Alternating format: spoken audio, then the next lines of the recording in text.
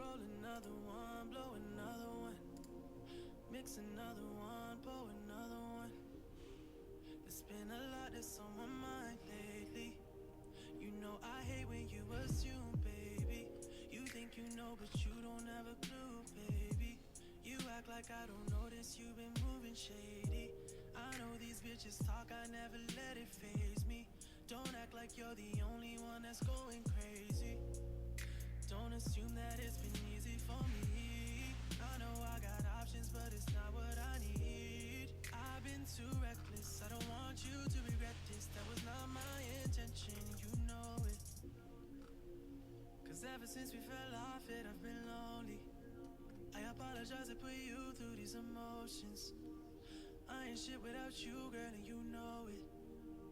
Hold up, baby, let me show it. Cause I don't want all of this to go to waste. I know that I've been all over the place. Gotta pull myself together. You shouldn't have to wait, but be patient for me, baby. Yeah, yeah. Usually I like to keep things to myself. But it's obvious it was more than just politics. The days we used to take the long way home, so I can sing all of your favorite songs. Tell me, do you remember the days? Oh, cause I remember everything. I remember everything. These things you cannot deny. All of the days have gone by. Now I'm on tilt. I fucked up for real, but that was not my intention, you know. Cause ever since we fell off it, I've been lonely. I apologize to put you through these emotions. I ain't shit without you, girl, and you know it. Hold up, baby, let me show it. Cause I don't want all of this to go to waste. I know that I've been all over the place. Gotta pull myself together. You shouldn't have to wait, but be patient for me, baby. Yeah, yeah.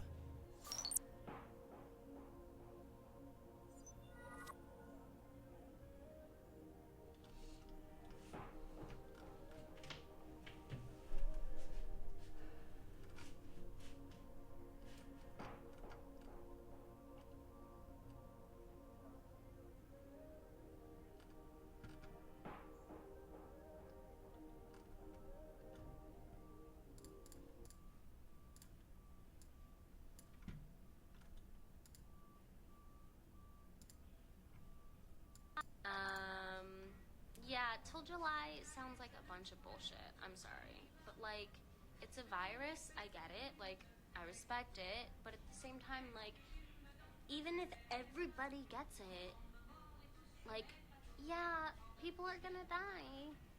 It's just terrible. But, like, inevitable? I don't know. Maybe I shouldn't be doing this right now. Yeah, Till July sounds like a bunch of bullshit. I'm sorry. But, like, it's a virus. I get it. Like, I respect it. But at the same time, like, even if everybody gets it, like, yeah, people are gonna die. It's just terrible. But, like, inevitable?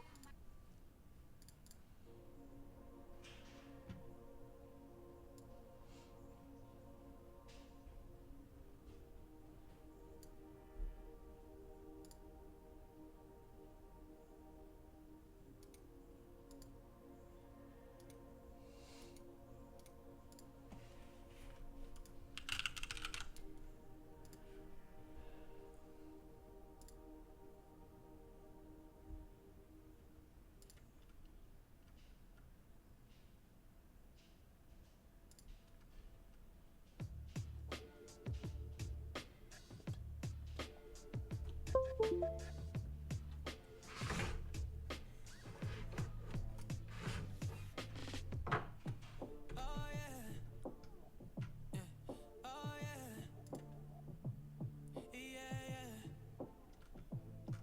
Nah, nah, don't try me, baby. There's been a Am I still lagging? in my way lately. You Still?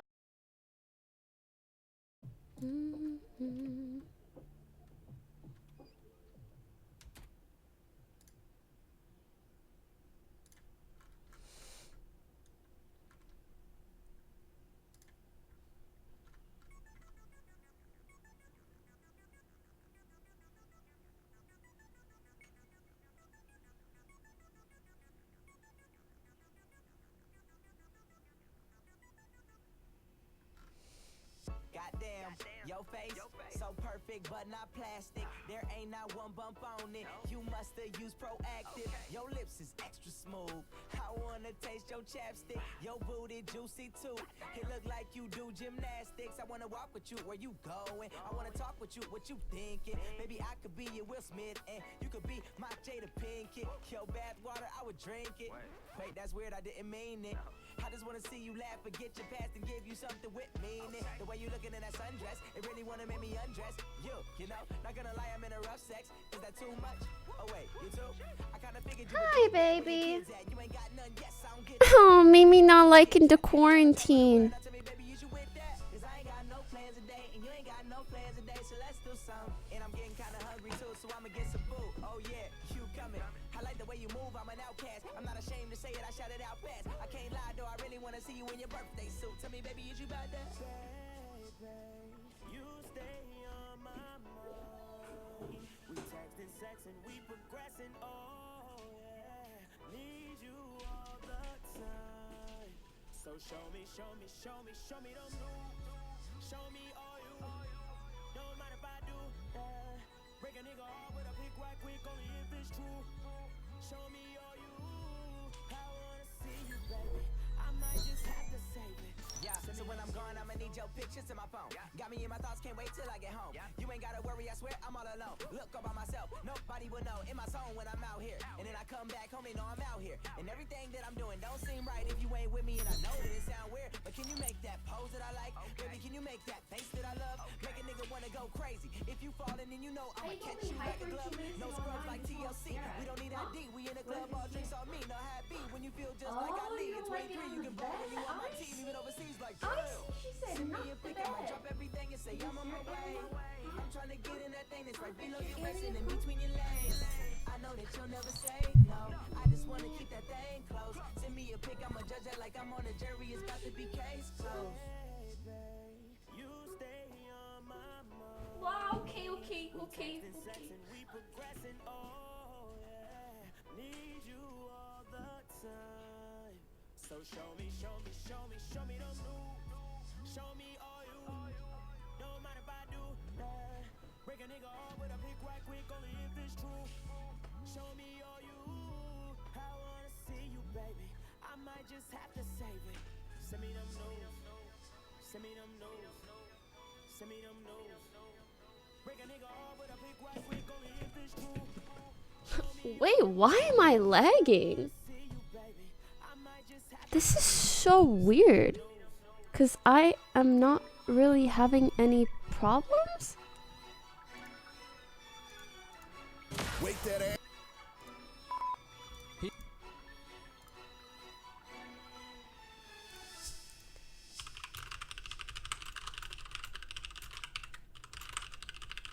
I can't see you all the time. I'm always on the go. I'm scrolling through your pics. I'm liking all your posts. You looking good. Hello?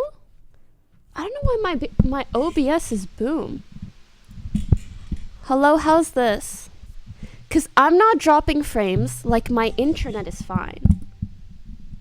It does say... Oopsie. It does say internet overload. Encoding overload. So...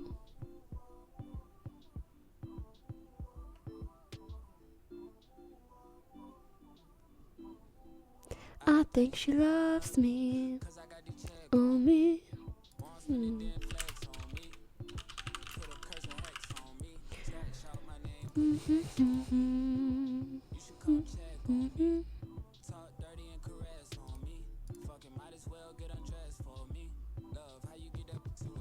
I think I have to restart my PC.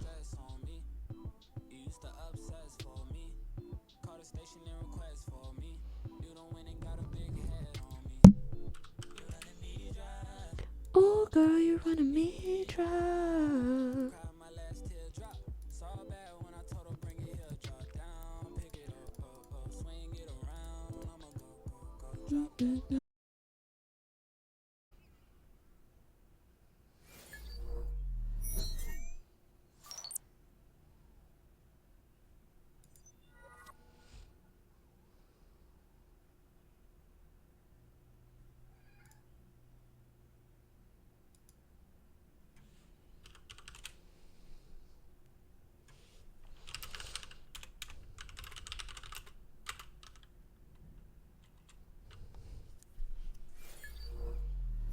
Do you guys want to know what fixed it?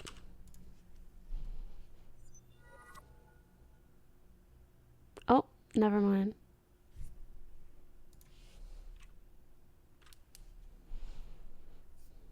I closed Chrome.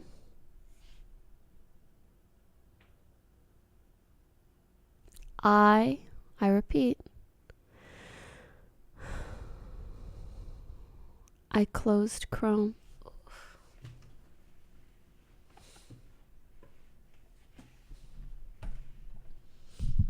Closed Chrome, man.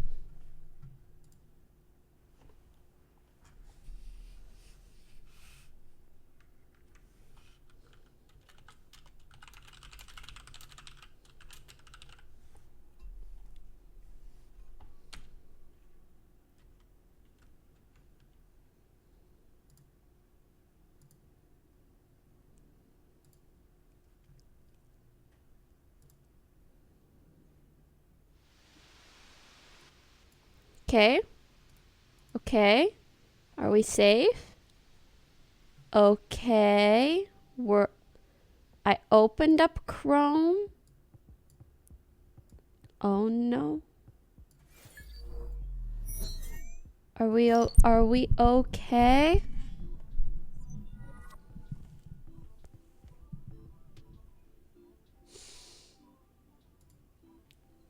I think she loves me. Oh me. Oh me. Oh me. I went to my task manager. Wait, look. I went to my task manager. And I was like, oh, Corona!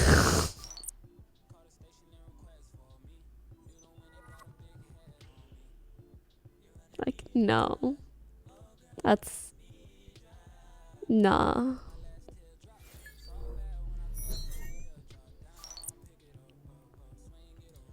I'ma go drop that down, I'ma pick it up.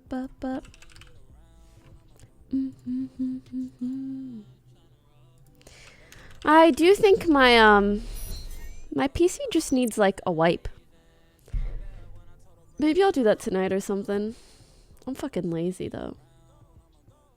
You know what? It's good that I admit that. I'm lazy. And I say it with my chest, you know? Me? Lazy, Smiley. I don't wanna.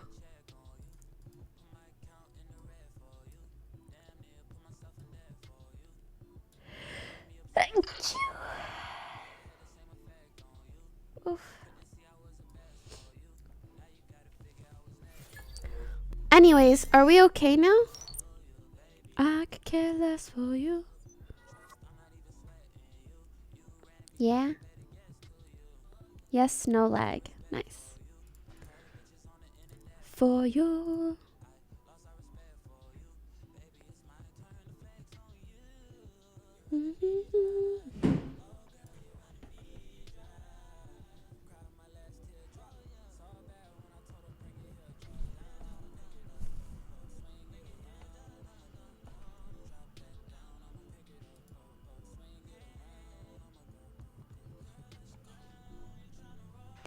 Let's go, let's go.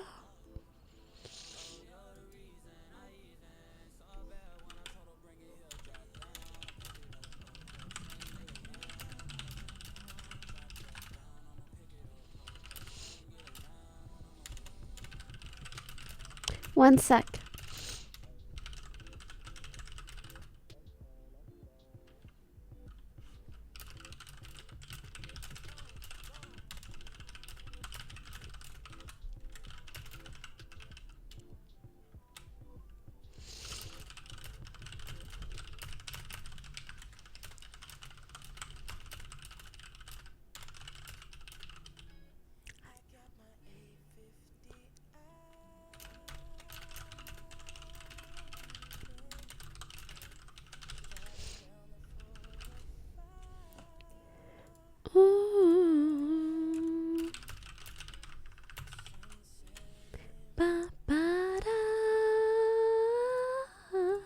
I just hacked into Chrome's infrastructure and I put a bunch of code that once executed just says F you.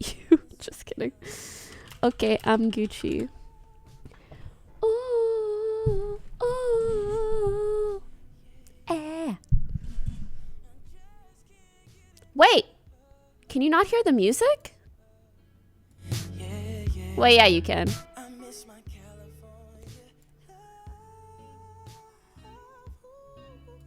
Guys? Guys? Guys? I did some workouts. Last night. And, wait for it, pause chat. And this morning. This whole Corona, Babona, quarantine, papine. Hi, Poki. Stay safe. You too. I'm just looking at it as an opportunity to get back on my health grind because, let's see. If being healthy and having a healthy regimen and exercising was like riding a bike, no? I was riding. Hold on.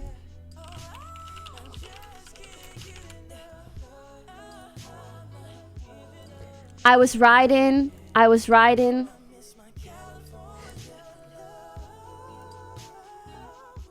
Hold on. And then after riding for a little bit, I did this shit. I said, oh no, I'm unhealthy. You know, I fucking stopped doing it. I was like, oh no. You know? And then I didn't even just do this. My knee. I like rolled a bit. And I rolled. And I rolled. And then I was like, rolling's kind of fun. And I kept rolling. And I was like, ow. You know? Anyways. So now, you know, I'm trying to get back on it. It sucks you can't go to the gym. But hey. I'm doing a little... Ooh. I bought a couple weights. Over there. I'm doing a little ooh. Anyone else at home go a little ooh? That's all you need is a little ooh. It's not 1 kilo. Okay, it's 12. Okay. 12. Smiley. I'm not giving up. Yeah. 12, the same age as my duophil partners.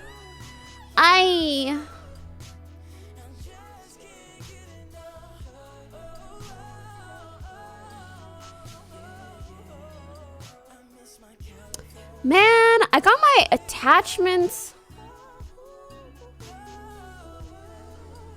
Okay, for anyone that doesn't know, I sort of have Invisalign.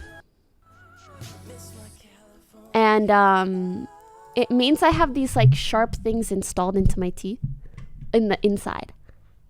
I care like attachments. It's like sharp teeths on your teeths. Teeths isn't plural of tooth, it's just teeth.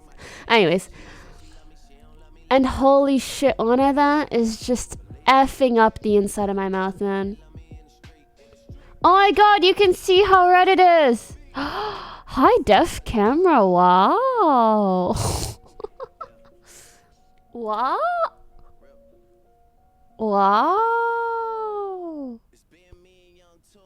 Aye, but it hurts.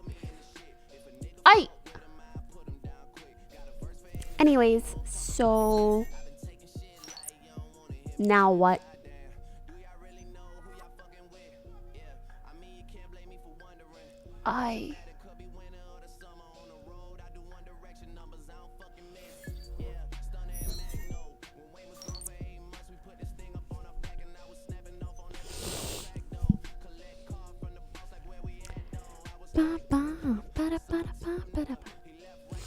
Anyway, so I just have to wait for it to pass. This always happens when I get new attachments. Usually it's on my tongue that it hurts, which it did for a bit, but this time it scratched the outside of my lip too. Dude, I'm like moving my OBS. Literally moving my OBS around on my PC creates an encoding overload? What?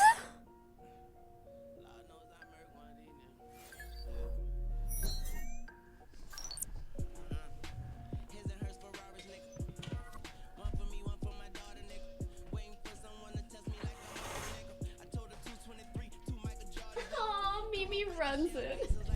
She heard she heard me do the freaking blinds. She books it in. Is something going on? Nah, honey. Nah, you're good. Also, I was wait, someone said putting salt on it would be incredibly painful, but help dehydrate the area and heal it much faster. These can last a few days. Oh, thanks. Maybe I'll try that.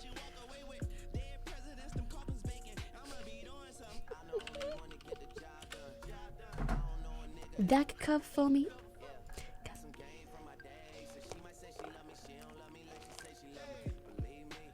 Believe me. Hold on.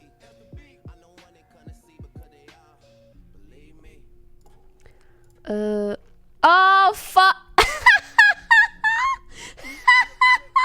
No. It's not frozen, guys. It's actually not frozen. No meme. I'm just I'm just logging into the software we're gonna use for this meeting. That's so funny, dude. Hi. Hi. Oh my god. Am I loud? That might be my. You're fine. You're great. Yeah. Thanks. I do my best. Accept you as you are. Thank you. I appreciate that. How you doing? I'm good. How are you? Been some time since we have spoken. Yes. Oh, nice. Sorry, I don't use Zoom meetings much. It's wonderful. Is it? What makes it so wonderful and better or not than Discord? I think it is more consistent in the way that it's like a professional meeting conference center because we're professional business people, Poki. Absolutely. Yeah, and that's what we do here. So it's a professional like conferencing thing. And whereas like Discord is kind of just like not. So Discord disconnects or has like call quality issues or video quality issues. This is like the full 1080p experience, and you get it with. I'm really trying to create that for my stream, but I'm just completely lagging, so that's great. Wait, I think I might have fixed it. Chat test 1 2 3. Are we okay? I don't know what happened to my PC because I don't download things very much, but it just seems like with time, OBS has become more and more of a problem. And I just need to wipe everything. I don't know why you're laughing. This is a serious issue. It reminds me of like one of my first jobs that I don't talk about a lot is I used to fix computers for really old people. Oh, that's me, and just dude. what you said like completely reminded me of like exactly what this one grandma like told me one time. I don't know why it's running so slow. I don't download much. It's true though. Quite slow. I can't understand. It's confusing these parts. Okay. Here's something not many people know about me either. I used to work as an IT tech as well. What? No, not as a grandma. Yeah. I was like the youngest person that Best Buy's like IT tech department ever hired. The one in my city at the very least. And it was really nice because I was 17 at the time and I spoke French. And when you're in Canada and you speak French and it's relevant to your job, you get a bonus hourly pay regardless of whether you actually use the French or not. Really? Yeah. But anyways, I'm not like Pepega when it comes to troubleshooting. And that's why I say it like this. Did you have to use your French ever? Or was it? Like literally 2-3 times a week. Tops. That's amazing. Yeah. I had no idea. So did you like does Geek Squad actually know what they're doing? or do you just I didn't work on Geek Squad, so I was basically the Geek Squad for Geek Squad and for everybody else that works at Best Buy. Okay, So like Geek if the Squad gives you the stuff. And if the employees had any problems, I would have to troubleshoot for them. If they needed me to like call out an IRL tech for them, I would do that, etc. Yeah. That's amazing. So you have the whole thought process of like troubleshooting. Okay, troubleshooting isn't even that complex, but yeah. It's not. Yeah.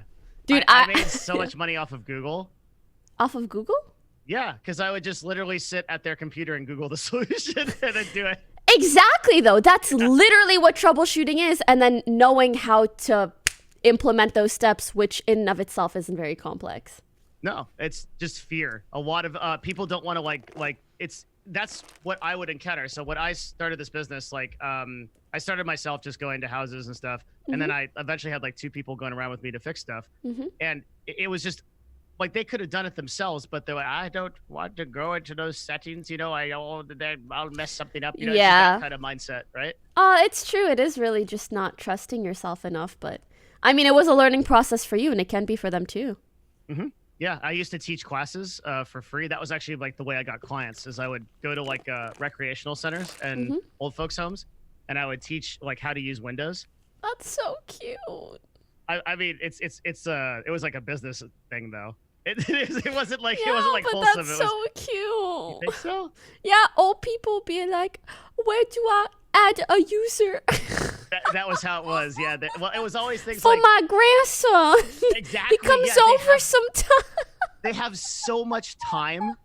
That they'll tell you the whole story. Yeah. Behind not just Oh what my they God, wanna do. they love it. But why they want it? Well, my grandson, his name is Tom, and Tom goes to school here locally here at the college. And sometimes, you know, he goes to classes. He's majoring in business, actually. And it's good. Yeah. But you gotta let him say it, because like that's the highlight of their day, you know? That's their whole deal. Yeah. I So always cute. encourage people to go hang out with old people. Yeah.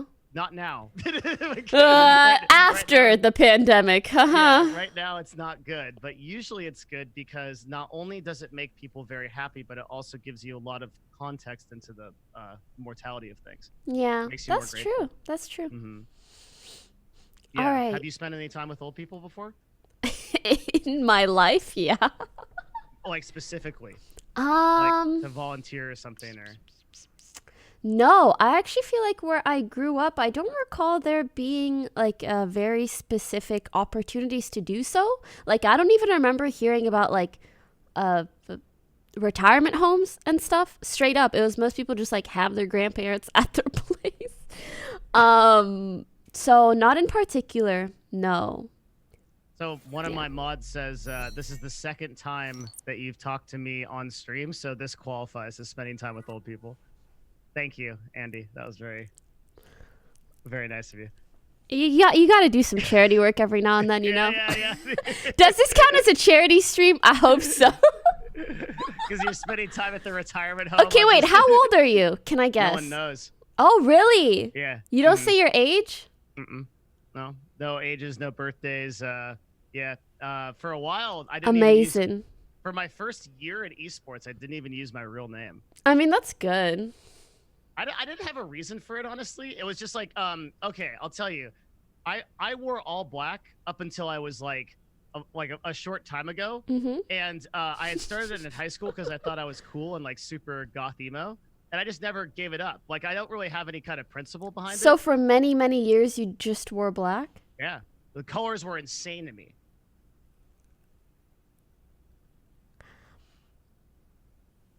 Is it just because it's like easier? Yes. Decision fatigue, I think. Dude, I actually think that's a very... I try to work so hard on that sort of thing, and that's why I need to thin out my closet, because decision fatigue is so fucking real in my life. Hours deciding on... No, it's actually the opposite. I always go back to the same shit because I don't want to spend time looking for it, but also that like limits my variety, even though I could have a lot more variety. There's a lot of people that believe that if you, I'm one of these people, that I think that if you organize your life in such a way where you engineer small decisions out of it, you increase your capacity Absolutely. to build onto larger decisions. So Yeah. a lot of people give me shit because I wear like 3 shirts. But it's Not just that. it's because I'm not I just, unhygienic because I'm lazy. I'm unhygienic so that I can be creative in my I free take time. showers. like I haven't taken Please a haircut. don't give people in chat an excuse. Yeah, they don't need one.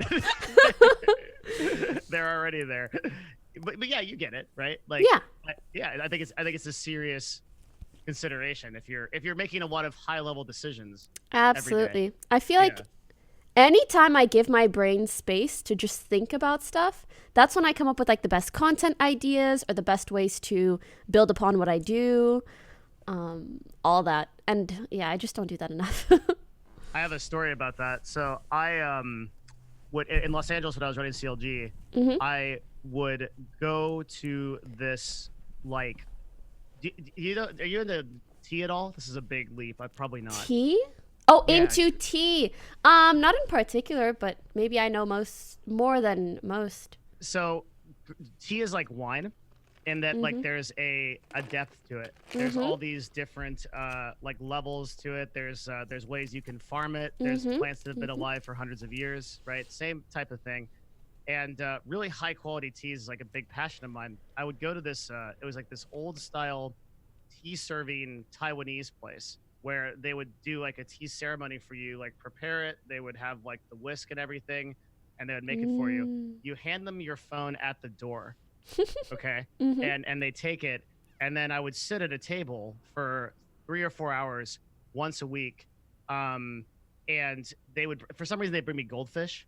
That was just like their thing. Like That's really cute. It was, yeah. And I would just think about the number one challenges I had to overcome in your life at that point. Or my life, yeah. That's so nice, actually. And I set up these power questions called 2080. So it's stuff like 20% of the decisions impact 80% of your day, something along those lines. Oh yeah. Oh yeah. Or 20% of your habits, something like excited. that. Yeah. What are 20% of the activities or people that are taking 80% of my time? Right. What are 20% of the activities and people that are producing 80% of my problems?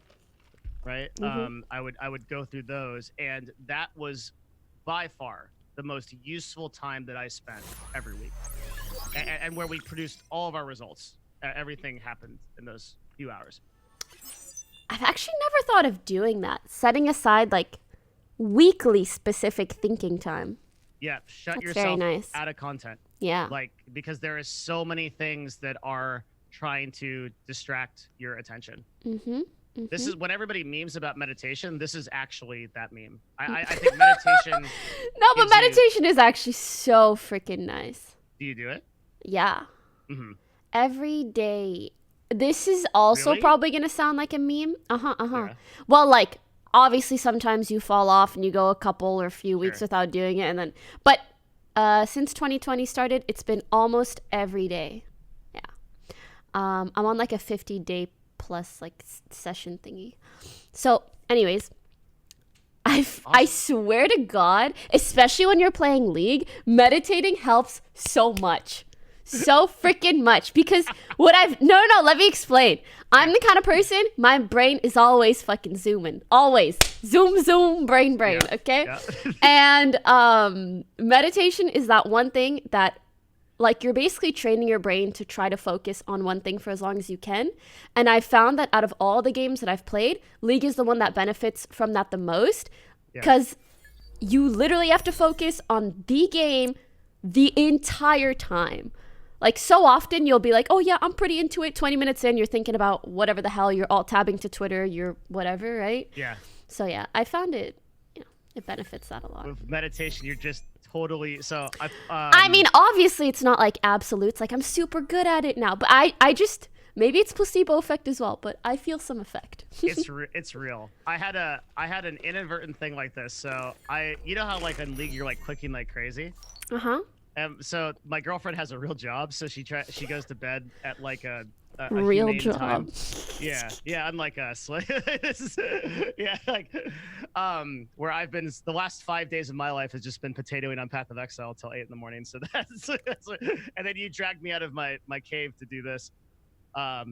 So she goes I want to a bed at, DGen like, schedule. what's that? You're on a DGen schedule? No, I want one. One sec, my mom's calling me. Uh-oh. Allô? Oh, it's... Sabah al khair. Ça va?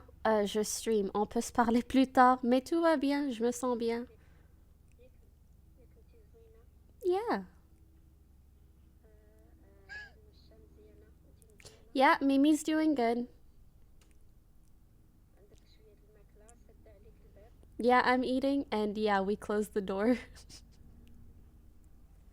I wish I could speak another language. That's so cool.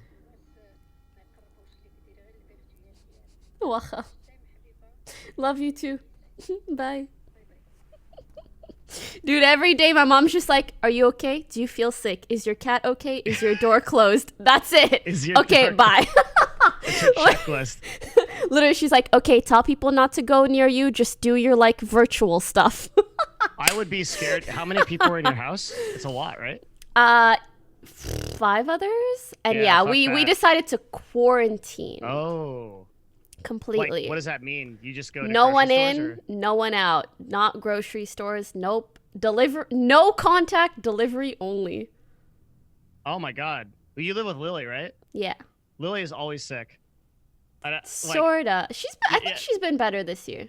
That's good. Yeah. When I lived with her, she was always sick. It's Aw. like every 2 months, she's like, I got a cold. I'm like, how? Yeah, she seems okay actually. That's good. Yeah, that's good. Yeah, her immune system was always like acting up or something. I don't know what was going on, but that's crazy. Yeah. So my friend George in LA, also near you, has also self quarantined. Though he did it like a week ago. Yes, I heard about that. And not gonna lie, when I first heard about it, I was like, that's so silly. And now everyone's doing it. He's been doomsday. I mean, that he was on Amazon buying like hazmat equipment like 3 weeks ago. Like he's ahead of the game. Do you know what got him to be so ahead of the game? He gets focused on things. Is the easiest and most polite way to say it. So I think he Focus. Focused. Yeah, I think he tunneled super hard on this. And it only takes one. All you got to do is hit the join button for our coronavirus, and then you're gonna go down a deep. Oh my God, that happened to me, and I was so depressed yesterday because of I it. think you're gonna die. And now this is what I do. I go to that subreddit and I only click the good news flare and I only read those and I don't read anything else. That's a good idea. Yeah. That's it. Frustrated with it. I brought on my friend Ethan and I brought on a virologist. Like we brought on an actual like dude that has been studying the flu for 40 years and just talked about it. And I give me live the my life normal. takeaways. For people that are at risk, right?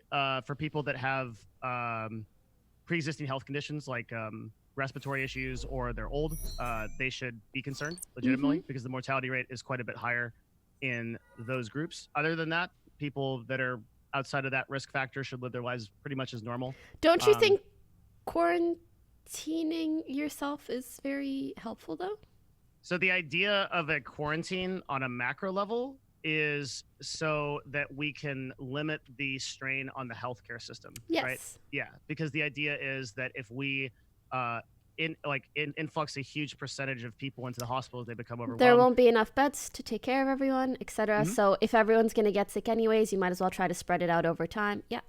Yeah. So quarantine is good, but there's a kind of like a debate that it can go the other way. This if you quarantine everyone, right? Well, then when we lift those quarantines, we just have a problem again. Like an influx of issues. Oh, it resurges because like what happens is everybody distances themselves, but we can't do this forever. So then 2 months happens, 3 months, however long it takes, everybody comes back out. This virus is still there. So the idea would be that hopefully we can delay it until we have productive antivirals or ideally a vaccine. But a vaccine, according to the virologist, Takes so long. 2 years minimum to get through human trials and to like Yeah. actually be applicable and to understand the long-term implications. Well, Yeah. I guess we will see. Good time to be a gamer. I completely agree. I haven't almost changed my feel life, like so insanely guilty about it where I'm like, I'm good. I'm actually just working more. I'm kind of just making more money. This is really bad. Can you guys like, I don't know, take my money? And then the government goes, we already do. Most of it actually. And I'm like, I guess this is okay then. Our people tell the same Just story. use it good, please. Just use it well. Entertainment always goes up during recessions. Yeah. So you're like in a great place. Like people will come see Poki because they want to be happy. I'm trying to, honestly, like what I wanted to do is like look at my chat and be like, who needs money? Like who can't pay their bills? I got you. But then I would have way too many people lying to me. And so instead, you know, I'm just trying to tend to the garden that I can touch aside from my chat. So for example, like the people we usually pay to come in, like maids or, you know, helpers for anything, I'm just like paying them regardless of whether they come in or not, because obviously they can't because we're quarantined, but just stuff like that. Very cool. Yeah, I'm trying to be mindful of. I don't really know how else to help, but I guess if I see any legitimate fundraisers and stuff, then I'll try to help. You could, I mean, you help in a roundabout way by, this is going to sound super like Cheesy. tier 4 simp mode, but you help in a roundabout way by making people happy with what you do. I'm trying. I actually felt really bad about that yesterday because I was feeling so down from all the bullshit I read, and I was like, I can't be down because if I'm down, I can't help people be happy. Oh no. But like, I'm good now. You know, we're over it. It's okay. Yeah. Stay positive and platform good ideas, and you do more than you know. I mean, that's a huge exponential difference, right? Because everybody takes away from that, and they do more. Yeah.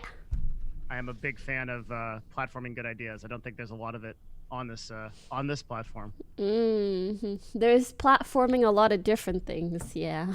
Yeah, that's very true. Say that's one of the reasons I appreciate you. When you asked me about this, I was really happy to do it because yeah, of course. You are the epitome of platforming good ideas on this platform. You think? I don't know if I do enough of that. You could do more. I do when I can. I know, but I just like don't know how, or don't know like in what situations I should. I don't know. Well, your existence and your worth ethic is proof of concept for every woman that thinks it's impossible to do this. You know, I try not to give myself too much credit, but like I try to think of that too. Oh, this is what it was. My friend Sue, do you know Smix? Yeah, of course. Mm-hmm. So she told me something along the lines of how, and I may be getting this wrong, but I think in StarCraft, it was like Korea was like the undefeated region, and every player from any other region always thought like, oh, like we'll never beat Koreans, and anytime they came even close, they're like, oh, it's okay, I made it to like top 8, like the rest were only Koreans, so like I did good enough, blah blah blah. And then I think one day some like random, well, like sort of random guy just like completely destroyed a Korean player that he was up against and like won a tournament, and that just like proved everybody wrong. And I like to think that I'm helping to do kind of the same for female streamers sometimes. I mean, I'm so happy to see like how different the landscape is now than it was like 5 years ago when I first started. So yeah. There's a story that reminds me of, do you know the story of Roger Bannister? Mm-mm. This is a very cool story. So for 2,000 years of human history, nobody could run a 4-minute mile. It was super duper hard. They'd been trying to do it in like the Olympics in Greece, and you had top athletes that were trying to do it, and nobody could do it. And one day, a guy named Roger Bannister, he did like a combination of like a pretty unique training regimen and also visualization and like a bunch of like mindset changes. Fuck yeah. And he broke it.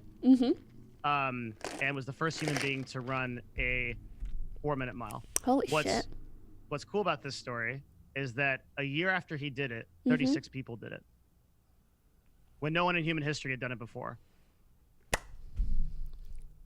I mean, I guess that's just proof of the difference between believing you can and believing you can't.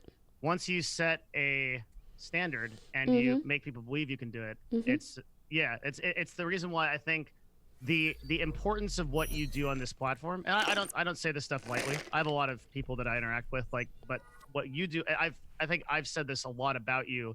The importance of what you do on this platform cannot be understated, because you are showing people that you can do this, and you could do it at a very high level if you focus, and you can do it through work ethic. And this is one of the reasons why I appreciate you, and also influencers like Hot Chubby, Angel Skinny. Oh yeah. Yeah, these are people that are through unique content and ideation, they're breaking a stereotype, and they're moving forward. This is incredibly important for our industry. I completely agree. And I feel like I would randomly see clips of you talking about like my stream or my work ethic or business decisions or whatever it is. And it was really nice to see because rarely do I get validation like that. But also I understand because not a lot of people have that eye for it, you know? There's not many people that actually do what I do, I guess. Or understand. And out of those people, they're not good at what they do. So I think I like the team that we run so like when you asked me to do this, because what you asked for me context, you can explain like what I messaged you for, and Well, originally you asked me if I knew anyone that ran analytics for broadcast, and I was like, oh, let's go. And to explain, when I said analytics for broadcast, for like years and years, I've always wanted someone who could look at my channel analytics, my stream analytics, and give me like any form of useful tips or advice on how to better the way I do things. But it is so incredibly difficult to do that when it comes to Twitch because you have to have such a deep understanding of how the platform works. And it is so insanely different from how, for example, YouTube works, where on YouTube, you just do X, Y, Z, and it's just applicable to your channel. And all you really need to look at is your channel. On Twitch, you have to look at so much more. You have to look at how other broadcasters operate their channel. You have to look at like overall how Twitch is functioning at different periods of the year, as well as different trends, as well as different games. It depends on so many things that it's incredibly difficult to find someone who understands all of that and who can give any sort of useful advice. And I figured Devin would probably be the best to either know someone or, I guess, end up doing it himself. Well, so a big help is I'm supported by a team, right? So I have two groups of people that do this. The agency that I co-own with my business partner Matt. We have an What internal agency team. is that, if you don't mind me asking? It's called Nerd Fusion. Oh, I have heard of that. Yeah. I mean, you told me. Okay, I didn't know it was like an agency specifically. That's a or like a management or a bit of both. Bit of both. Okay, Yeah, I mean that's moving what they more- kind of all are. Am I right? To varying degrees, some I think sell more and then some manage more. I'd say that we like manage more than sell, and that we're more like boutiques. So we look for like deals that are really specific to people, and like what fits them. Okay, Right. that makes sense. But that team. So there's an analytics team that works with Nerd Fusion, and then separately I have a really cool thing through my community, which is called the Lab. And what it is an invite only Discord of experts in different fields. And what? Research, creative writing, YouTube video editing, thumbnail design, business growth, marketing. There's a lot of, and so it's like an application process. And I have a team of people. The two people that worked on your project is Raxif and Hephaestus, and they are amazing. And so, like, I mean, this stream is gonna fill your teacup. I've got if your chat, I hope you're ready. We're going into the most exciting topic on Twitch TV, which is deep analytical research. Going into the numbers. Yeah, I actually love that shit, dude. It's my dream to one day just like have a team like that of my own. And if there's any way for me to continue to work with yours, I'd be more than happy to. Absolutely, we can. Yeah, that's. I think you will be impressed. But this team is super amazing. They do unbelievable work. And so what we did for this one, I think this is like the powerhouse because I individually did the work on it. Then the Nerd Fusion team did the work on it. Then they did work on it. Oh, yay! Yeah. Okay, that's cool. So you get insights from 3 separate places, and we didn't look at your Twitch only. We looked at your entire career. So we, you know, there's so much other shit I want to look into. For example, like what? I mean, things unfortunately you guys don't quite have access to. Twitter analytics, Instagram analytics. and not on We pulled all those. No, not in general. Specifically, how to translate audience from that to Twitch in the most effective manner. And so much of that is going to come down to not verbatim, but like how you write something, the way in which you present it. So many small things, again, that not a lot of people know how to analyze. I'm vibing so hard, Poki. Vibing so fucking hard. This is my whole shit. Okay, like I think one of the really big reasons why there's 2 reasons why no one and by the way, I just want to appreciate you for a second for just like nobody ever talks to me about I feel like I'm like, you know, I do the Scuff podcast, right? Yeah. And like everyone on the Scuff podcast, they're saying stuff like, "Oh yeah, bro, it was fucking awesome, dude. I was on COD, like we got like 5 kills," and I'm like sitting in the corner, and I'm like, you know, your stream will grow 6% if you change your time. Like I feel so out of place all the time. No, like I literally have one of you in the back of my mind all the time too. Oh, it's great. Oh, I've appreciated. Oh, like I feel like nobody I get cares. you, dude. I fucking get you, and it's all so important because. I swear to God, my entire career is just built off of a bunch of those very small improvements. That's right. That's all it is. Yeah. It's understanding that stuff, iterating, and then implementing it again. Yeah. And just seeing what happens. And like one of the things about Twitch that's so difficult is that their analytics are total shit. Oh my God, I know. Dude, can you even Compared to see like YouTube. region or gender? You can't at all, right? Or I don't even know what you... Here's the thing. I know on YouTube, you can see everything. Everything. And I just know on Twitch, you can see nothing. So I don't even really know what you can see because I barely fucking look at it. Twitch literally is like, hey, these streams are in common with yours. Like, that's useful, right? Like, 30,000 oh my views God. came from... When they came out with that, I was like, Yeah. this is the most useful thing you've ever come out with. Holy shit. For anyone that doesn't know, basically, on your back end, on your dashboard, you can see which other channels you have views in common with, which literally means try to stream when these dudes aren't streaming. Yeah. Like, in other words. And the thing that pains me is there's probably people that look at this and they're like, cool, we can collab. And I'm like, that's not what that means. Exactly. But yeah.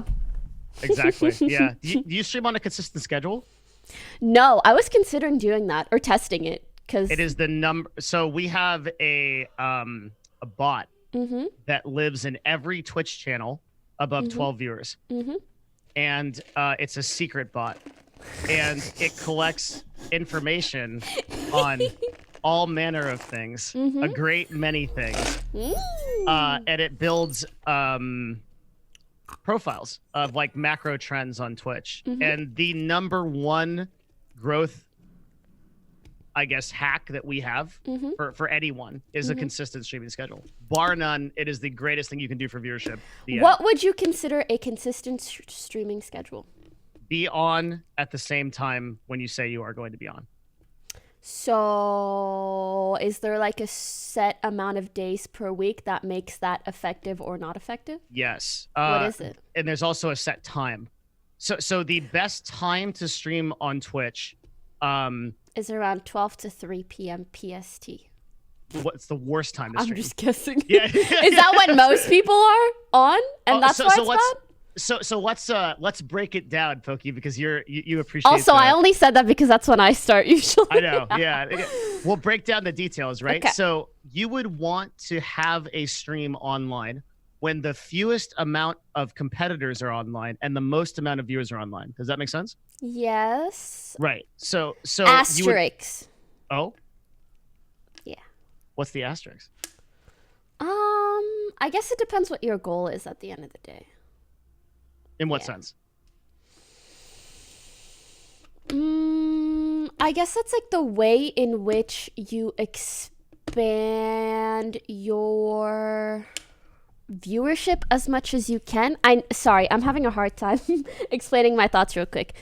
That's okay. And this may, this is just a thought, so let me know if you think I'm completely wrong. I think if you can average 6K viewers during the day, you are a bigger streamer than if you can average 6K viewers during the night. Interesting. So why do you think that? Maybe perhaps because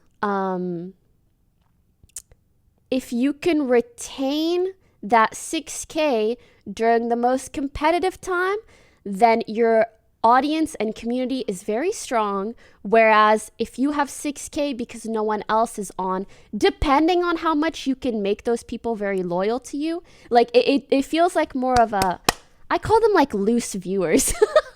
Sure, I know what you're talking about. Yeah. So although I do know there's like tactics to obviously to like have as many viewers as possible, I do think it's something that you should consider as well, if that makes sense. I also think that there's more exposure during the day, in the sense that you may like average 6K, but typically more people will be in and out, and a lot of people will see that you average 6K, which almost like adds to your hype as a streamer. Whereas nighttime is less visible. So literally there could be like a nighttime streamer with like 10 or 20K viewers, and me and most of the Twitch community will probably not know about them. Mm-hmm. So yeah, someone in chat said something like a sort of quality of viewer. Okay. So a bit of both of those things, quality of viewer and also like the type of exposure you get, which is just like very minimal at night. The way that I think about it, I agree with the night streams. The way I think about it is, let's say, using that example, you have that 6,000 viewers. Mm-hmm. What streaming on a good time will do is give you 6,000 viewers and an additional 10 or whatnot, right? So you'll have that core base and you'll have another viewer base, because the best time to stream, that's actually, a lot of people think it's nighttime, but it's not. The best time to stream is early 6 morning? a.m. Yes, 6 a.m. PST to 12 p.m. PST. That's the and they're so a good example of a person who built their career on this concept is Carnage. Right. Really? So 6 a.m. PST crosses over with the European audience, the Asian audience, and then leads into the U.S. prime time. And the idea here is that you're building a user base of also pretty high quality viewers, because the majority of these people are like working class or able to like interact with the stream like while they're professionals in some way. Yeah, I guess it oh god, there's so many variables. I feel like you like to call it working class. I like to call them boomers. Just I'm kidding. People but that have jobs. Yes, absolutely. Yeah. But also I feel like literally 12 p.m. PST and onwards is also like a very important demographic. It's like important. Agreed. For different reasons, yeah. Yes, it's more of like the talkative hype type of demo. For example, Carnage is a massive streamer, yet so many people, especially in the last like year or two that I may talk to, like don't really know who he is, and it's strictly because of that timing. Whereas so you want to be a gladiator, like you want to be fucking in the arena with all the big streamers, just like you're like cutting down people. Are you not entertained? Like you're the most entertaining. Everybody. No. Literally the queen. Okay. No, not really. I guess it's just like, it's good to remember that there's other things to factor in as well, and then make those decisions, you know? If you can maintain top viewership on Twitch in the highest competitive period, that gives you a certain amount of, I don't know what you would call it, clout or resilience. I don't know what the word is. Yeah. What I can tell you though Both. is that if you're that entertaining, and to that standard, you will benefit on those times as well, right? Because you will be so like I'm of the opinion that good content just has no substitute. If you are great at what you do, you will attract an audience. And Ooh, the way I say that is good content is the best SEO. yeah, I love it. That's totally. It definitely is. There's so many questions I get. I get dozens of emails a day about this shit, and like, there's so many questions I get about like, what do I do about this, or how do I use specific keywords? It's like literally just focus on creating. Like, how can I do something that nobody else does? Yeah. Right. Yeah. And I'm living proof of this, because before I was this, I was Mylixia. Yeah. And I streamed for 8 years. But nobody knew who I was or cared. Yeah, right. You knew. Yeah, you knew. Sorry, guys. He had like a dance. It was a really good dance. I'm a competitive dancer. Yeah, that's like one of those like dark sides of the past. Like I used to, like, I'll play it later. Yeah. It's another life. So, and like I used to do that.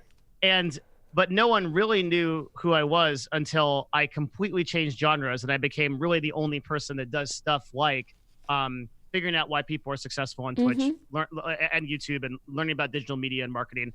That differentiation. There's a certain YouTube channel that I should link you that I think you'd be really interested in, because they kind of do the same thing, but for YouTubers, and they do it kind of more in a Zoomer way. Like it's more like comedic, or like like joking and like especially because it's YouTube, it's like no it's just like more edited. It's easier for a younger audience to understand. That's what I mean. So yeah, I think you might be interested in that. I don't remember. There's two. One girl is more of like in between, I would say, on the spectrum. And it's really interesting because she analyzes a lot of trends and why they may be healthy or not, and how certain people blow up. And then another one does a bit more like informational content, where she's like, how can you blow up like this person did? Either way, I don't remember the names off the top of my head, but I know I sub to them on YouTube, so I can link you.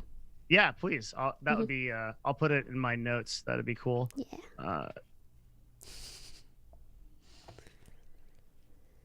Yeah, that'd be neat, because I'm always looking for stuff like that. I'm looking at it all the time. It's like obviously kind of different because it's made for YouTube.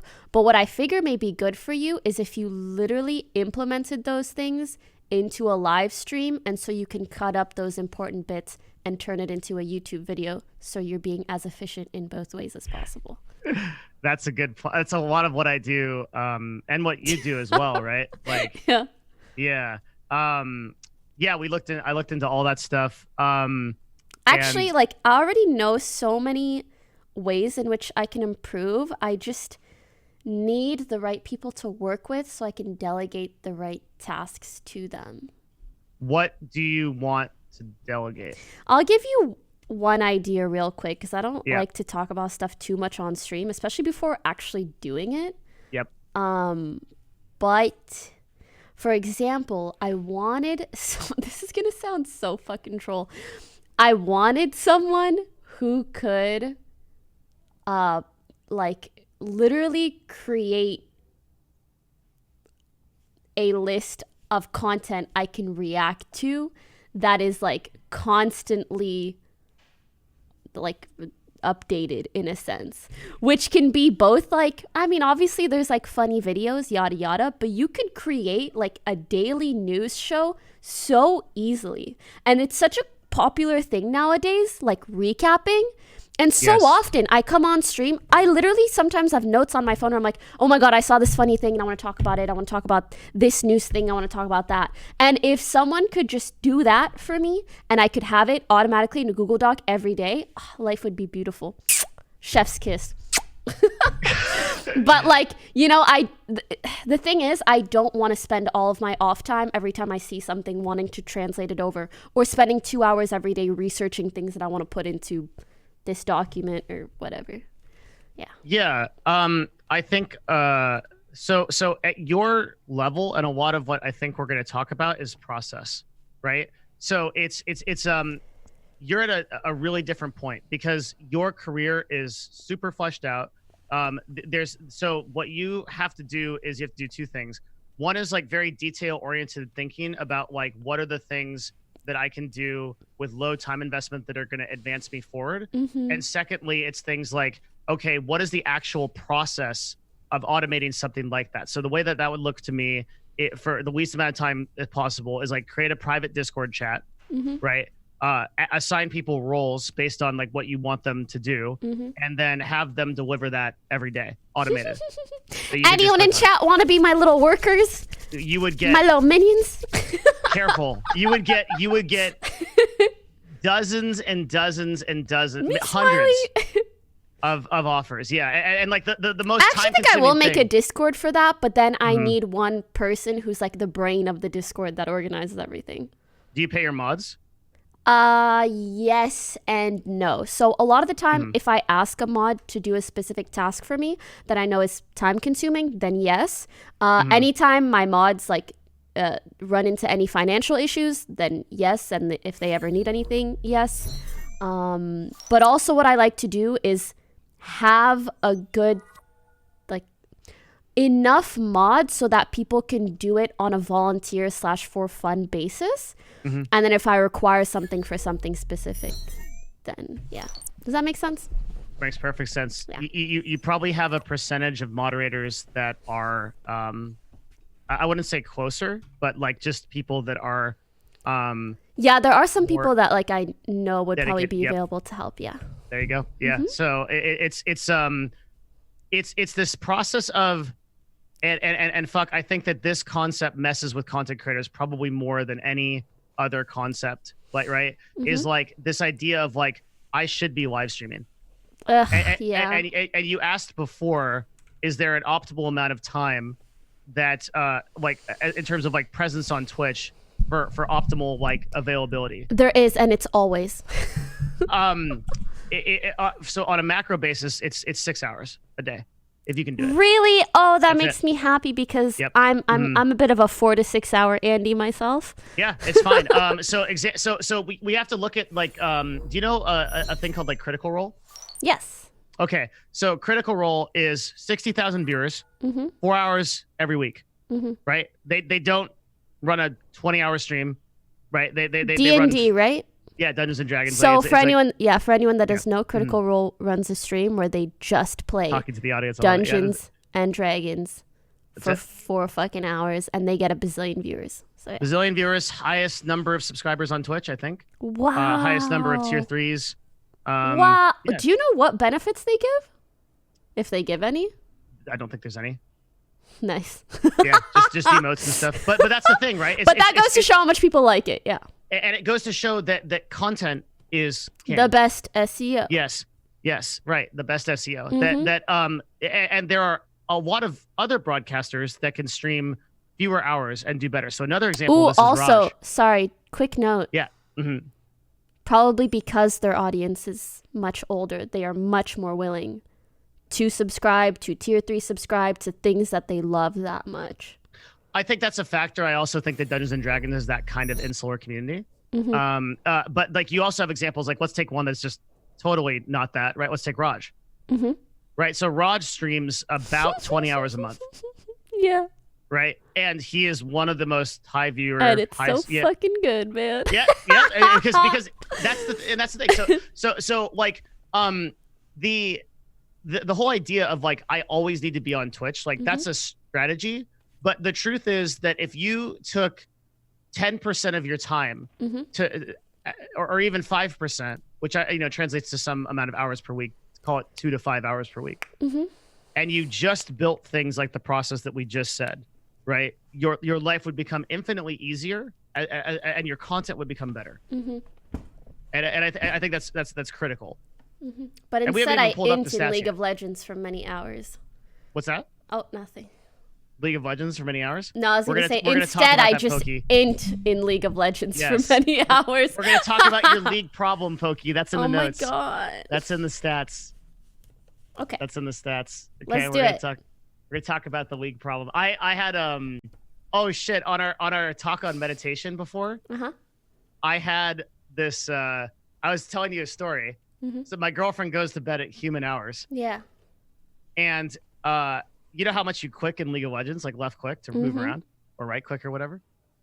I click so much that it keeps her up. Oh my God. Does she have earplugs? Now we've solved it, but before I didn't have a solution, so I had to click less, and I had to think about how to play League of Legends with minimal clicking. And I was in a meditative state, Poki. I entered a Zen field. I one trick Zyra support. That's all I do. And like I would just like instead of like clicking around like an idiot, like left, right, like moving around the map, I would just like stand, and then just be a skill shot, and I'd be like, whoosh. I was Neo. I was like, no. Like, it was amazing. So fucking funny. It was so good. Oh my God. It was like I had just like ever since I've just been clicking less, I've had like the games of my life in League. Oh, I love that. It's been amazing. It's been absolutely incredible. No. Quality greater than quantity for sure. Yes. But looking at you, so let's get into it. Get it. Okay, and I'm gonna send you all this too. Okay, perfect. So you'll get all of it. Because I have a lot of notes in like a bunch of different documents. We'll send you a big thing of it. You are, and hopefully I get to ask a couple of questions too. And maybe there's like a separate time we could talk about that too, because I just want to do like a deep dive into like your mindset too, and like figure out. I think success leaves clues, and I think there are principles that every person has that lead them to get to where they go. I don't like fully understand yours, and like I'm looking to, because I have an obsession with just understanding successful people's mindsets. I really like doing it. Have you read Outliers? Yes. So interesting.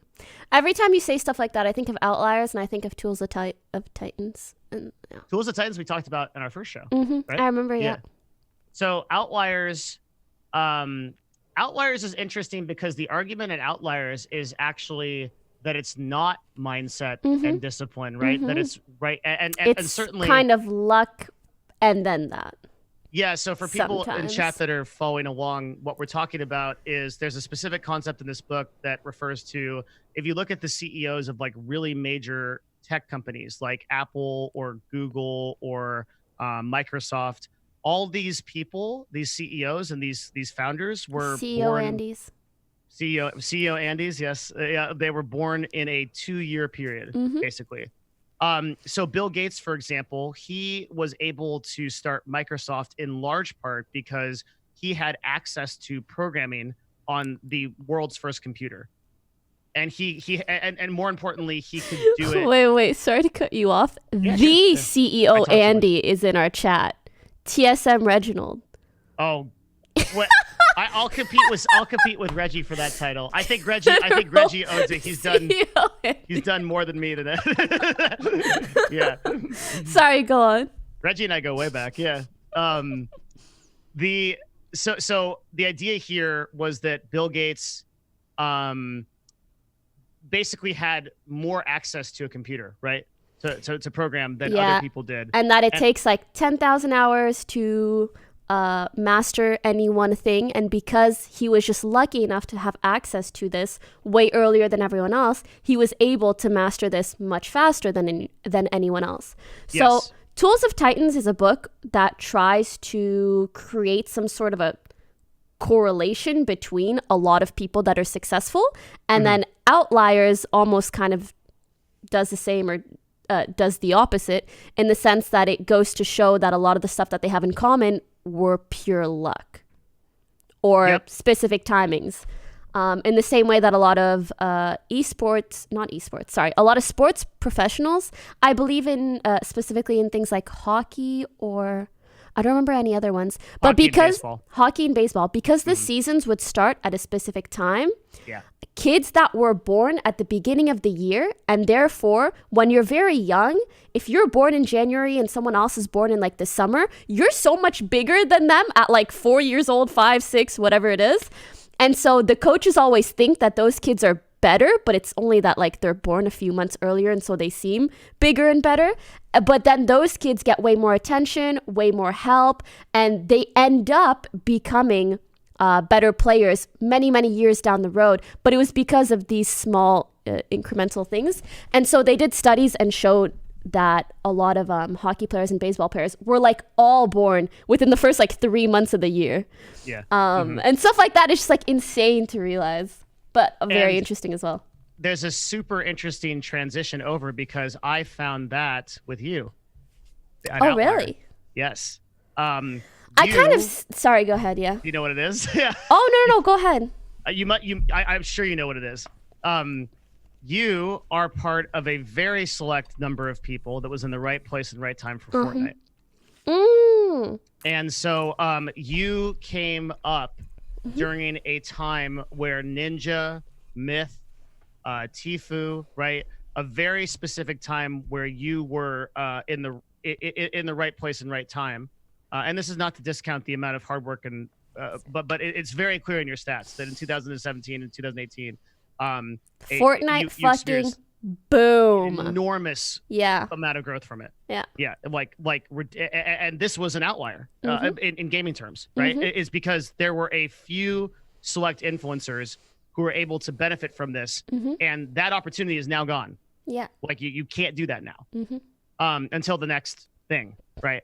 And so a big part of our talk, I think, is how do you capture that level of growth and attention in an ecosystem that doesn't support it, right? Because your main growth period in 2017 to 2018 was insane, and you have declined relative to that growth because it's almost impossible to keep up with.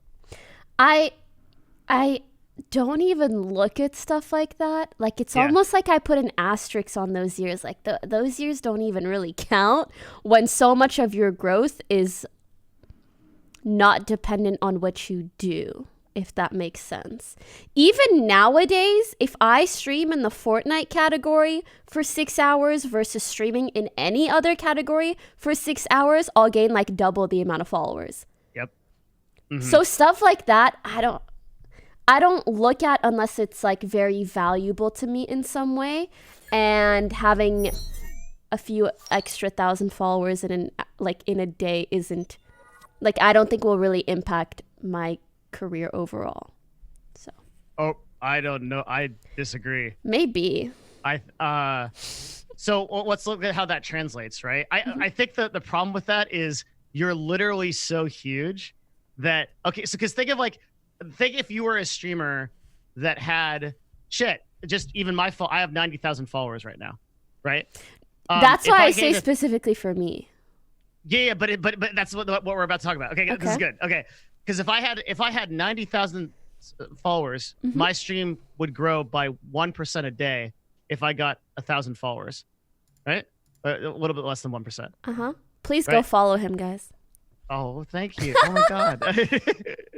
If you like marketing and digital media talks and stuff like that, like, yeah, this Can is a the mod kind of link shit. his Twitch? Thank you. Oh my God, thank you, Poki. You don't need to do that. That's super cool. Thank you. If I had 1% follower increase every day, that would be massive, right? Because what that literally translates into is 1,000 new people discovering you every day. Even so, if you have double that amount, right? So let's say it's 2,000 followers. By percentage, that's still double the growth.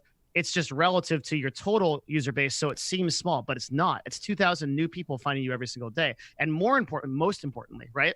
One of the biggest concepts on Twitch that everybody misses is the idea of replenishing audiences. Oh, Because one sec, I'm lagging. Oh God.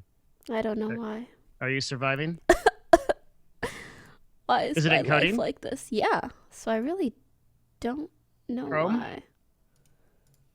I mean, my Chrome is open. Let me see if I close it. Your computer has coronavirus? It has coronavirus. Coronavirus? Please work, dude. Oh, hi. Thanks, Pokies. Poki Squad. That's what you call it, right? Why people happy? Actually, I don't even really use that term. I think like someday we'll come across a word to call ourselves and then we'll go with that. And until then, I'm just not going to worry about it. Got it.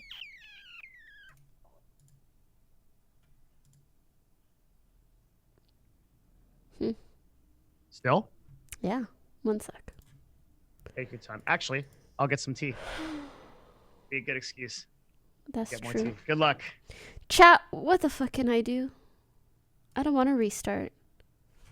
Let me see. If anything is using up a lot of my resources.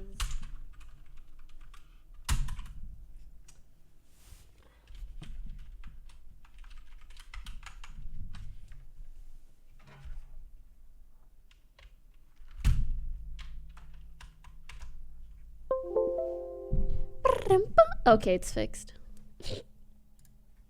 Now what? Fuck, dude. Maybe I'm gonna have to end stream and then adjust this for tomorrow.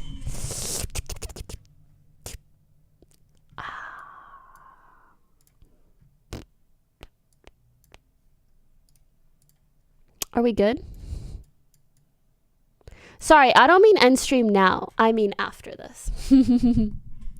But we're good now, right?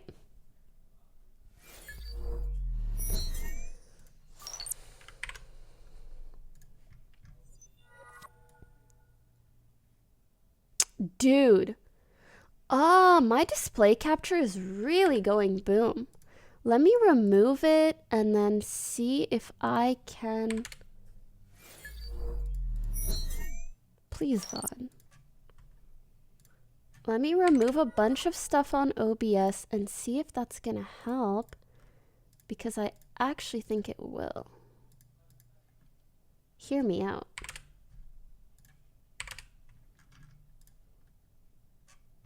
Okay. Pause champ, pause champ, pause champ. Display capture, create new. Boom! Hold on, let me see if this makes it lag. Holy shit, it still does. I don't get it.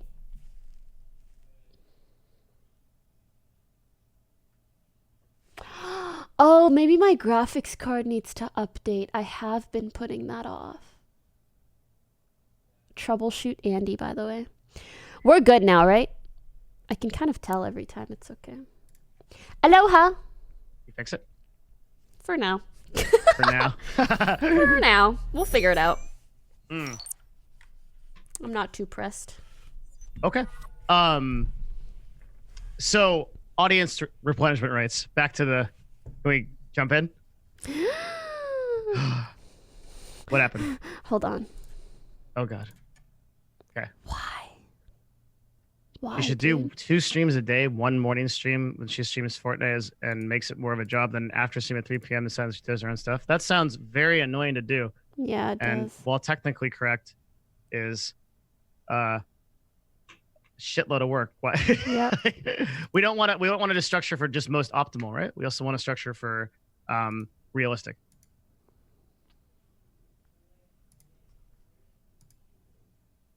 What if I made it smaller?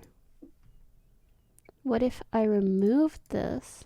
Oh, she's talking to your chat. Are you talking to your chat? Oh, it is display capture. That's kind of messing this up. Or I think she's No. fixing Yeah, I'm trying to fix. You don't have to mute. I don't want to be rude. It's not rude. It's like Window. totally okay. Okay, I'm gonna try window capture. Nope, that doesn't make a difference. Okay, I'm gonna try one last thing. Wait, Take this your is time. working for now. Okay, let's just continue while it's working for now. And if we have another problem, I have one other troubleshooting idea up my sleeve. Anywho's, yeah, what were we saying? We're talking about so there's a concept called audience replenishment. Yes. The idea is, and it's specifically relevant for you. Yes. You have 4 million followers on Twitch, Yes. right? Poggers. So not all of those people are still here. And Yes. the longer that you go along, the longer the longer the tail is, and the more people fall off, right? So the perception is like that you have like a fairly consistent audience because your concurrent viewership doesn't fluctuate a lot. The reality is that that's a series of different people all the time. So getting new followers is essential. A lot of people That's think like, the okay, replenishment part. that's the replenishment part. So that's why having more followers per stream is a really important metric. Because you know that those are people that are actively using the platform. That's correct. Yes. So we took a look at the number of followers that you have per stream. It already sounds like you know a lot about this. So your League of Legends average followers, right? Over what when corrected for like time, so several different years, is around 600. What do you mean 569. when corrected for time? Looking over the past several years. Oh, and when looking more recently? Recently, it's 569. That's the number. So last 365 days, which Okay. I think are relevant because for Is your it, stats, like, is there any reason to look over many, many years? yeah, because you see trends. Yeah. I mean, But- in an average. Well, you're a little bit of a unique case, right? Because we have to throw out some of the data. Not throw out, but we have to put it aside because of the exceptional Fortnite boom. Because if Holy we shit, yeah. because if we compare those two things, then what the problem is we get a unrealistic trend line. Yeah. So I have done that. Yeah. Yeah. I'm Don't glad. worry. Yeah. So these are so when I'm saying I'm controlling for growth periods, what I'm doing is I'm looking at the you can't compare League of Legends straight across to Fortnite for you if you look at 2017 to 2020, because if you do that, you're including the years where Fortnite The asterisk years. The asterisk. Well, not only that, but that is essentially useless to you because I can't just tell you, oh, go stream, because Fortnite is not Fortnite Anymore. in 2007. Yeah, it's not the same. So the bottom line here, and what we're going to get to, is like I'm asking myself, what is the difference? What's the differential right now in the last 365 days that you have done that has made you the most successful? I think that's a really important question. Okay, and I think the answer to that is just chatting and collaboration.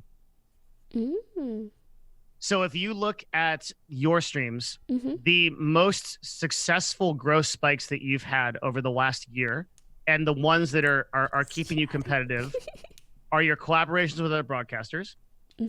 Right? Namely, And, sorry? do you have any examples? Myth. Like what? So if you go, what's here? Well, I'll just like show you real quick what I mean. So if we go to your YouTube channel and we sort by most viewed videos. Oh, Fortnite boom. For example. Yep. And I thought you meant streaming specifically. Oh, yeah, I do mean that. Okay. Okay, so yeah, like so streaming examples. Yeah, let's do that. So let's go to your Twitch channel and let's sort by top clips per view. Greek! Oh my god, when Greek brings content to my stream. That's right. Yeah, that is a lot of fun. This is a huge factor. So if we look at your top clips, right? The vast majority of your well, that's weird. Okay, so some of these are I know, pretty yeah, fucking I know. But the vast majority of your top clips are collaborative. Yeah. So here's Greek, here's Hot Chubby, right? Elephant. Yeah, that clip was actually amazing. So good. But the ones that are not collaborative are IRL streams of you doing a focused stream on something. So one is of you painting. Yeah. Right. One is you opening Christmas presents. You had a particular one that was a little bit. Yeah. Yeah. So what the point being, right? If we scroll through these clips, the vast majority of these clips are not gameplay clips. That's important. The vast majority of them are collaborative. So you with Greek, you with Jake, you with Recful, with different people, and then the ones that aren't collaborative are IRL. So that is what is carrying your stuff on Twitch. I do try to think of like for the last year, creative things that I can do in terms of IRL streaming. But also we're in the middle of a pandemic, so I'm chilling a bit. I think a really good, one of my favorite examples of this is Hot Chubby. And what Hot Chubby does is she doesn't get online unless she has a plan. I'm not saying you should do this. It's just things to keep in mind, right? Yeah. Like she doesn't get online unless she has something to do. She has a plan. Yeah. Yes, and her plan will be something that's pretty unique. Like today we're gonna do like a painting stream or a dance, or we're gonna dress up in like a giant Teletubby costume, or she just does wild ass shit, right? I love Hachu. She's amazing. Yeah. She's like, but that thinking is correct, right? It's to think about your stream as more of a show than like a progressive thing. But I'm gonna make a hot take argument, Poki. Okay. All right. Okay. Big hot take. You ready? I'm ready. I don't think that. Okay. So I'll preamble this a little bit. Is this good, by the way? Is this? What? Am I doing good? Yeah. Okay, thank you. All right. I mean, you just started. Nah, keep going. I need occasional reinforcement. All right. Yes, you're doing great. Keep it up. Proud of you. I'm very excited to hear more.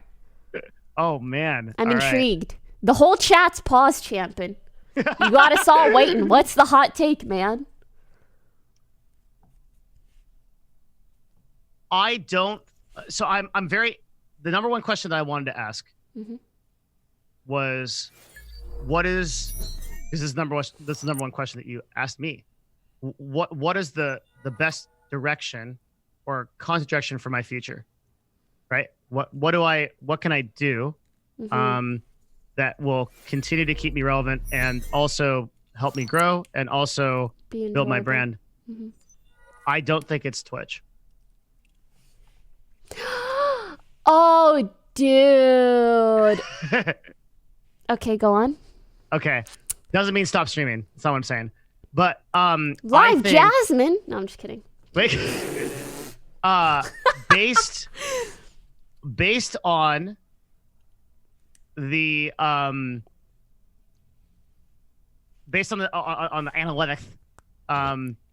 you're gonna say it's the tube, the YouTube, by the way. I thought it was. Really? It's not the tube. Yeah. Okay. Based on the analytics, and I'll explain why that is too. Okay. Because we have all that. Based on the analytics, you have reached a certain saturation point with Twitch. Where you're so well known with it. So what's we're gonna have to do a lot of work because this is all important. I love this shit. Twitch is not a very big place. Yeah. To give an idea of that, right? There's about 15-ish million users that come to Twitch every day. 200 million users come to gaming for YouTube, just gaming, every day. Yeah. Right. Like there's no comparison. So what that means is that if you are a top tier 1% or 0.01% influencer on Twitch, you have a danger of reaching a certain saturation point where your growth is going to cut out by virtue of the fact that the platform's growth is just not that significant. Do you want to be a big fish in a small pond or a medium or smaller fish in a bigger pond? Yeah. And I think you haven't, obviously, like, it's not impossible to cap out per se, but have you ever played a game like Diablo, or like any game with like a little idea, bit, like soft caps? Okay, so the idea is like, let's say you build like a resistance against a certain type of damage. Okay, and there is no theoretical cap, but it becomes exponentially harder to get higher as you stack. So like you get an item that has 40%, then another item that has 50%. The returns diminish as the exponential value goes. That's happening to you on Twitch. I get what you mean. Okay. That is a current present thing on Twitch, given your trends when controlled for the Fortnite boom in 2017-18. Okay. So you are running into that problem right now, and that problem is insurmountable on Twitch. You must diversify platforms. Can you give an example? Oh yeah. Because I'm not sure whether you're talking about, I was going to say like viewerships or followers or whatever. Obviously, it's probably a combination of all. But I think an example would solidify your point a bit better.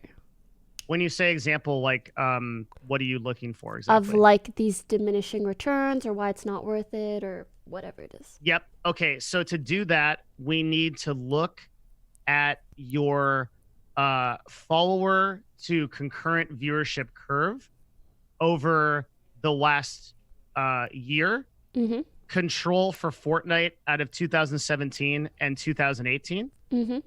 And then get a result. Mm-hmm. Okay. And I hope I have that in my notes. I may not. But we can just pull it up real quick on like something like Twitch Tracker, right? Mm-hmm. And what it will do is it's going to show us a curve where you have been steadily gaining followers and subscribers, or sorry, followers at a rate of about 1.5 to 2,000 per day. Mm-hmm. And during the Fortnite boom, which we controlled for, that goes to 8 to 10, and now goes back to 1 to 2, and is steadily declining Mm-hmm. over the last 365 days. I think That's the example. Mm-hmm. And I'll pull it up. Does what I to just say does make also sense? yes, but I think there's so many other things to factor in. For example, the fact that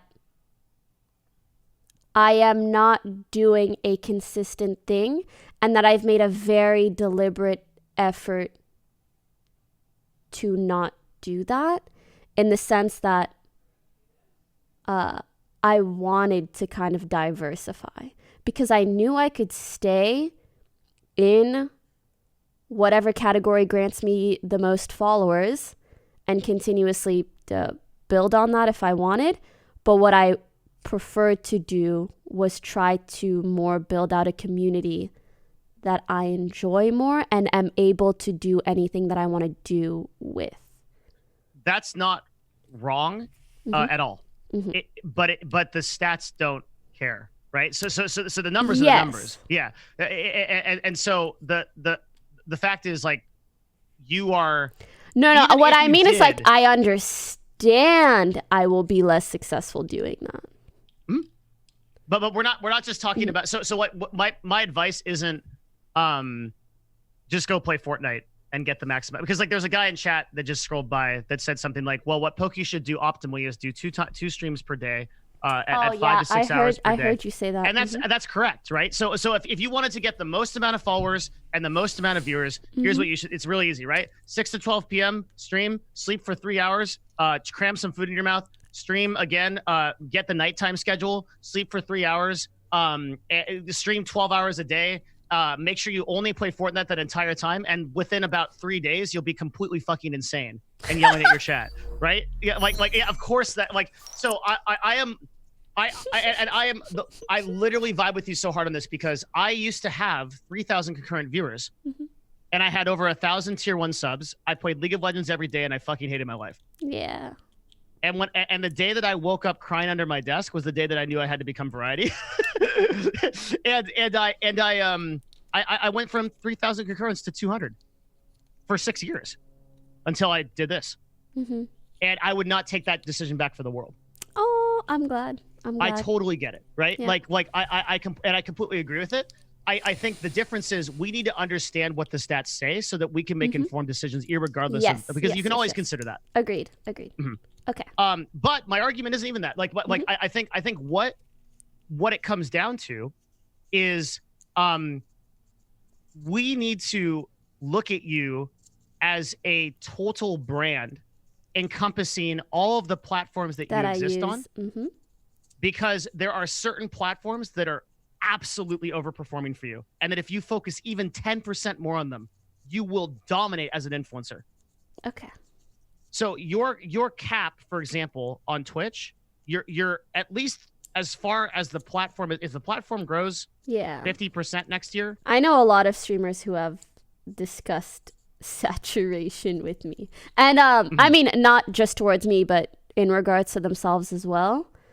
And I do think it's especially difficult with Twitch. I feel like you can kind of hit that cap pretty easily because it has such a set demographic. yes. And then you have to like adjust yourself in other ways or whatever it is. But yeah, go on. Or diversify. And so let's take a quick example, right? So your cap on Twitch, using the example I said, like the curve for followers and the curve for viewers and concurrent stuff and controlling for Fortnite, you're about there. But your Instagram cap, for example, you're not even 50% of the way there. What makes you say that? So currently your Instagram is 4.6 million followers. Poggers. We ran a detailed analysis that said that in the game, so the gaming, and I can show you all these numbers and everything. It's super boring for people in chat and like for you even. But we ran a pretty detailed analysis, and we put you at about 12 million followers for Instagram as a cap. Oh, Before I you see soft what you cap mean. that, before you start getting diminishing returns. Yeah. So that means that the Oh my value God. Oh, the sorry. value of every post that you make on Instagram. What's up? Oh, my my OBS is bugging, Woo! but not in the way it was bugging before. Okay, I think I got it. I got it. We're good. All right. Okay. Amazing. We did it. Okay, I'll be honest. Before, it's an issue with my PC. Overloading. Right now, it's because I spilt a bit of drink on my keyboard earlier. I appreciate your So I honesty. had to unplug the keyboard because it kept clicking a button that would switch scenes. I'm so sorry. Go on. Is this your normal stream? Is this what No, I swear to God, today's just a bit of a boom. I don't know why. Oh God. Okay. All right. Yeah, we're gonna have to factor in all the issues that I have and restarting my PC 4 times. Yeah. Yeah. Got it. Okay. That's definitely what explains the diminishing returns. I don't doubt it at all. Okay, sorry, go on. So caps, right? Yes. So what that literally means is that follow per follow, every post you make on Instagram is exponentially more valuable than anything you do on Twitch right now, for many reasons. And I it also is know, yeah. I mean, like, I yeah, saw go you ahead. watch a clip of me giving you shit for this, Poki. I was like, you haven't posted in 2 fucking weeks. and if you post just, and I didn't even come at you for the real one, because I'm about to tell you what that is. huh? You want to know the #1 most effective platform for you? What is it? Are you gonna say Twitter? No. I'm so mad. Don't say Facebook. This... What? Oh, TikTok. No. Where is it, Poki? No. I want you to do TikToks 8 times a day. 10 times. Okay, we'll settle on 12. This is the kind of manager I need. Do you know how insanely effective your pound for pound that your TikTok is? It is disgusting how good it is. You do like, and look, I'm not gonna tell you like it's less work, because I know you put a lot of time into like the dances and stuff and like what you do on it. But your engagement on this platform is absurd. I hate TikTok. People are mean because they're like 12. But those 12-year-olds are gonna be your like devoted fan base. Like they're gonna grow up and you're gonna be their, but like, they're gonna be religion. mean for like 3 minutes and then they're gonna be devoted. But I don't want them to be mean. Are you punking me right now? Your last video has 10 million views on it. Like, Does it? Cool. what do you mean?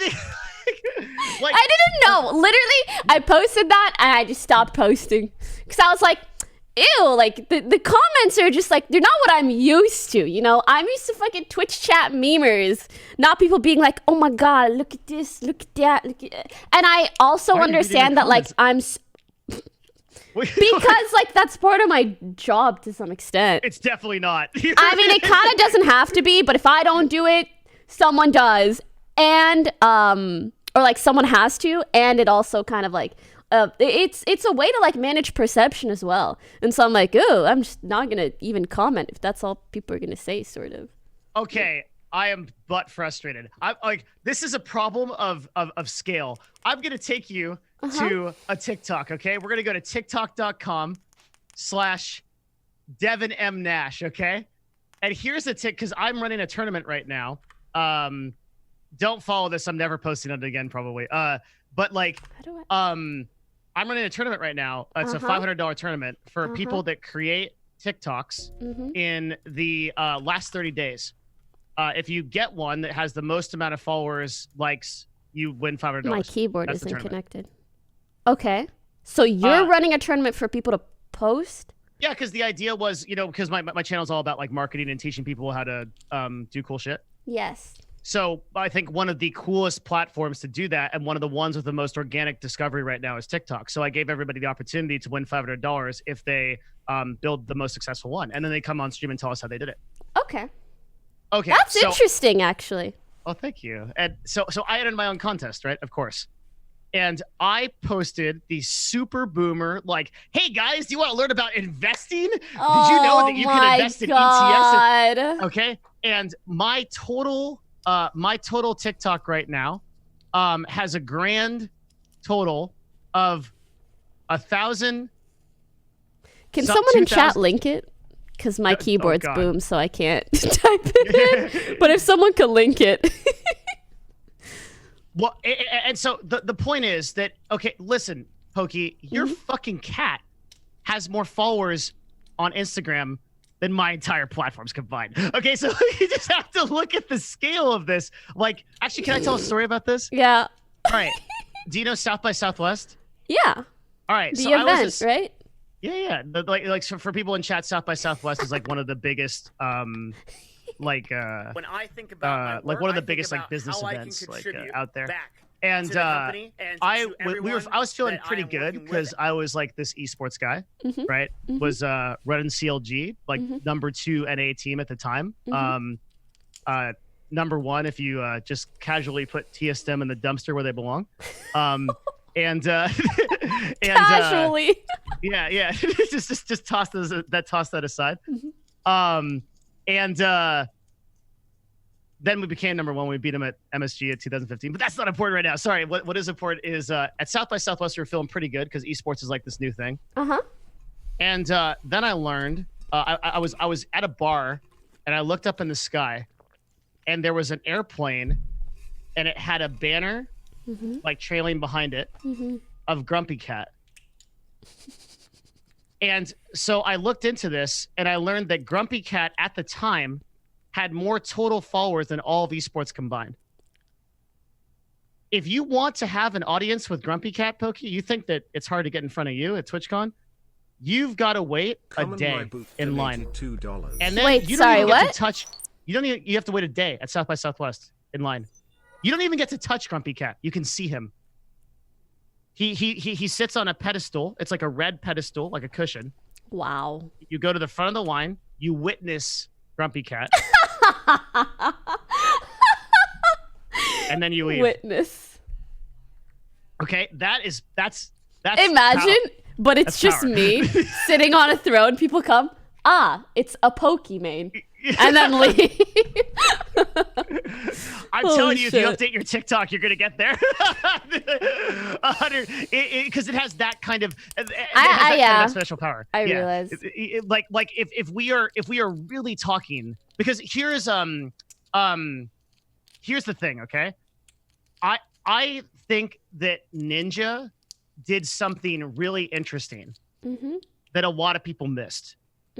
Have you ever heard of a really interesting and awesome concept, since we're going over called the marketing adoption curve? No. Okay. Sorry, I was trying to guess what it was, which I assume is like adopting new trends.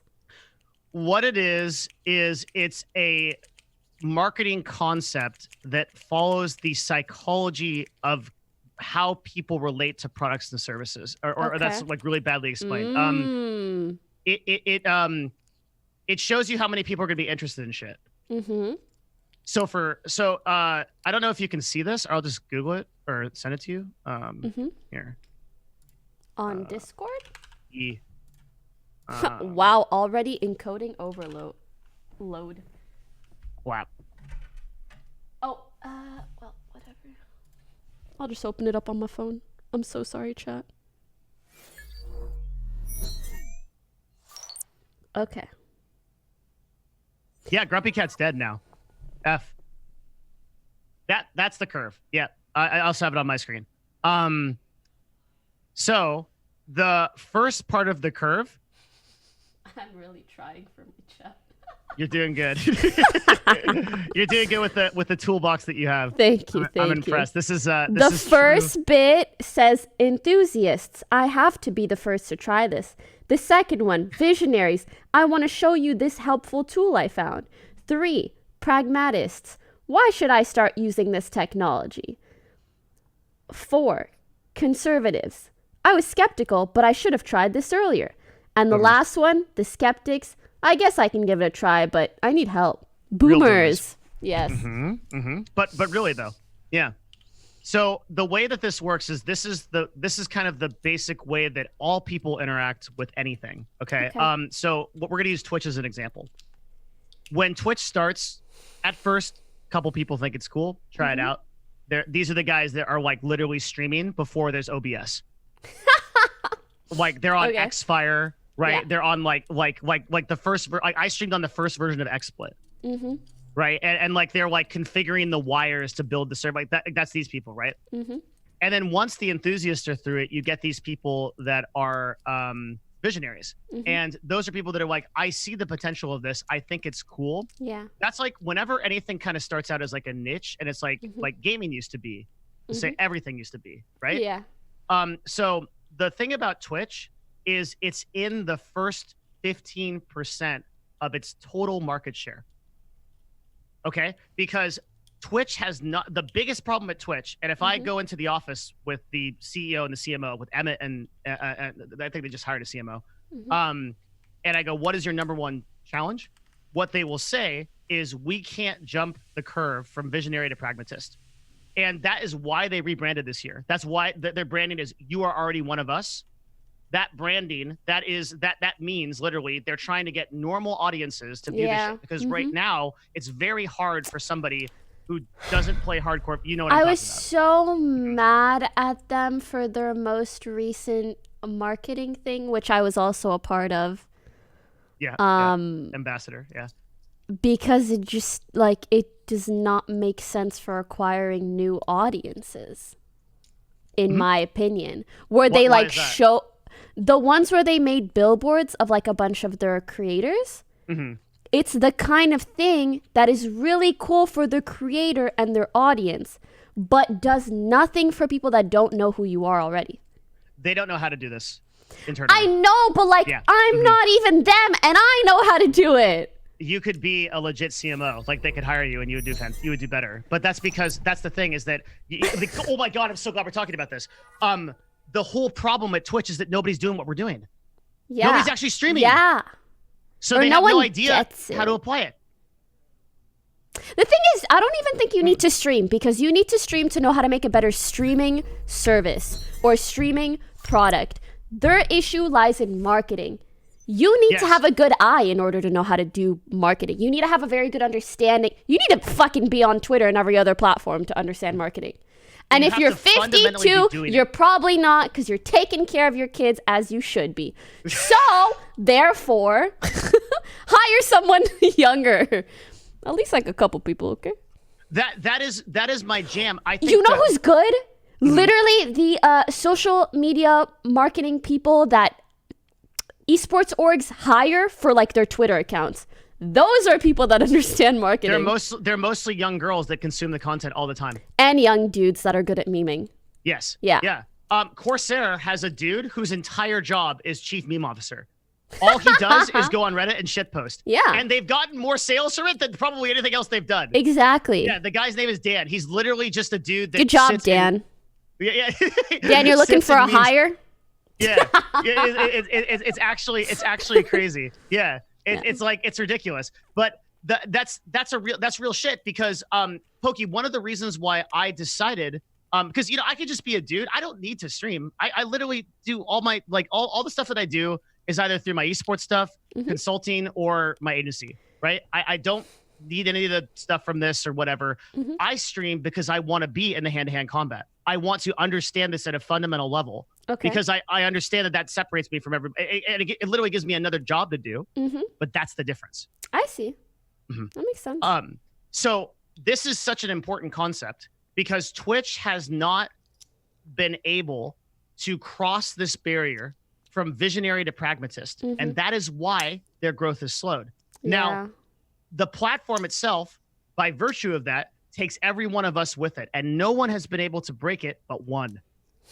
One person broke through and they saw the code. Poggers. Okay, sorry, go on. One person got through and saw the code. Okay? And that is Ninja. Ninja is on Ellen. Yeah. Ninja's on Late Night Show. Ninja's on. So my pitch to you, Poki, is you have to be the second person to break through to the pragmatist audience on your own. Part of me doesn't know if I wanna, but okay, go on. That's a big thing. Yeah. That's a really big thing. I know. Because it is a huge decision to do it. Yeah. But you are ideally set up because, and just keep in mind what I'm selling by coming to you, right? You came to me and said, what is the number one way that I can move forward? I'm telling you, right? And I'm going to tell you how to do it. What you want to do become should a always TikTok star. Well, that's part of the formula. It's a big discussion, right? It's part of the formula though. Because your TikTok has a literally we can't even see a cap. Like, sorry, I just imagine like stonks. Your TikTok is fucking stonks. It's pure vibes. It's pure growth. It's okay. It is 100% diamond. Like but this is so important because everything I tell you needs to be weighed against what you want. That is the number one. Like my job is just to tell you what you can do. Okay. And show you how. Yes, and then that's you do what I you want. That's what I want. Yes, that's that. So I'm just picking up what you put down. Got it. But I also think that you are ideally placed more than anyone else on this platform, and I mean that, to make this jump. And I am more convinced of that than I ever have been before after doing your deep dive into these stats. You could make the jump. You could be a celebrity that breaks the adoption curve. Sorry, female ninja. Yeah, or even better. Like, I mean, and it's a choice, right? It's a highly personal choice. Yeah. And to do that, you actually don't have to do much. That you would think. Okay. You have to focus on a few inflection points on other platforms, and you're gonna get there. And then you have to, and then more also importantly, you have to have an agent that is focused on getting you these opportunities. That's fucking impossible. It's not impossible. It's very hard. UTA is very good. And they know people who can do this. I'll just be 100% transparent with you, just so people know that because I really try to be very transparent about this. I do not like selling the agency side of my work to people. I actually couldn't do this for her. I do not have the ability to do these Hollywood level connection things. It's not something that Nerd Fusion can do.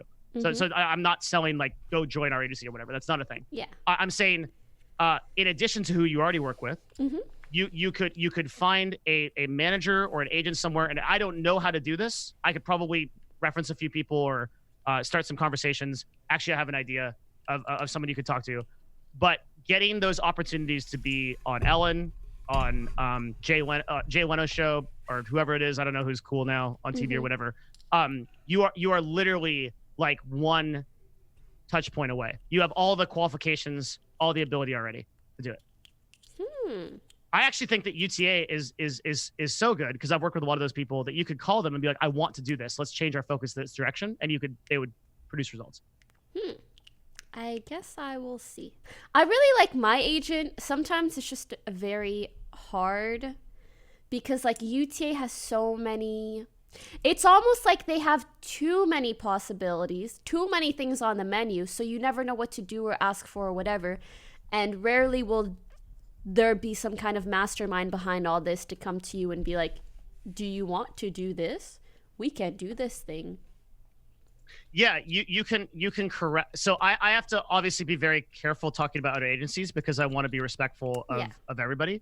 I think you can either work with them or hire with their consent around a person who could focus on this, because this is a concept. That makes sense. Yeah. I just mean like there isn't someone who is specifically hired for that. But That's right.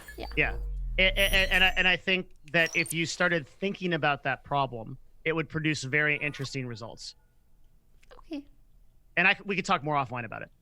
Okay. But I think that that jump is like if I was trying to give somebody that was even your size, right? That even like, because I could talk to a lot of 10 to 15K concurrent viewer streamers, and they are not positioned to make the jump that you are, because their entire brand is located on Twitch. Yes. And also because they just don't have the brand friendliness, the forward facing, the persona, the yeah. I mean, like you're an ambassador at Twitch for a reason. They put you on banners for a reason.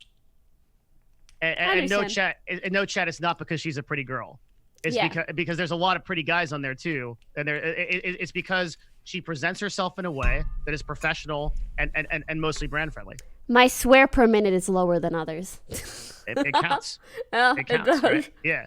And I think that you are very ideally positioned to make this jump if you want to make it, but that is a soul search that I cannot I can't help you with, right? Yeah. Because there are implications that come with that level of fame that will change your life forever. That's true. We can further discuss that as well. Yeah.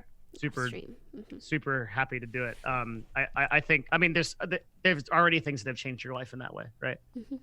You know, and yeah, and I'd love to talk about that. And I this is something I talk about, you know, privately with a lot of the influencers that I work with that struggle with this. And you know, I'm a fat old white guy, so people don't come up to me and they're like, "Oh my God, it's You're Devin not Nash, the fat, king of analytics." And I don't even know how old you are, so I don't know if you're old. But you don't seem old enough to just be called old. People call me old every minute. I think it's because they also see like 12-year-olds kicking ass in Fortnite, so relatively perhaps, but not actually. I what I'm saying is like I don't emit the same kind. No one's gonna come to downtown Seattle and be like, "Oh my God, you're the king of analytics. My favorite part was where you talked about marketing adoption curves." It just doesn't happen, right? Like when I go to TwitchCon, it doesn't have the same response as you, right? I understand. So if you imagine that on a wider scale, yeah, it's a big decision to make that jump. And it's a personal decision because you don't need the income and you don't need, so it's really so we can talk about it later. Yeah, that's true. I do feel like I've gotten to a point where I'm like I'm pretty fucking happy, satisfied, content with most aspects of my life, but I also just like I have that mindset that always wants to evolve and improve. You can't help it, right? Yeah, I really can't. How do you think you Here's a little extra developed since you that? spoiled What in us your with life streams happened that lately made you like and that? you seem to enjoy them a lot. Also interesting conversation that too today. deep? What trauma happened to make you want to keep show going? me on the doll where Marky did drive. I don't know. Help me answer this. What sort of can't. stuff leads? Oh, To in other you- people? Yeah. Trauma is one. Actually, Trying to many think, man. many great comedians are so because Mm-hmm. they get inspired by a very difficult past, and the only way they can contend with it is to be funny. Mm-hmm. Um, I don't specifically mean that. I guess in regards to the aspect of me that has a hard time being satisfied, like or that always just wants to keep going and improving, which serves me and hurts me in the same way. do you think that you're a good content creator? Do you really? I think that's. Do I feel like I'm doing enough to call myself like a good content creator? No, I feel like I indulge all the time. But also, I've always fucking had this problem. Okay, I think this is where it comes from. I was a big ass nerd in school. And grades were my life. And then I started doing this, and there's no grading system except Social Blade, and I'm already an A++ on Twitch. Just kidding. But that also doesn't fucking really mean anything, you know? But yeah, there's just like no grading system. There's no way to know when you're enough. And And, so you never feel like happiness you are. is forever fleeting, so. What I see in your answer is the answer I see in every successful person that I talk to, which is a concept called imposter syndrome. And what it I've is always heard that, but I don't know if I can say that that's me. Yosif It's- donated $2. So Sorry, just joined the do stream. you have a feeling What jump is he like- talking about? you don't belong here? Sometimes. So when I say syndrome, I don't mean you have like a disorder. I'm not like afraid of having a disorder by any means. I guess it's just like, it's weird because I equally feel like I've done a lot of work and I equally feel like I don't do enough work. Both are true. Yeah. So that's the concept that I'm talking about. So, when I was at CLG and now actually too at Nerd Fusion, the results of like influence is like highly neurotic in the sense that it's like, you're always comparing yourself to greater. There's somebody greater than you doing more, working harder, more followers. Doesn't matter how big you get, they'll always there's plenty of people comparing themselves probably to you, not realizing that when they become Don't you, do they're it, Pepe hands. yeah, it's comparison is It's just never ending. it's never ending. Yeah, Comparison and is the thief of joy. I just spit out Tumblr quotes 24/7. that was a big that was like a big. If you ever read a book, put that one in there. Oh, it's not me. I also read it in like a book. Most people write things down that they read in books. It's not original thoughts. Yeah, True. Everything is recycled content. pretty much. Yeah. So what I see is your answer begets a philosophy that's cyclical. It's I don't feel like I'm doing enough. I don't feel like I am enough. So I am going to do more. And a lot of people, when I bring this up, because I have a particular like focus on this that makes me go into like existential crises like every like 2 or 3 months. Relatable. I talked to Dr. K about it. Right. And his and the answer from psychology is you are enough, right? To basically incorporate your full self and realize that you are enough, and then to strive out of a sense of self-actualization and genuine desire. I say, fuck that. I love the fact that I give myself a hard time because that makes me the best. Fair. I don't even know if there's a way to keep all of the positives you get from this tick and minimize the negative. I think it is through suffering. So there's a really cool quote. Speaking of recycled quotes, the strongest steel is forged in the hottest fire.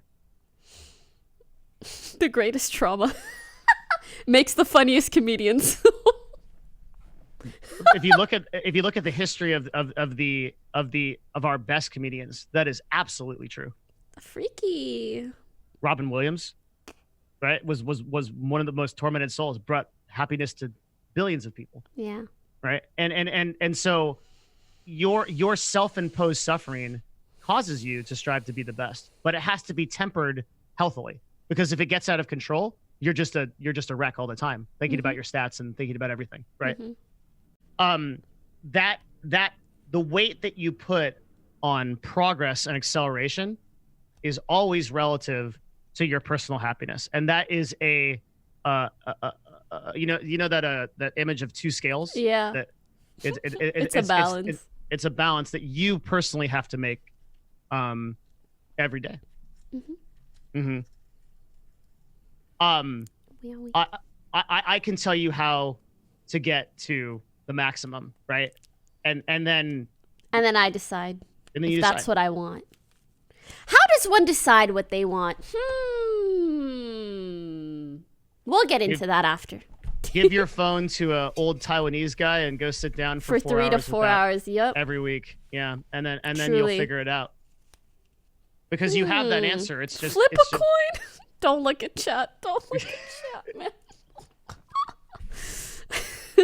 I mean, to be fair, that is a way, by YOLOing, seeing if you like one thing, and if you don't, going back if you can. But probably not the most effective.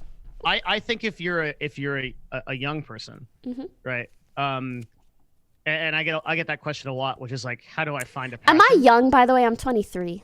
Ugh.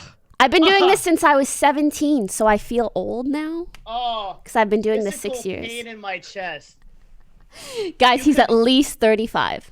I've just decoded. Fuck up for 7 years, and you wouldn't even be a third through your life.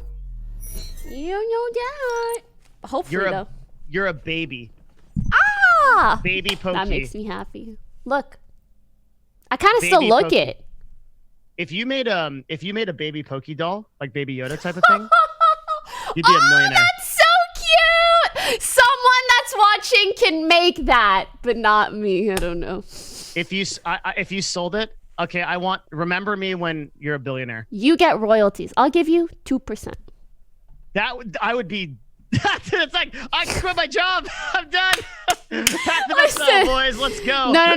That's full time. You can only quit your job. You know, it's conditional. It's if I keep posting on TikTok and Instagram, then I'd probably generate enough for you to quit your job. You know, we'll see. If you made a baby Poki, you would sell the I amount don't of volume think you so. What kind wanna of bet? gamer wants a baby Poki? Chat.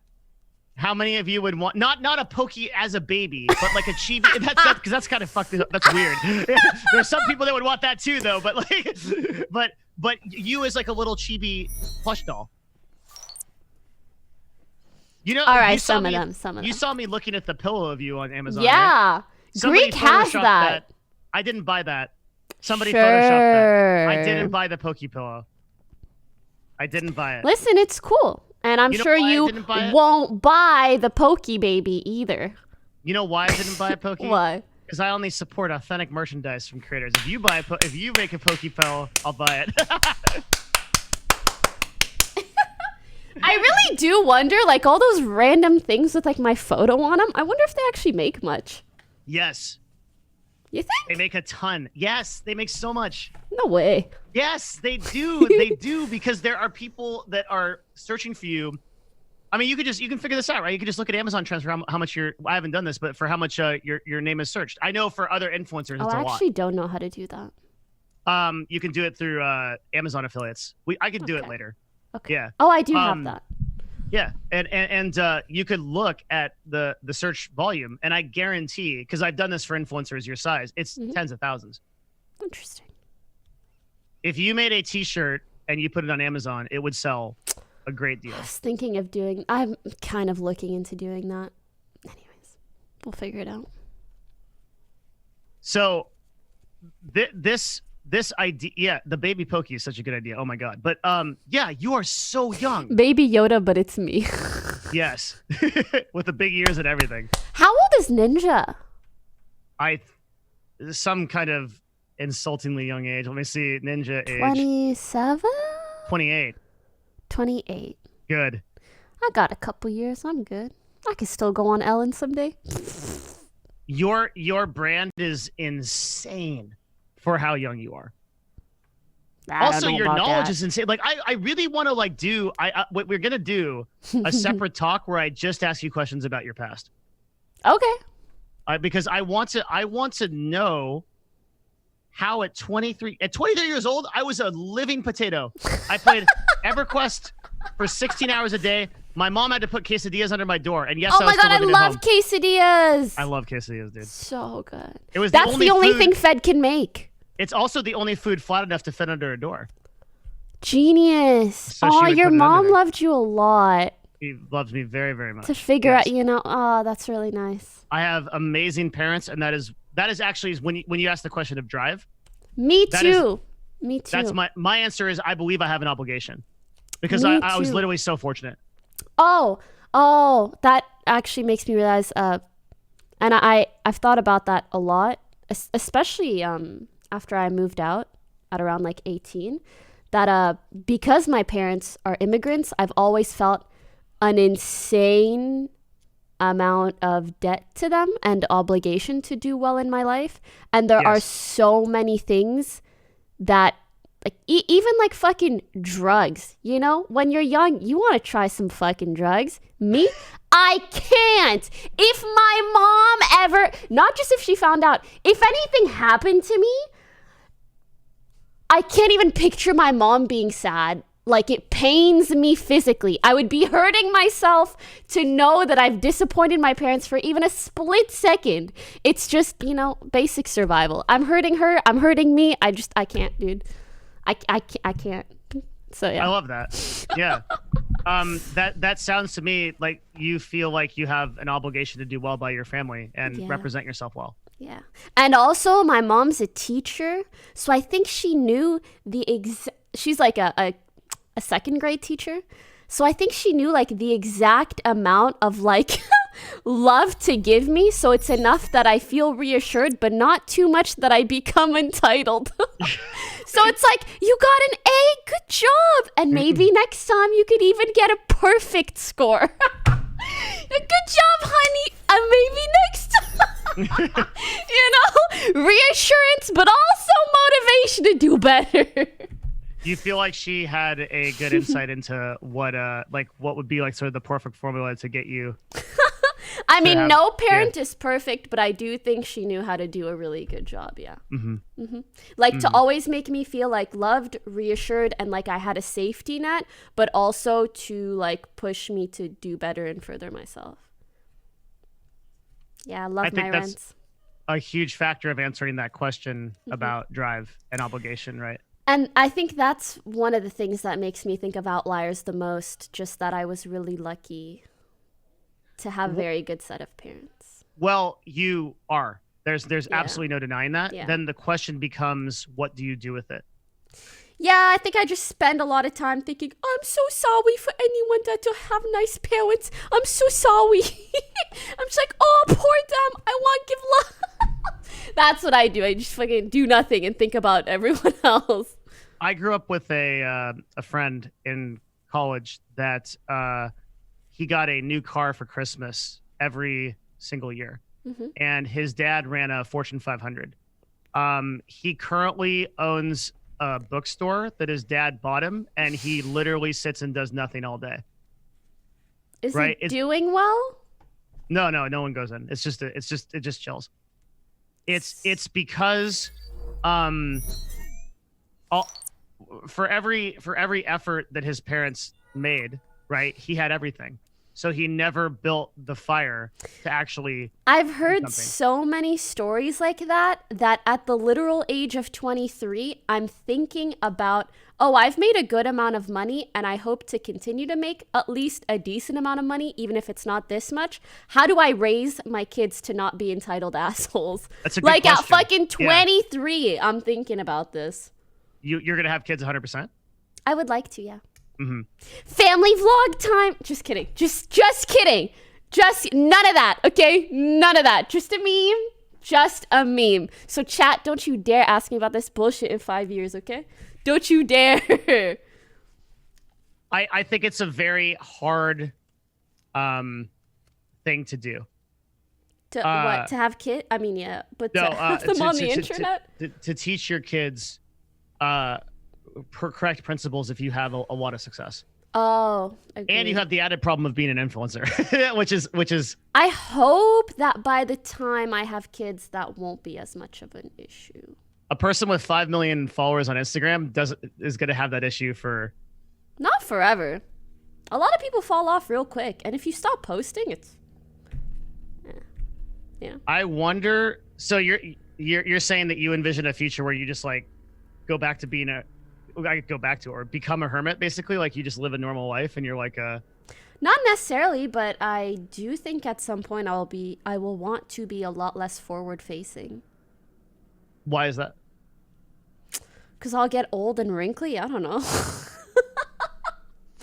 Or maybe because, you know, for example, if someday I did have a family and I felt it was very, very difficult to balance the two, I think I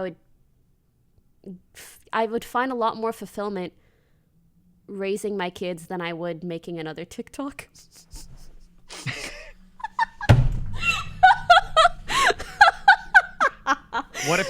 But your kids, you could farm them for views. This is my business mindset. Ruthless. You're missing out on so much opportunity. The amount of research that's been done about like how unhealthy it is for kids to even be on social media. I don't even want them to know what it is until they're at least like 13. Well, the thing is, by the time you have kids, which is like, we're going to be in some altered carbon future where like, where like they just put contacts in and they can see everyone's name and age or something. Yeah, I think it's going to be super and their clan tag, their human clan tag. Yep, yeah, and their social score and everything, and like, it's going to be some nutty shit. Yeah. I guess we'll see. I don't want to be in. I don't want to be. I'm very much like I don't want kids. Yeah, I was just gonna ask you. Oh, really? Why is that? Because so I evaluate my life by the total impact that I make positively on other people. Mm-hmm. That's just my own. And I'm not saying this is the way to do it. Before anybody's like, there are a million different ways to be happy. There are a million different things to do. Yeah. For me, how can I create the most positive impact in the world is the number one question in my mind and heart. Mm-hmm. And I ask myself that every morning when I wake up. Mm-hmm. If I devote a great deal of energy to one soul, then I have the potential of creating a great human being, right? That then goes on to make a lot of impact. I also have the potential of rolling the dice and getting a sociopath or, a person that becomes the next dictator. Mm-hmm. And so my philosophy is that the amount of time that it takes to raise a kid properly is enormous. Mm-hmm. If I spend that same amount of time impacting a greater sum, I make a greater impact. Okay. And thus, I would rather influence. So back to what you said, big fish in a small pond, small fish in a big pond. Mm-hmm. I would rather be a small fish impacting by a couple percentage points thousands of people's lives rather than impacting one life by many percentage points. I get what you mean. Wow. I hope that I don't end up in a situation where I need to fully pick between one or the other. And I think that's why it makes me feel really good when you say things that kind of reassure me about my business sense, because I feel like I can bring an equal amount of value through that than I do actually being a content creator, especially in the future. Well, if you wanted to, when you were older, you could move on to the marketing world or the digital media world and take a very high, you'd be CEO, Andy. I mean, you take a very high level position. I would love that very much. Yeah. So. And I think you would be incredible at it. Right. So you need not. Thank you, by the way. Thank you. I think I have a hard time apologizing, accepting compliments like that, especially on stream, because then people are going to be like, Gary, follow yourself. But I do want to say thank you so much. Yeah, thank you for thanking me. You're really the only person that acknowledges that. I mean, I'm also, and like, this sounds like I'll be the pretentious one. Yo, Okay? Like, me and like, CEO Andy are fucking vibing so hard right now. I know you can do it because I literally am this, right? Like, and I've hired people like so yeah. It's like, I know you'd be very good at it. You need not worry at all about that future. Like, you only need to do what I think maximizes your happiness and positive impact right now. Yeah. I do think that you and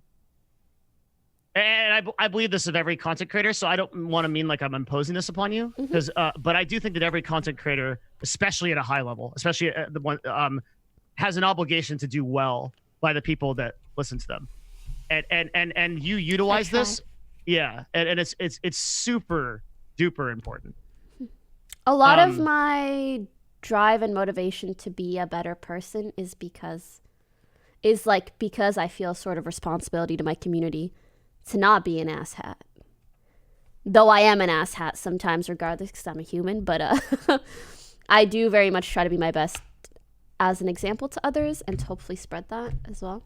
I just really wish that our collaborators on this platform had the same mentality. We would really be doing something amazing if we did. Luckily, there's a small percentage of people that are pushing that narrative forward, that are making the difference. It only takes again, what's so empowering is that you can create an example. Yeah. I really like that, because I guess I'm that for people that are, 65 plus. Like if you're old, you can do it. You can be a big streamer. Like, but for you, right? Like I can't tell you how many people have messaged me and been like, Poki's been an influence in a female streamer that believes, because if you're this is something that I've talked about with Maya and like a couple other people, and I just try to, going back to the obligation to do well by platforms, I think this is one of the most important things. If there's one message that I have that I think is something I want everyone to know, being a female broadcaster, Poki can never say this herself because it always comes off as pretentious. Being a female broadcaster is the hardest thing to do on Twitch. The perception is, and this is part of the reason, that you get more followers, it's easier on donations, easier on subscribers. I have a video on this, on the truth about women on Twitch. We have broken down all of the stats. He has good YouTube vids. It is literally harder by every single metric to be a woman on Twitch than it is to be a man. And it is exponentially more frustrating because you are dealing with constant objectification and literally a shit show that is that is chat. And the example that I use, that I like to use, is if I did my analytics and I looked like Amaranth, it would be impossible. Okay, I could not do it because no one would take me seriously. Right? Like it would just. That's true. Yeah. The barrier that I would have to overcome to be able to speak at the level that I do as a white male is exponentially less.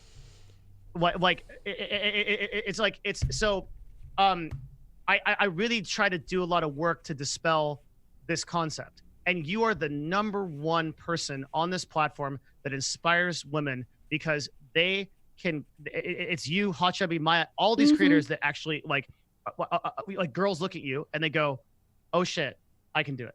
Yeah, I love that. You know, that was one of the biggest reasons I stayed on Twitch, was because so many of the other platforms' infrastructure was not something that I felt anyone would be inspired to use or enjoy using. And what I mean by that is, except for maybe Mixer, who has like decent latency and servers, I think. I don't know much about Mixer streaming, but a lot of the other platforms, massive delays, massive server instability. And if people look at me and they're like, I want to do that, and I feel like I can do that because I see this person doing it, and then they try, and then it fails, or they have delays, or they don't enjoy it, or whatever it is. Like, I feel such a massive responsibility for people to enjoy their experience if they are inspired to do something similar to what I'm doing. That responsibility is real, and you should always keep it in mind. It's something that I think the most empowering thing for someone to believe is that if someone else can do something, then you can too. And it is 100% true. Mm-hmm. And sometimes it takes a person like Roger Bannister who breaks the 4-minute mile. Sometimes it takes the first most successful female influencer on Twitch to show people what's possible. But the reality is that was always possible if you put in the time and the discipline and the work and you don't give up. And had the mindset for it. Yes. Mm-hmm. Yes. Ah, totally agree. I think that's one of the things that also made me really proud to be like top 10 most followed Twitch streamers, because I'm the only female that is. But also not even for me, but just to show any female truly can be there as well. It's more important for them than it even is for you. You know, you become it's more important for them than it even is for you. It's more important that you are that status symbol for them because they can aspire because they know it's possible. And there's still it's not simplified. Like there's still a lot to work through, right? Like you still have to get over all the self-confidence issues. But at least you know it's like a goal you can have or something that's doable. Yeah. You know it can be done. And a lot of the trouble with women is they feel like, you know, maybe I don't have the looks. Well, okay, like, oh great. I could be Poki if I just, you know, looked like her or things like that. And I also appreciate that you've done like a lot of no makeup stuff and like shown like that aspect of it too, which is like, hey, look, like it's fucking whatever. Anyone can do it, truly. Yeah. I have to go to the bathroom real quick. Yeah, go ahead. Do you want to talk? You can also maybe open up my chat if you want to answer questions to them. Give your channel a shout out. I'm gonna just be AFK for like 3 minutes, okay? Yeah. Take your time. It's cool. I'll do my best. All right, chat. Let's get serious about this Poki baby. She's giving me 2% royalty on this shit. I'm gonna become a freaking billionaire, dude. Oh my god. Wide heart of Dev. What's up? You guys having a good time? How you doing? It's important, this talk. I love this stuff. It's really, really good. I'm having so much fun right now. Like I said, I want to do like a separate thing where we literally just ask her questions about her upbringing. It is so interesting to me that a person can get to 23 and then they're 23 years old and they know all this stuff. When I was 23, dude, I was the living potato. I literally spent 99.9% of my time like playing EverQuest. My mom had to ship quesadillas under my door. It was unbelievable, dude. Like if you are 23, you have so much time, and like you have so much time to learn, to succeed. It is awesome.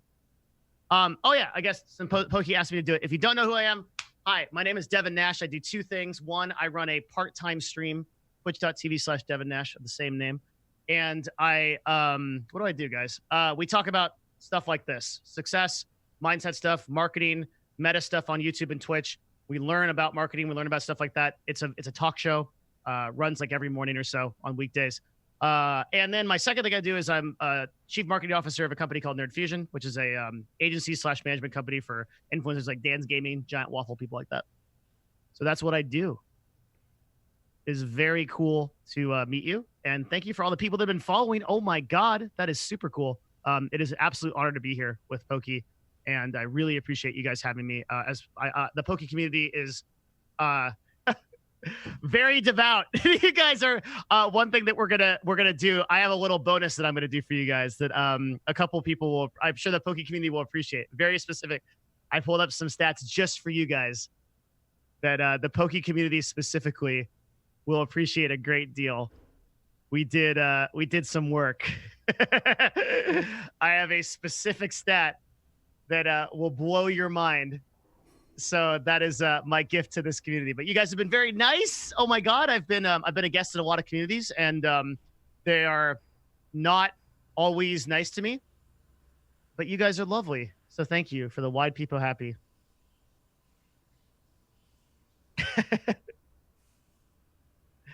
It is very, very cool. I really appreciate the kindness. You never know what you're gonna get. It's like talking with other communities is like a box of chocolates. Not important, but what class did you play at EQ? I played Necromancer, and now I'm Potato and I'm Path of Exile. So my last 4 days, Poki like dragged me out of a cave because my last 4 days, if you look at like people are looking at my hair, and like I've just been playing Path of Exile for 16 hours a day. And then I like on 4 hours of sleep, and like I dragged myself out of it to be here. because I'm talking about my potatoing on Path of Exile. Oh, nice. I love gaming, but I love gaming like the games I play have to have stakes. Dying has to matter. I see. Yes. And like Path of Exile is my jam. Scar loves that game too. Yes, he does. Yeah, Scar and I go way back, dude. Really? Scara. Oh yeah, dude. Scara was on Team Dignitas in 2014 when I joined esports, and I lived with him. Oh wow. Yes, for I lived with Scara for 2 years. Now I live with Scar. We have a lot in common. Isn't that weird? And I also lived with Lily. Oh yeah, you did. I do. Yeah. And now I live with Lily. Isn't Now that you weird? Yeah, it is very strange. Yeah, Scara is excellent. Yeah, he is. Yes, and I actually talk about Scara a lot because Scara did one of the biggest brain marketing moves in recent memory on Twitch. What I don't know if you followed this, but do you remember his like kind of coming to power with Teamfight Tactics? Yes. Those infographics he did. Yeah. That was an insane boost. There's a streamer who's a friend of mine. His name's Deathsea, and he's a Magic the Gathering streamer. Yeah. He did a tier list where he showed the most powerful cards in draft, and Deathsea like shot up from like a total no one knows who he is streamer to like 1,000 concurrent viewers. That's amazing. Oh, he's here because he did that tier list. That marketing. How many of you people that were playing Teamfight Tactics? You use Scar's cheat sheet. Yeah. I had it up on my monitor, and right in the middle there was the little thing that said Scara. Scara, yeah. Yes. He's genius. I was so proud of him. If you see him, tell him Devin's proud of you. I will. He literally. I remember he told us he asked the TFT people like if they're gonna do that, and they were like, "Nah." And he's like, "Okay, I guess I will." Yeah, he literally did Riot's job for them, which is how that's how I became successful too. like you just do. If they don't have the position, just do it anyways. Yeah, exactly. And then he also timed his YouTube content so that he had like 4 videos come out on TFT guides immediately when they came out, and he controlled it. And he has never gone down from that inflection point since then. I know Toast did, like both of them were just fucking pumping out the content because they were specifically ready for it as well. Like they knew this thing was going to release. They knew what kind of stuff and information people would want. And yeah. Do you know Pestily? Pestily's a friend of mine from Escape from Tarkov. And what he did was this dude like sat in the dungeon for 2 years making Escape from Tarkov content that was like really high quality, great like guide content. And then when he when Escape from Tarkov enabled drops last month, he was ideally positioned. He started a stream that ran like 48 hours straight so that you could AFK in his chat. He got 100,000 concurrent viewers, legit. 100,000. What the fuck? Yeah. Because he had prepared for this for 2 years, and people were literally spamming in his chat, run ads, and subbing to him because he had built such a wholesome community. If you haven't heard of Pestily, he's one of the most wholesome streamers out there. For example, he donates 100% of his money to charity. 100%. All of it? All of the donation money that he receives goes to charity. All of it. That's really nice. He is a literal consummate example of what this platform should be, and the good that you can do with it. Yeah. Go find him, chat. Go find him. He is excellent. That's so nice. And that was a perfect example of that concept, right? Scara did that. Scara did that for TFT, and so like that's one of the things that I'm talking about when we're talking about you, right? Is like you can, it's the things that are going to push you forward from here on out are the creative things you do outside of the platform to think about growth in these sort of esoteric ways. Yeah. Yeah. Yeah. Which means I need to do more sessions of no phone, 3 to 4 hours drinking tea. I think it would be also, it's just great for your mindset. Mm-hmm. You know, getting away from, you're constantly in this world. You live in it, which is like, see, I have an office. This is not it's like, like my background. This is, I'm not really in space, chat. Yeah, I really kind of wanted a stream room of sorts. Your bed is like 6 feet behind you. Yeah. I would go crazy. You have a big Maybe room. I've gone crazy, but I just haven't realized it. You're a little crazy. But by percentage less that like so my day, my computer at home is my gaming computer. Yeah, that's what I want. And there I'd be. And then I walk to work. I don't own a car. I walk 3 miles. So I listen to a podcaster, I think. It's 1.5 miles, 3 miles each day. And then I walk here. I come to my office where there are other streamers and other people in this world. And this is my world for that time that I'm here. How long do you stay there? Sometimes I stay here a very long time. So Thursdays, like I'll have like Thursday shows where I run a normal show because my normal stream is like 10 to like 9 a.m. to like 10 a.m. to like 1 p.m. or so. I stream like 3 or 4 hours a day. And it's just like a talk show. But I'll do that. Then I might have a guest. And then I have the Scuff podcast. So I'm literally here for like 15 to 16 hours some days. Like tomorrow, Wednesday, I have 2 shows. And then I have a D&D show I do with Zizzer and Destiny and Trump. And I'll be here for a long time. But but I try not to be here a crazy amount of time. But like, yeah, but it's like, I think the wife work balance is a thing I think about a lot. Do you find that separation to be really useful? Imperative. It is such a huge difference. Yeah, I do want to do that. I also have like, when you get old, Poki, you'll learn this, like, right? Like, you know, I also have just shit I gotta do, right? Like I've got like a girlfriend and like she's but I can't I don't know how you feel about this. Actually, you never talk about this stuff, so maybe we'll skip it. But I cannot date in the influencing world, right? I have no. I don't do public dating either. I do not want that bar. Like, it's like I think about enough shit. I'm not gonna think about that shit. Imagine getting in a fight and then your girlfriend or boyfriend goes on stream and talks about it. That's not like this, dude. That is my actual fucking nightmare. Like, yes. Yeah. Like it is. And so like my girlfriend is like she is literally like the nicest, most sweetest person. Aww. And she doesn't have any desire. In fact, she's like anti. Yeah. She like, I didn't meet her on Twitch. She didn't watch Twitch before this. It's like, and she won't watch Twitch on her own. It's so important. I think that's like the best way to have a work-life balance. It's great. Yes. It's something that like, I don't know. Sometimes I look at my friends, and I've had many of friends date publicly and break up publicly. And it's like, I'm not envious of the breakup, but sometimes it is cute to like see people share their love as well. And I just, I don't know. It's hard to say whether it's like good or bad exactly. But everything is matters of degrees for people. For me, it's something I would never do. But I brought that up because I think it speaks to work-life balance. Yeah, that's true. And when you literally like, I did what you do, right? I lived in a gaming house for years. Like, and there's a certain, so what we had going to CLG was so wholesome because we had a total of about 45 people on campus because we had like 3 or 4 houses, and we had a full-time chef, 2 people that cooked 3 meals a day.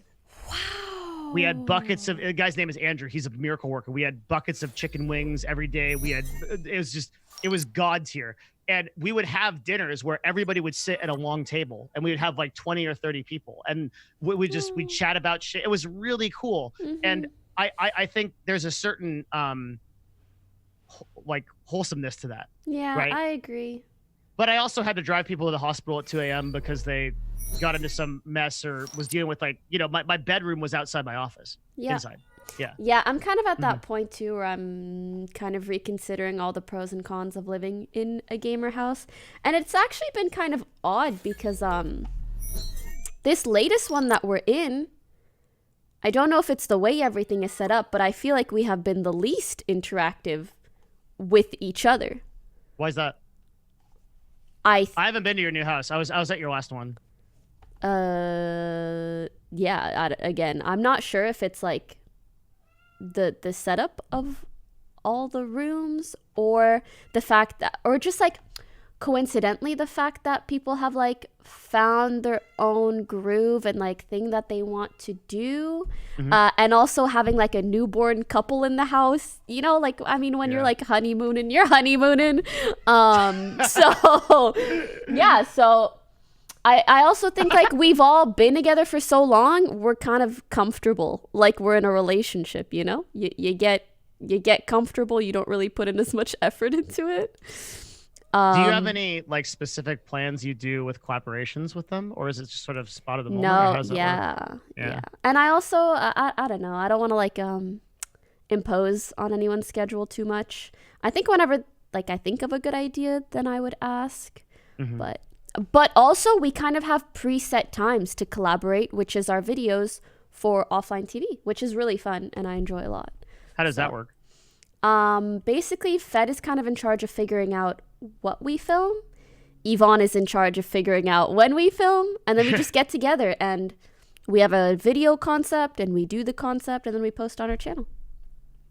That's very cool. So it's kind of like my dose of OTV collaboration is already preset.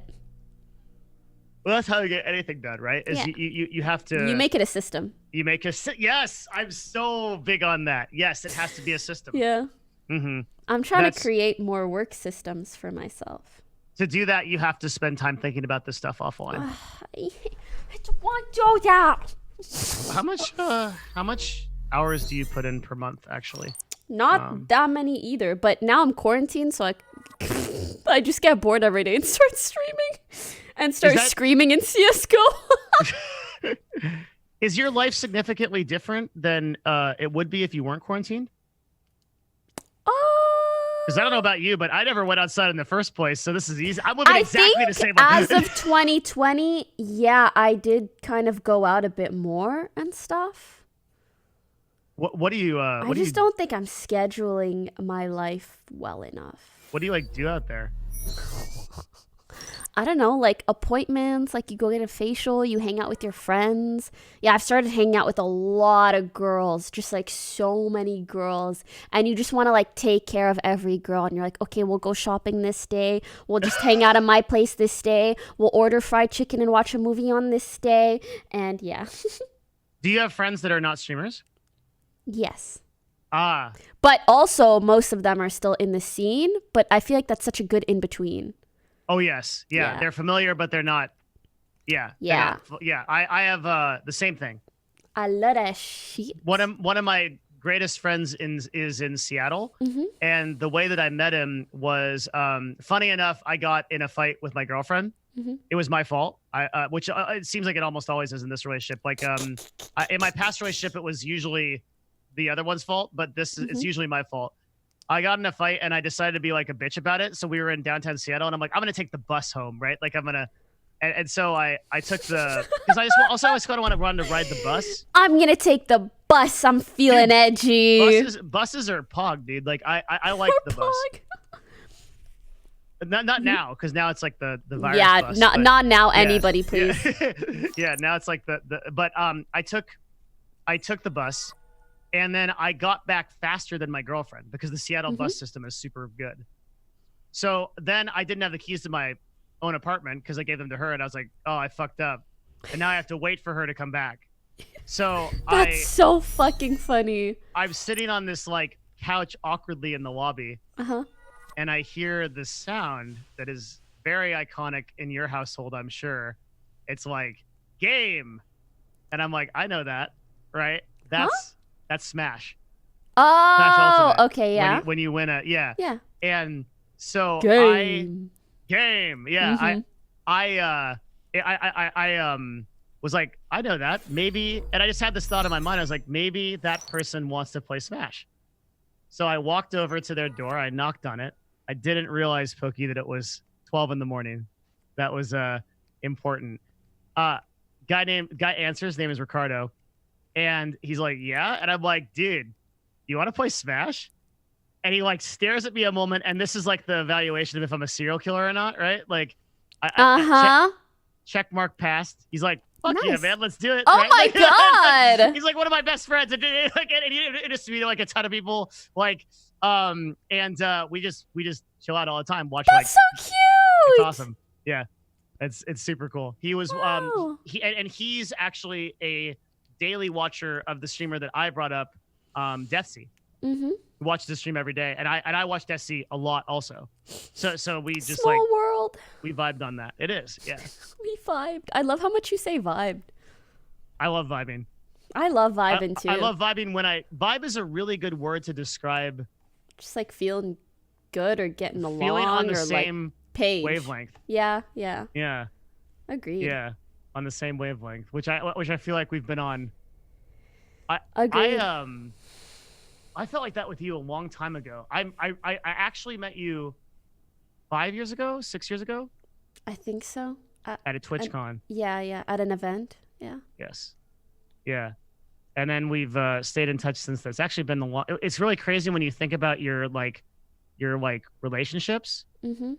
There's like, because how long have you been doing? Well, I have that up 6 years. So 7, almost 7. 6.5. You created your account in 2013, which I think is actually earlier than mine. Is that possible? No, can't be. No one is older than me. Let me check. Me, Smiley. Ah, I'm right. I created it in a year before. But you are very old. On Twitch. No, in general. I gotta get some points if I'm gonna be a TikTok star, dude. Yeah, you could be the TikTok. The TikTok boomer. Oh my God. Well, unbelievable. You intuitively know what content. Like, you must have had some kind of thought to what kind of content works on TikTok, because you're doing it. I have content brain. What is that? What is content brain? Come on, you don't know what content brain is? No, because I don't have it, Poki. Because my videos get 1,000 views because they're about investing. Dude, so whatever it's like this is, instant content analyzation as I consume it. What? Yeah. What do you mean? As soon as I'm on a platform, my brain just instantly I just see the matrix, dude. I see what works, I see what doesn't, and my brain just starts generating what would work under certain circumstances. Is it possible to learn this power? I haven't figured that out yet. I've just learned how to recognize it in others. You mean to say that you just went on TikTok and knew what to do? I mean, after looking at a few, yeah. What's a few? I don't have that many hours played on TikTok. I would say definitely under, maybe around 10. Less. Because TikToks are very quick. That's the thing. So you could probably watch like 100 to 200 TikToks and just know what to do. Fuck. I had That's a discussion brain. with 39 Daff. That brings me back to this, where and I had. She has content brain. It was a very good discussion. XQC but I was has content brain. So frustrated because I was on her YouTube channel and I said, explain to me why the YouTube doggy woggy with your face and a dog gets 200K views. And she's like, I can't. It just does. And I'm like, no. No, it's there has to content be brain. a reason. Yeah. There has to be. It's almost like it's an acquired taste. It's an acquired taste, truly. Why can't I have this power? You can. Oh. I'll do anything. The thing is, I think it stems from, like, let's say it's a combination of characteristics. For example, dude, is this rude? Sometimes I also look at people and I feel like they either have low, high, or like medium processing power. Like they're Are you a about computer. to call me dumb? No. I think you have high processing power. Thank but you. let's say this specific thing, it's a combination of high processing power, exposure to the thing, and a certain amount of creativity, which can almost be formulaic, if that's the word. Yeah. Yeah.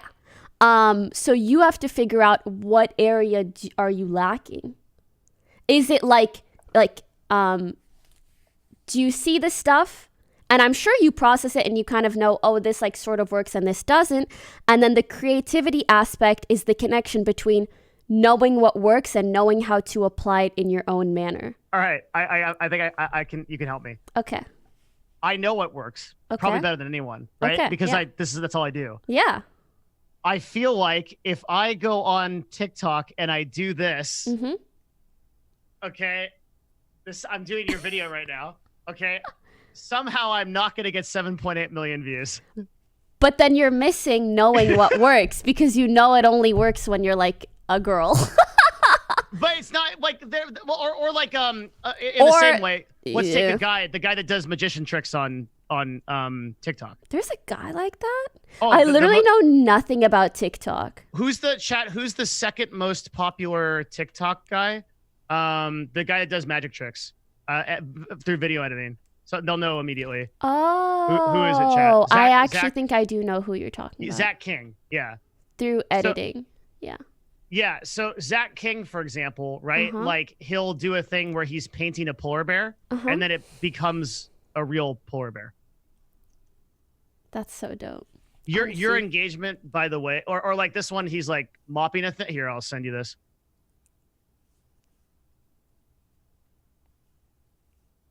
I like his name, Zach King. It's got a good ring. It does. 37 million followers.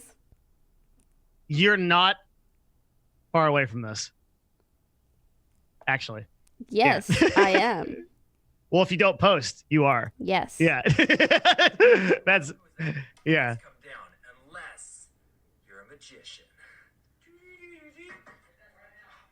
Coming. Oh, that was good. That was good. Yep. Oh, he's so lucky. He's like pretty attractive too. But he's making content that I think is really, really endemic to the platform, right? He understands it. And what I think he's making something even better than that. He's on another level for sure. Because it's content that like has no niche. Yeah, that's the other level. Yeah. But what I'm saying is I can't take what someone like you does and one-to-one it over to make it endemic to me, right? So I don't know how I'd become successful on TikTok with that same strategy. That's what I'm saying. The problem is that it's like I don't see the code, the translation over to making like I could probably do like office skits or something. I don't even know, right? Like there's some way to do it, but the point is, yeah, I don't see those lines. The thing is, like, if you like to make investment stuff, then you have to go on TikTok and see what works in that area. You don't have. You shouldn't like go look at me because you don't make content like me. You don't look like me. Like there's too many like different variables. Yeah. You know what I mean? Yeah. Yeah. So I think you have like 3/4 of a content brain. that's a big compliment. Thank you. Thank you. Yeah, I appreciate that. It's a very weird place to be because I can teach people it. Yeah. And I can create people that are bigger It's than myself. a nice place to be. Really? Why is I've that? felt like that a lot, actually. I've always thought like, oh my God, I could make like a star.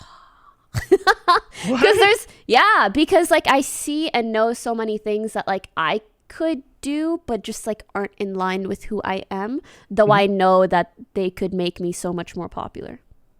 Interesting. Yeah. I create like I can create people that are much larger than myself, but I myself can't do it. But do you want to? Sorry? Do you want to?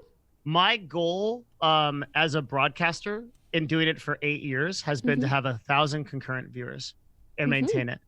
If I can do that, I don't need a single more person. I'm happy. I think that's all I want. You only need 1,000 true fans. Oh my God, you know KT Rolster. I mean, I know that. How did you learn about 1,000 true fans? Did we talk about that the first time? No, Tool of Titans. It's in there. You knew about it. Yeah. Oh man, that is. She knows 1,000 true fans. That is my jam. Tell chat, so they're in on it. Yes. So 1,000 true fans. I'll link it in Poki's chat. Or can I link things in your chat? Oh. Probably not. Maybe. Let's try. Oh right, your keyboard's disconnected because you're. I probably can't. I think I'm just a pleb here. Otherwise, I want mod in your I chat. am modding. Mod Devin Nash. Done. You know what this means? You're good. You can ban people, whoever you want. Oh no, that's not what I want to do. Oh. I have something else I need to do. It's very important. Done. Oh, you're gonna edit my title. No. Of course not. You That'd be fucked. should. Because I wanted a mod to add your like actual name to it. I wrote CEO Andy for the memes, but oh my God. maybe bracket Devin Nash would be nice. No, excuse me. I got to do this. Okay. Oh my God. I'm happy. All right. Thank He's you. a memer at heart, just like us. I feel Dude, so much better. Toucan is so old, but I love that. I'll be back. That's the only contribution. That's fine. To your chat is that's a contribution I appreciate. But I won't mod spam. It'll only be one Toucan. Okay. And when you least expect it. Okay. Okay. Yeah. All right. So now that we have that established, I feel so much better. Okay. If I can Toucan, yeah, like it just makes my day. Okay. This link, sorry to spam, but it's just because your chat moves so fast. This link right here, the concept is called 1,000 True Fans. So I love this concept. The idea is, let's say that most people think about building a brand or becoming, you want to be, look at Poki over here with her bazillions of TikToks and Instagrams and follows and the world fame and crowds of... We crashed the site. Did you really? Yeah. Okay, look at that. Yeah, so there it is. That's what I'm talking about. Okay. That's so funny. And most people think that they need to be like that. Like, okay, if I want to build a brand and I want to be successful, quotation marks, I got to be Poki, right? Like I got to be that. But oh no. No. Yeah. This concept is very cool, and we're going to use something to explain it that I love called Notepad. I'm a big Notepad fan. Oh, God. I love Notepad. I've never heard that in my life, and now I'm averaging you to be closer to 38 because I've never heard someone say, I'm a big Notepad fan. There are two applications that I use more than any other application, Notepad and MS Paint. Those are amazing for a stream. I won't lie because they're just so simple, and you just show what you want to show. Yes, as a Twitch teacher officially, yeah. These are my tools. These are my tools of Titans. Yep. Okay, but imagine someone made better similar tools for streaming that are equally simple. Do those exist? No, I'm just saying they should. Oh. I thought you were gonna lead into like somebody. This is like a sponsor thing. Nah, Like, it's just me being like, this should exist. And sometimes it does, and most of the time it doesn't. But I wish I could just tell people, create this, please, smiley. And you know what? Someday I will. You can do that. Yeah, you could like have a team of people that just do things like that. And Yeah. Then, yeah. And okay, so 100,000 true fans. So let's say you want to make $100,000 a year, which is a lot of money. It's a good amount of money. Okay. That's always been my goal. Are you serious? Yeah. And I think that's a really good thing, because now that I am, thank God, appreciate everybody making more than that, I'm like, oh, but I don't actually need more than that, you know? Well, I was about to say, if you keep working, I'm confident you'll get there, Poki. But you put in a little bit more effort, I think. You'll be okay. Yeah. So, well, you know the meme on this is the happiness index, right? Falls off after 70,000. I think it is. Might be a little bit higher, controlling for but you don't get happier after a certain amount, really. Yep. And I think that's why I was really glad I had that standard, because like regardless of how much I make, that standard hasn't changed, and also my spending habits haven't exponentially increased either. What do you spend the most money on? My Food? business. Oh, baby! That is such a good answer.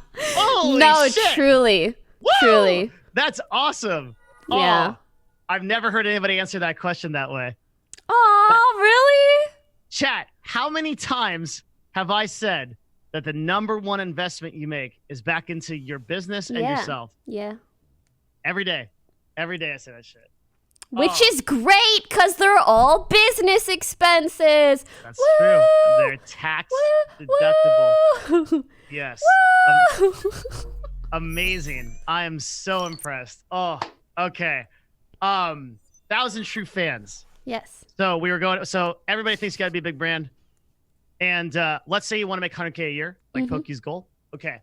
What do you really need to do that?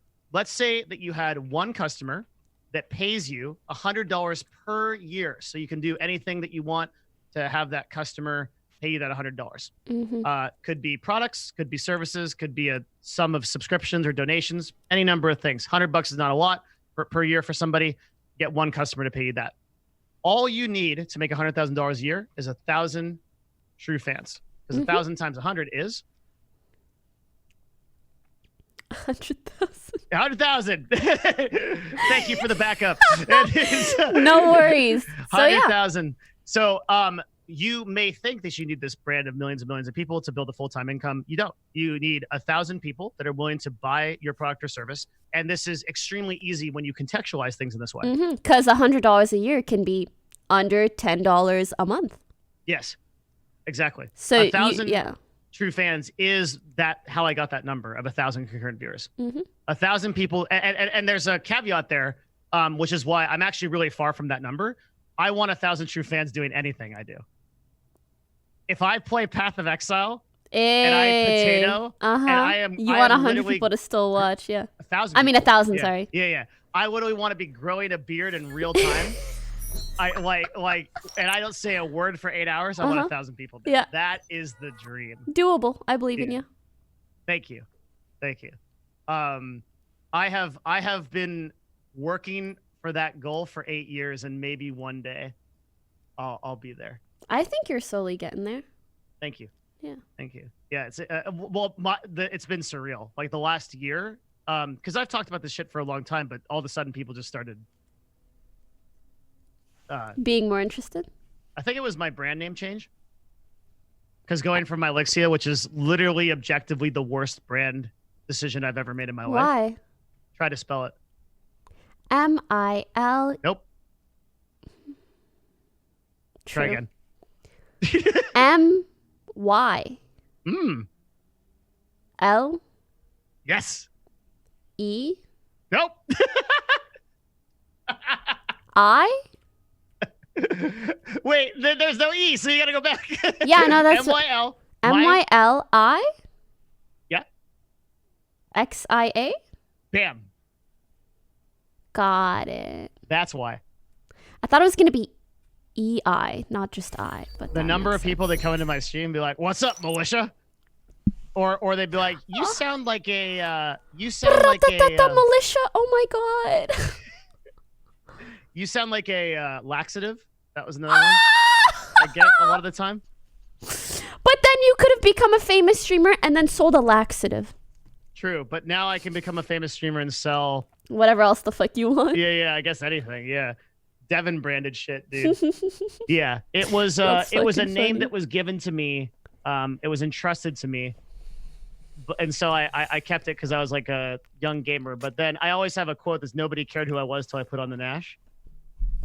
So you put on a Nash? Put on the Nash. The Nash, I see. Yeah, like no one cared who I was. You have till I a put on good the mask. It's a good name. It's strong. I'm really happy with my parents because they didn't name me like John, you know, or like. Dude, my name, Iman. Iman, yeah. IMANE. Imani. Imani. I'm gonna be really straight with you. Mm-hmm. I don't think I could pronounce your name until, like, I don't think I could pronounce it this morning. Call me Poki, man.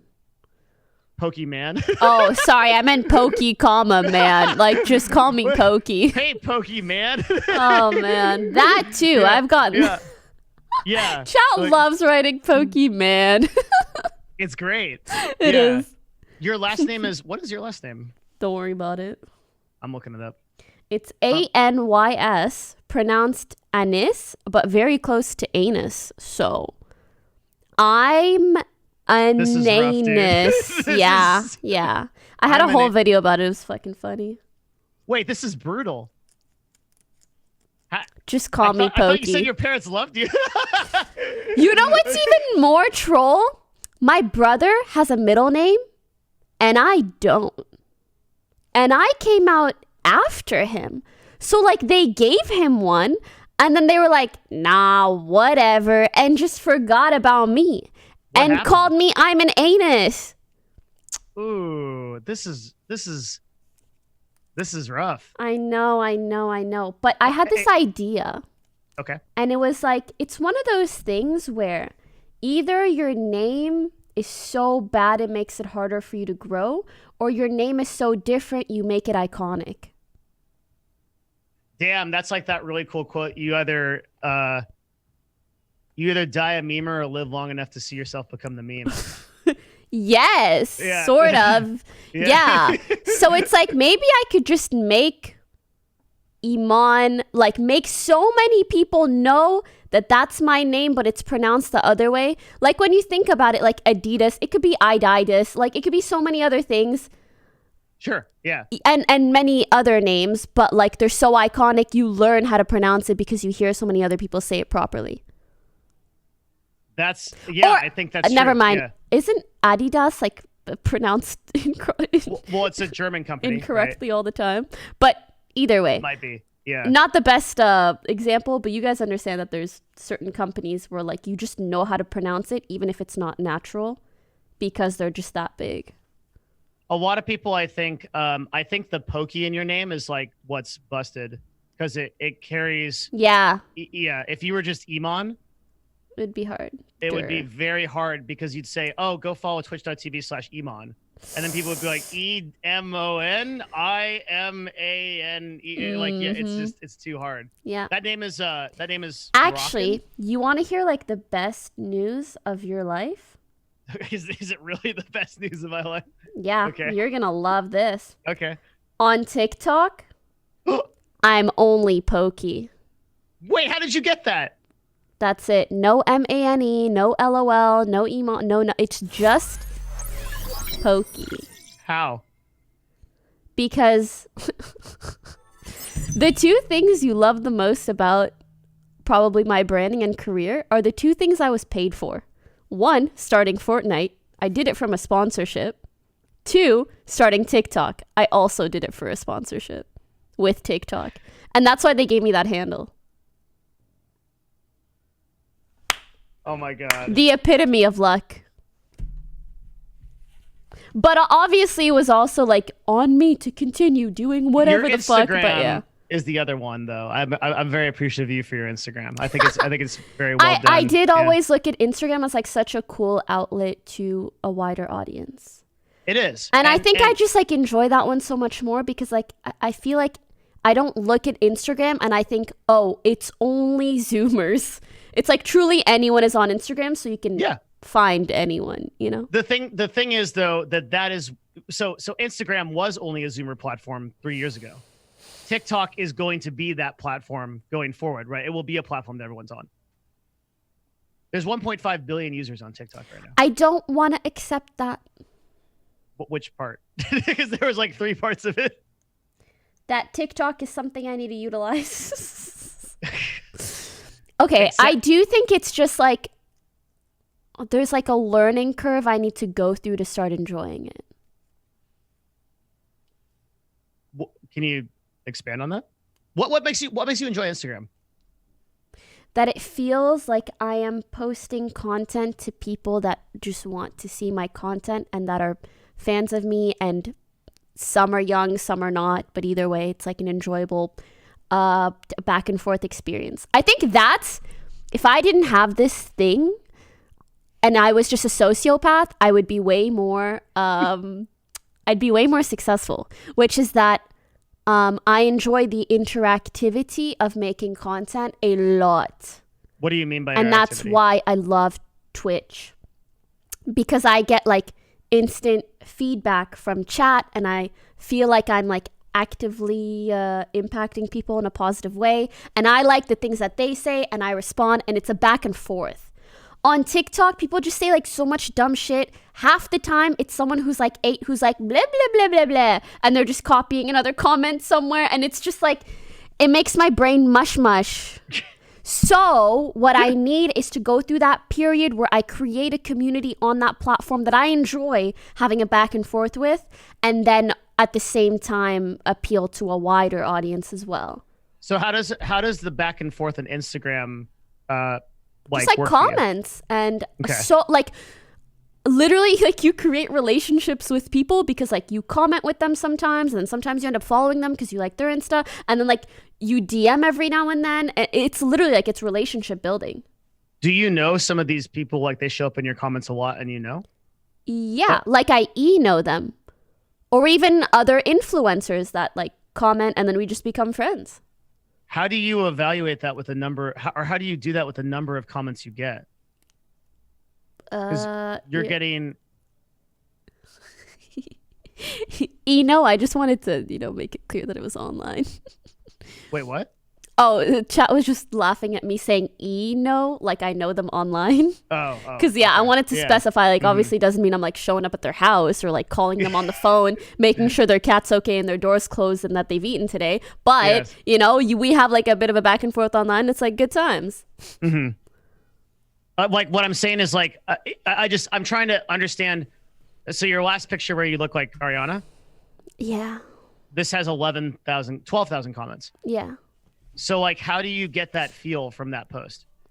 You didn't read all 12,000. If you did, if you did, I am going to like we're going to talk about. I am going to sell you on management because that's not. No. I do what I can, and I try to check it at intervals, and if I need like social media help, then I get that. So I think intervals helps a lot, and I actually think it's beneficial to the algorithm as well. Whoa, I don't understand with that jump. What's beneficial to the algorithm? Like you post, you respond for a bit, you come back 30 minutes later, you respond for a bit, you come back 3 hours later, you respond for a bit, you come back 12 hours later, you respond for a bit. Okay. Yeah. Okay. So you how many like comments do you respond to? Do you respond everywhere? Like to some extent, like YouTube, Instagram? No, because I don't want too much exposure to comments. Okay. I think, for example, YouTube, I'll sometimes try to go back on stuff and kind of get like a general consensus for something if I'm looking for it. Whereas I think it would be really detrimental to my mental health if I read every single comment that was posted all the time. Without a doubt. Yeah. And also go ahead. Mm-hmm. Also getting what? Also getting help from either the person that manages my YouTube or the person that helps me with Instagram. And I think that's also an issue for me on TikTok because like no one really helps me with that. Okay, to be continued. Okay. I'm excited. All right, go back. All right, hey chat. I would go to his chat to say hey to you guys too. Hi, by the way. But my keyboard is unplugged because I spilt matcha right here. These two keys, yeah. Whoopsie daisy. It'd be like that. By the way, that thing I mentioned earlier about creating a Discord and then I'm going to have one mod that controls a document that just updates daily with like funny news or videos or stuff that we can check out. I'm going to fucking do that. So if anyone's interested, I don't want too many people involved though. It's probably going to be maybe like 20 or 30. It's fine if it's LSF stuff. I just don't want to look at every single thing myself. And also, there is so much more content that isn't on LSF. I do not want it to be streaming world related only. I want it to be literally any news. So if you're interested, I already know there's some people in chat that I'm going to include on this just because I trust them because they've been in chat for so long. But maybe I will do some sort of an application process where like you put your Twitch name, your actual name, your age, and I'll probably have you put in some examples and then we can invite some of y'all. That sounds like fun. I hope it sounds both like fun to be a part of and fun to listen to.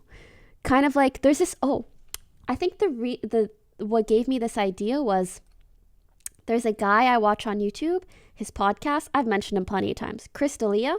He has a really, really funny podcast called Congratulations. And I've come to realize his podcast is literally just him memeing about current events. Yeah, he's just memeing about current events. And sometimes he pulls up funny clips he has seen. Sometimes, like, I guess the people he works with bring up, again, current events and he just discusses them. And I think, like, because what we do is in real time and it's multiple days throughout the week, like what a perfect thing to include into what we do, right? Poki is a true baby? Fuck yeah, are you? Dude, I have 2 Life Rips sweaters. 2. Sorry, he calls his fan base babies. And also, by the way, Tools of Titans first. Tools of Titans I prefer. Like, I think is a more motivational read than Outliers. Outliers you can leave for later. Actually, no BM to Outliers the book or the author, but it's one of the best books to summarize. Because it's like very long examples and then just the point. Anyways. Speaking of, we don't have to be the Poki Squad, okay? Whatever you guys want to be, we can be. I really think it's better for the community to decide what you guys want to be called, and then I'm just going to go along with it. If you want to be called, PS, we can. Oh my god. Simp Squad. Fucking genius. Just kidding. Simp is way too trendy for us to want to stick to a term like that. It's going to come and go. But if you guys like Poki Squad, I don't know. But if you guys, ever just like come up with something, I'll roll with it. I have amazing news! Hold on. Let me just confirm.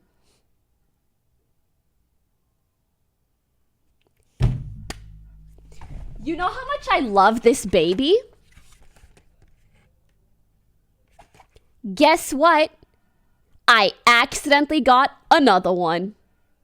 And I'm going to give it away to one of y'all during my AC streams. Dude. I'm going to fucking... Oh, shoot. I was going to hit it. Yeah, I know they won't be like forever like limited or whatever, so I hope it's a cool giveaway to do, especially during my Animal Crossing streams. I feel like it's... By the way, I was going to give it to Arya because she specifically... I asked her. That's why I said let me confirm. I saw Arya's tweets where she was really pissed that hers didn't come, and so I was going to give it to her. What? Oh, nothing. I was just talking about the Animal Crossing Switch. But she said that her mods are already getting her one. And I was like, I have it now if you want it. And she was like, nope, it's okay. So yeah. She was like, oh, she actually told me to do the giveaway. So, yeah. You're giving away a Switch? Yeah. That's Tomorrow cool. morning. Yeah, I am the getting Animal tested Crossing for one. COVID-19 Oh my with God. luck. I'm pretty sure flu. that if I got my girlfriend that game, she'd really like it. You should. Yeah. You Yeah, I really should. That's Do you like think one if of I the just best give it to ways her? to get a girlfriend into gaming. Animal Crossing. Do you think if I just give it to her, she'll like play it out of some sense of obligation? Yeah, and then she'll become addicted. The thing is, my girlfriend already games, but she plays WoW Classic, and I get it. and so Does she's, she have What reason about to Anish be Squad? using a mobile console? No, not really. I think either way, it's kind of a nice gift. Okay. Yeah. Okay. Yeah. She's like literally one of the best mages in WoW Classic. Holy shit. Yeah, she's actually insane. Oh, that's perfect. She's like not too into it, but she gets it. Like no, in she's terms a of good- gaming. She's like a legit. She's a global elite CS:GO. And that's something that you'd because Tell her to teach me. Yeah. She'd be down. She's very good at gaming. I think so. I think she's definitely better at FPS than me because my whole thing is like strategy games, right? So if you get me on like Path of Exile or StarCraft or whatever, tough cookie. But if yeah, she's good. She's really good. Nice. I'm impressed. It Incredible. was one of our first bonding Dude, she things. But should stream. no, But also please. she should not, for Yeah, your no. sake. No. Unless she could be the person you turn into a star. I will not. This is a very. What if she streamed but no one knew you guys were dating? It's not. That'll never work. I completely rely on the fact that she doesn't like being a forward-facing personality. If that ever changes, we have a serious problem. I respect that. Yeah, that's a very weird place for me. True. Yeah, because that is like one of my fundamental rules of existence. Yeah, is she I wants understand. to. I do think she's in a. I don't want you to talk too much about her, but she's definitely in a place where she's looking to like find a new way to create value. I think that translates into something that's like more like she wants to like go back to school or or advance herself in some way. Which I'm just trying to support her and help her figure that out. What That's is. so nice. I'm sure she will, and I'm sure you'll be of help. I hope so. I feel like I haven't been much of it, but sometimes it's like everybody goes through those like transitionary periods in their life where they're trying to figure out like Something what to new. do next. Yeah, or even just what to do next, right? That's a continuation of what you're doing now. That's I find like the best thing to do is be available but not be oppressive. Yes, Like, exactly. yeah. That's what I mean. I feel like you have the kind of mind and intuition that would help her if she ever wanted to discuss something with you in regards to that. I don't think you can ever impose something upon, especially your relationship and your family. But anyone really. Like I used to be that guy that would like go around and tell everybody to like start their own business. like if you're not starting your own business, that is a fucking massive water jug. Holy shit! What the fuck? Wait, explain.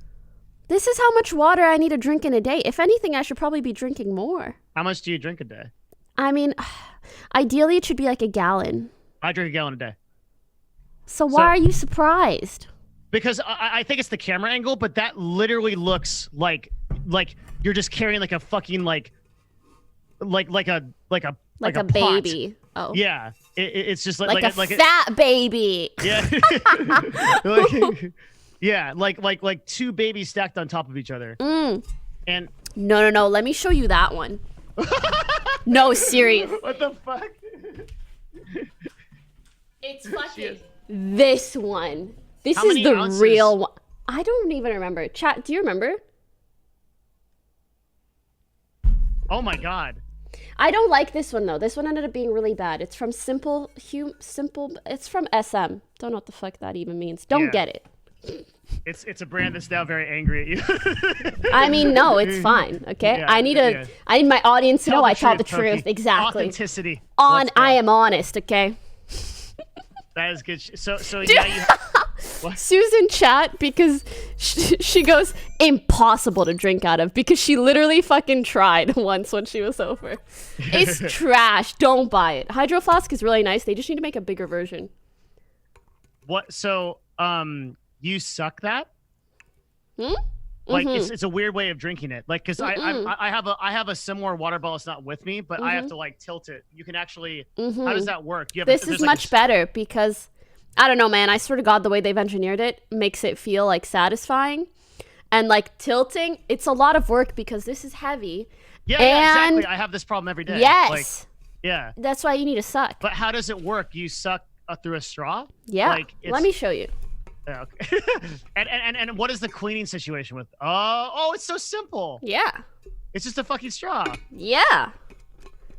And you can buy these, like just the caps if you need to. So you don't need, like, so you can have these as well. How do you clean it? With water and sometimes the antibacterial wipes. I did that today, actually. Very good. I was like, very no good. Corona on my water bottle. Exactly. Yeah. Okay. So you drink a gallon a day. It looks like that's like. Listen, that's like idealistic. I do my best. The way that I do it is I bought a water bottle that if I drink 3 of them, It's I exactly a gallon. That's Yes. nice, yeah. Yeah. And so then all I have to do is I think go back to the decision making. Yeah, lack of simplify it. decision-making Make it a Yes. system. Yes, sir. Yes. Yeah. And so I drink 3 a day, and that gets me to a gallon. You know, And I there's usually so drink- many good YouTube videos about that, about making Yeah. systems. I Really? love those videos. Oh, have you never seen them? I do a lot of nonfiction self-improvement content on YouTube. Like I try to watch a lot. Here's another issue of mine. Sometimes I feel like fame and popularity is so fleeting and meaningless. And what I mean by that is sometimes I watch videos like that and I'm like, wow, amazing. I am nothing in this world where these people are creating content that helps others become better versions of themselves. And I am just making a TikTok dance, smiley. Though, you know, if you really went into it, sure, either could maybe provide value in their own way, but yeah. You need to watch those videos. They're so fucking good, man. Link me. Yeah. Yeah. Okay. I will. I used to think you won't. Do you want, I mean, okay, keep talking. Go ahead, yeah. I did it. I used to think that was true. Mm-hmm. And then I think because I was that person that was like, why do certain content creators exist on this site? Mm-hmm. And not like not the one that most people do, which is like yeah. This video, I'm gonna share But people that don't make content, they just Mm-hmm. like they react to it or right yeah. And then I realized that their task in this world is equally as important as people that are, because I'm one of those people that's It's been just doing, for people with less processing power. yeah. Maybe that's a good way of saying it, but or it's like I think but also like a less, you know, Magic Sky Castle way to say it. Like that was like a very holier than thou type of thing. I know. Yeah, That's yeah, why I like yeah. kind of giggled because I'm Yeah. memeing, but it's like something along those lines, but not exactly that, you know? I think it's that well, let me- Especially for younger audiences, because obviously they're not going to be looking up how to make a system but let's put it into context. work in okay? their Let's- lives. Real talk, right? Mm-hmm. There's a lot of people that are depressed.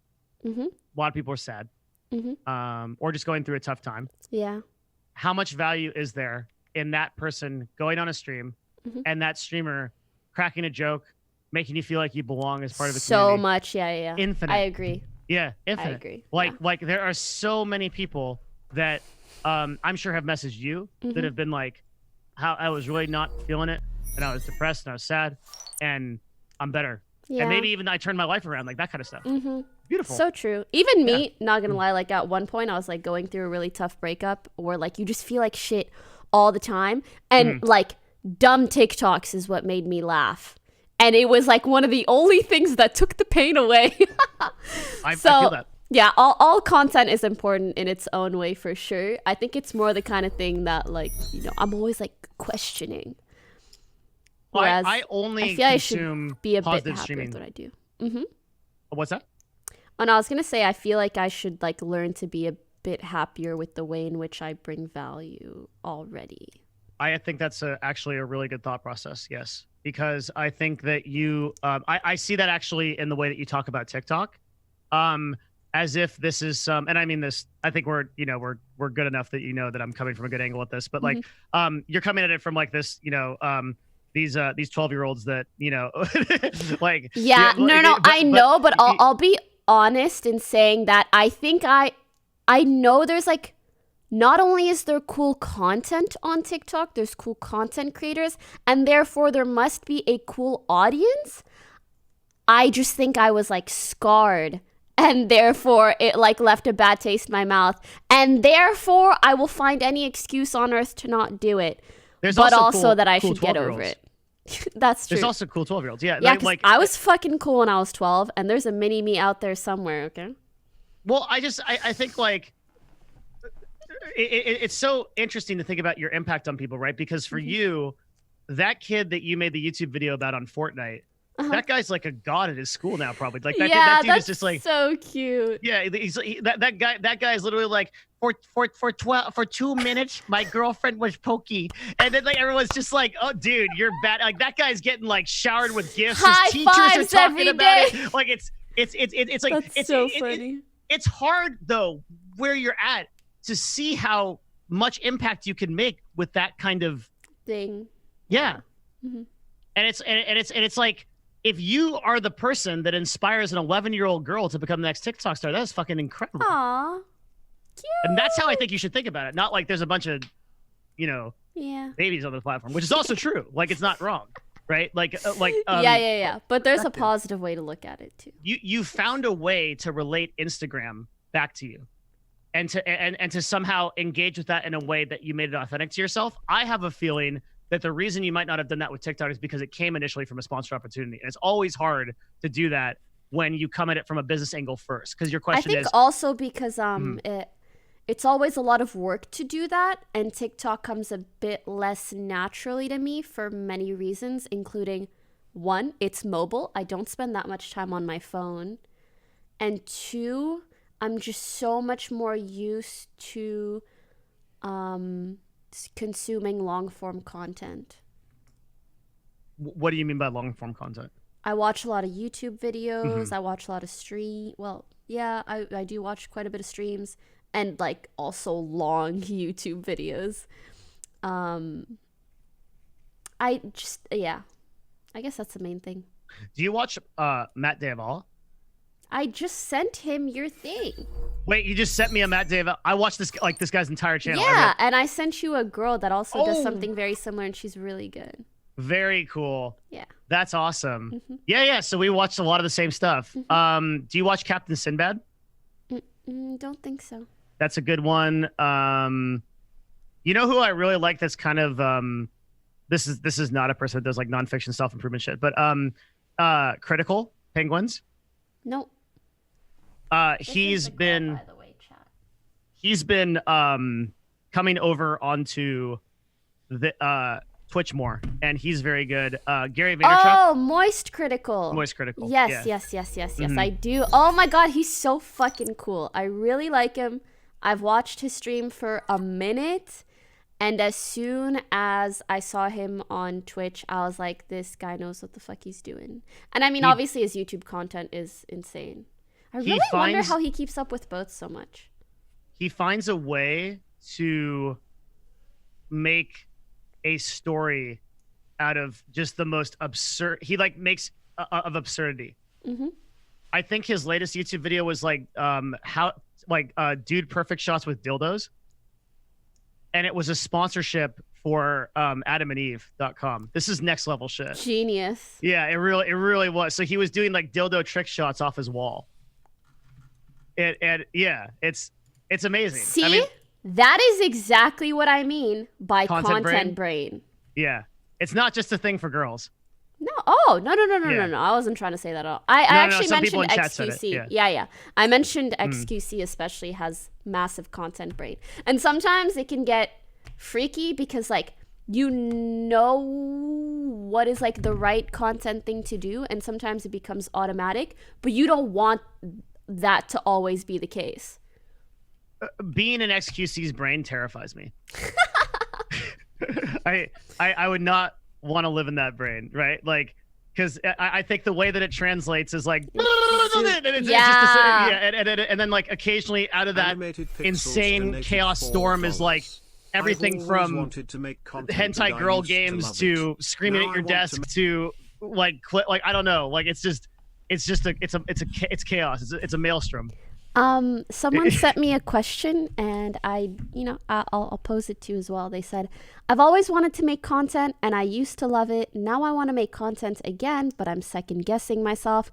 Is making YouTube/Twitch content just not right for me? And the reason I'm kind of throwing it to you as well is because something that's always, this sort of question has always been kind of confusing for me, because I've found that most people that end up being successful on platforms typically really want to do the thing, if that makes sense. Makes perfect sense. So when people are like, oh, I don't know how I should, how do I become more motivated when I'm like just starting out, stuff like that, I'm like, because my response is so forehead. It's just like you should want to do the thing already. But I know that's like not the right thing to say. So I'm curious as to what you would advise. I have a weird story where, you know how I do this thing where I like ask people how they became successful? Yes. So I did this in the LCS for a couple of years, and I went around to every player and I would ask them what they did. I never found to this day a single player who got into the LCS because they set out to be there. Yeah. Same with streaming. Yep. That's why it worries me to get messages like that, because I'm like, you're already perhaps it's something like you have another goal when it comes to doing it. The reason, and this also kind of happens with like even like people that are really into fitness and look incredible. The reason they look so damn good is because they like to be in the gym. The reason streamers become successful is because we like to stream. Yep, it's a lifestyle. So you should like to do the thing. And if you already know you don't like it, it's probably not going to work out. If you're not sure, do it more or think about it more until it either becomes, until you realize it is something you want or you realize it's something that's not for you. Here's something that's encouraging on top of that, right? There are many different ways to broadcast. For example, I cannot do a 7 to 8 hour stream. I would go nuts. I would go bonkers if I have to deal with you shits. No, I'm kidding. I would go nuts if I had to do a 7 to 8 hour stream. I run a 3 to 4 hour talk show every day, and then I leave. And then I go play Path of Exile until my eyes bleed, and that makes me happy. Okay. Yeah. Respect. You can if streaming doesn't work for you in a certain way, you can shape it so that it might. Does. And that would be a productive way to think. Dude, that was my whole streaming career. I even had managers like yell at me and be like, "You need to stream 8 hours every day," and I'm like, "Motherfucker, I cannot." I just can't, and I'm gonna do my best. Analytics on them. No, but that's why, and I mean to some extent, even the analytics will point to streaming more. But that's actually what made me build the mindset of looking at more so as a show or something that I want people to be excited about. Like I want people to see my name on the Now Live and like actually want to click it. Yes. Like, be more incentivized to click it than someone that they know will be on all the time. Mhm. So yeah. Yeah, I agree. I think that's such a like critical part of it is like, okay, how do the thing that I say is like, how do I make my content? First of all, and it seems like a very forehead question. Like, how do I make my content something that people would want to watch? Yeah. But that's a very dedicated question, right? You're asking yourself a question that is supposed to produce an answer that will be really productive if you answer that question, which is like, okay, do people want to watch another streamer play League of Legends with a webcam in the left-hand side of the screen with me in silver, when I have no brand or no nothing, right? Trying to play Blitzcrank. Teemo support. No, nobody wants to, because there's 6,555 million. I mean, like we can pull up literally the number of broadcasters that are trying to do that right now, right? It's tens of thousands. Yep. There's no way, right? So you have to ask yourself the question, how do I differentiate what makes me a person that people will want to watch over someone else? Yes. Yeah. And it's not always a straightforward answer. And for a lot of people, they may feel like they have nothing that differentiates them. And I was in this place. So I had not even a little bit more than a year ago, I got out of a very difficult is the word. There are other words for it, but difficult is the word I'll use. Relationship. It was 13 years. Wow. I lost everything, my house, my everything I owned. Wait, why? If you don't mind me asking. I can tell you personally at some time. Yeah, okay. I'd love to have that conversation along with the offline streaming stuff. Okay. Yeah, at some point I'll come to the offline TV house. I've been meaning to. Yeah, and we can just chat. Yeah. For I've been meaning to forever after this whole quarantine. After this whole pandemic is over. Yeah, like 3 months. Yeah. But I go to LA to see George a lot, so I pop over if Sounds good. But yeah, like it was just like a terrible event. Just a nuclear event, and so I wandered the earth for a long period of time. Funny enough, one of the people that picked me up was Destiny, because I went and he, without any solicitation, told me, "Hey, come be in my house as long as you need, and just chill. And you can play games with me. You can talk to my chat and stuff." And he literally, it's one of the reasons why Destiny and I always don't agree on things, because we're both very aggressive, opinionated people. But I will always have that guy's back because he did this, right? That's so nice. And so I was in his house for 3 weeks, and then I wandered around, and then eventually one of my friends, Matt, who I had known, Matt is Sevidus, he's the CEO of Nerd Fusion. He kind of picked me up and said, "Dude, there's more for you to do in this world. You're not done." I went to Seattle. I flew in without any plan. I walked around till I found an apartment I liked. I said, "I'll take it." And you really did a lot of walking. Completely. I did. It was I thought it was metaphorical, but you literally walked a lot. yeah. And I still do. I walk to think. Yeah, because I changed. That's why I don't have a car, and I might not get one. Is I walk a lot to think. And I rebuilt my life. And when I came back to this stream in the beginning of 2019, I had 50 viewers. And I literally felt like that there was nothing that differentiated me, that there was nothing that was different, that I was the other really terrifying thing, and this is a very scary thing, is when you feel like your best years are behind you. So a question I would ask myself is being the CEO of CLG the absolute best I can do? Yeah. And then I was like, no. That's difficult. I can do better, right?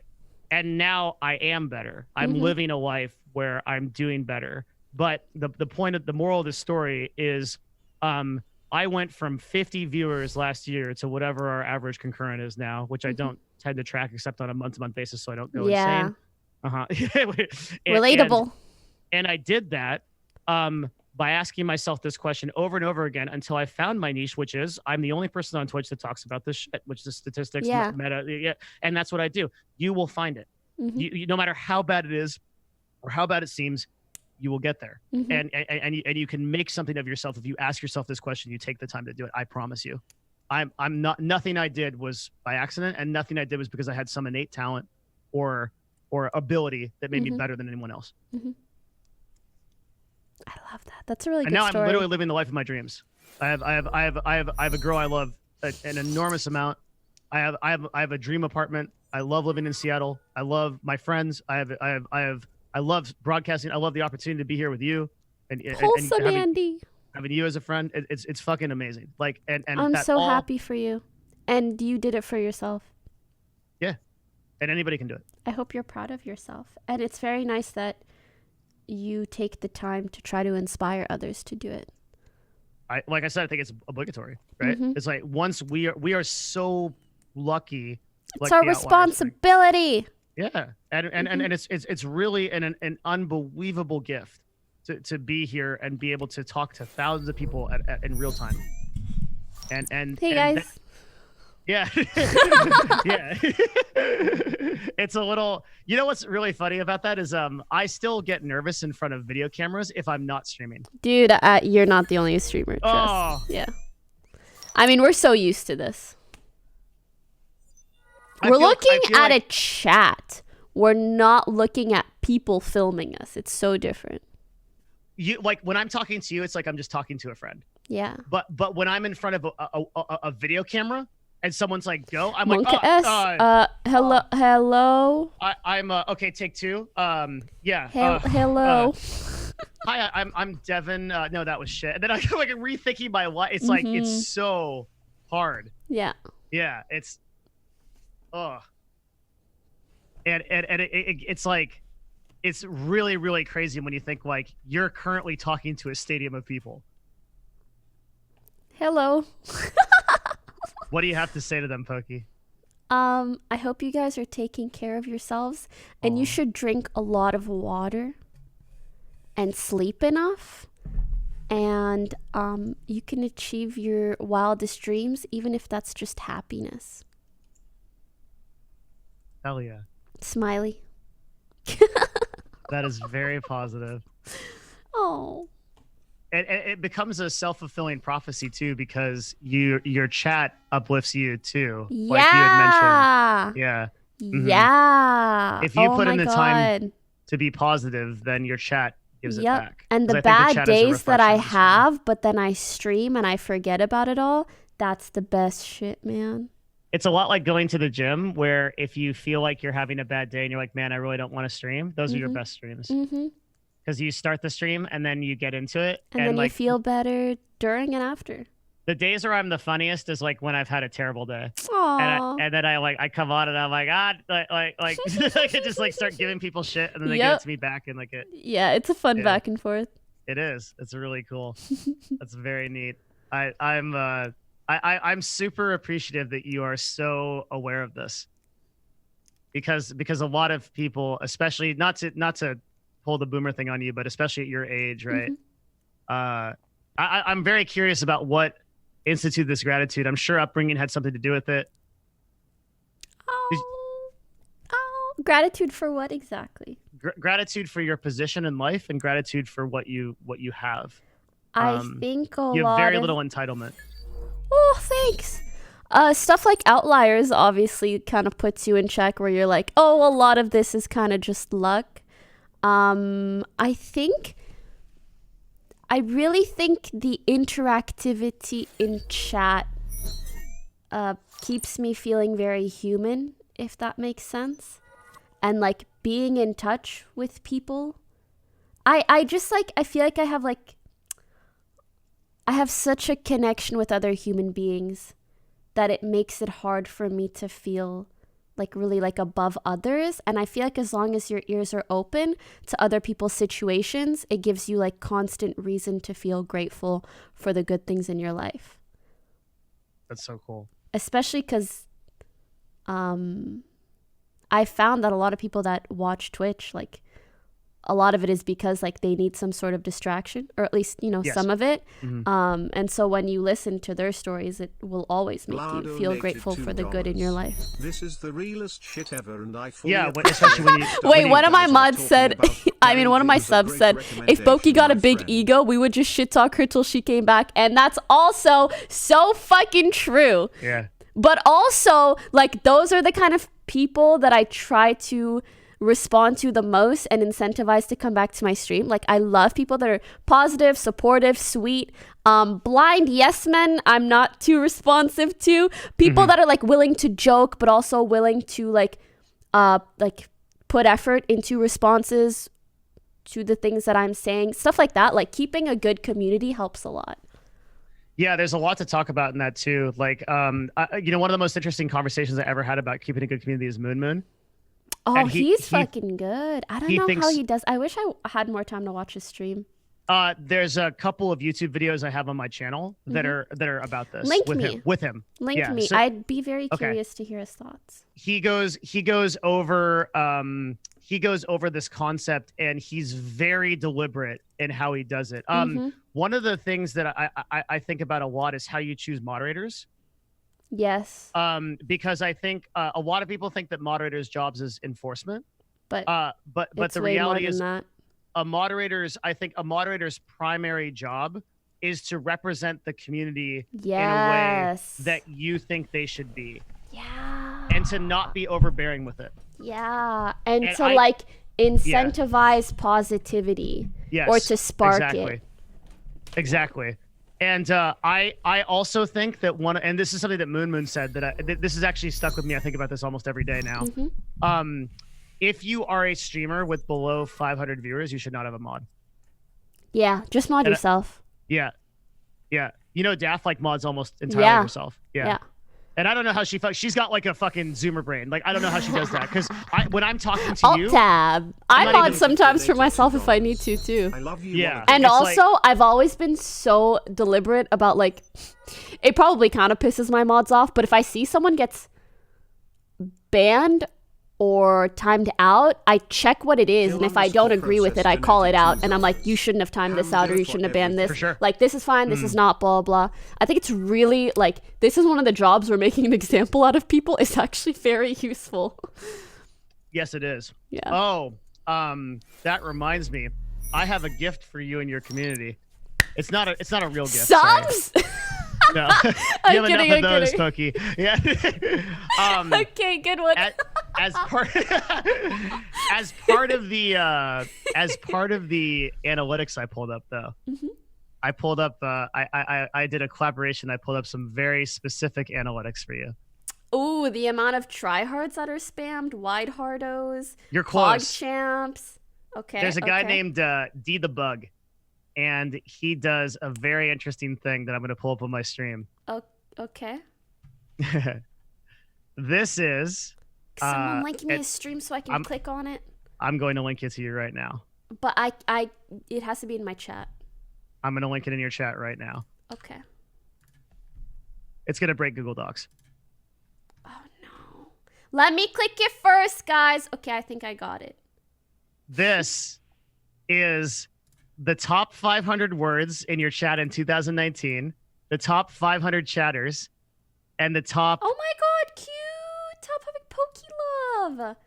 Cute! I want to show you... Clap. Let's go to top 500 chatters, okay? Yes. There are two in particular that I want to point out, okay? This guy, Viscous, and another guy, Seton. What a fucking memer. 357,550 messages in a year. How you do this? Just kidding. Let's divide that by 365. This guy posts an average of 979.58 times per day in your chat without fail. How? I don't know. You're such a goddamn spammer. Stop this shit. This is something I wanted to do for fun for you. I don't know. Holy now, block. listen. When I was doing this, I was doing this on stream, and these two people came into my chat and started talking. They know everything. Seton has 4 accounts in your stream, and each one of them has like 30,000 to 40,000 additional messages. I kind of have a problem with that guy. Oh shit! Yeah. I just don't know how to address it.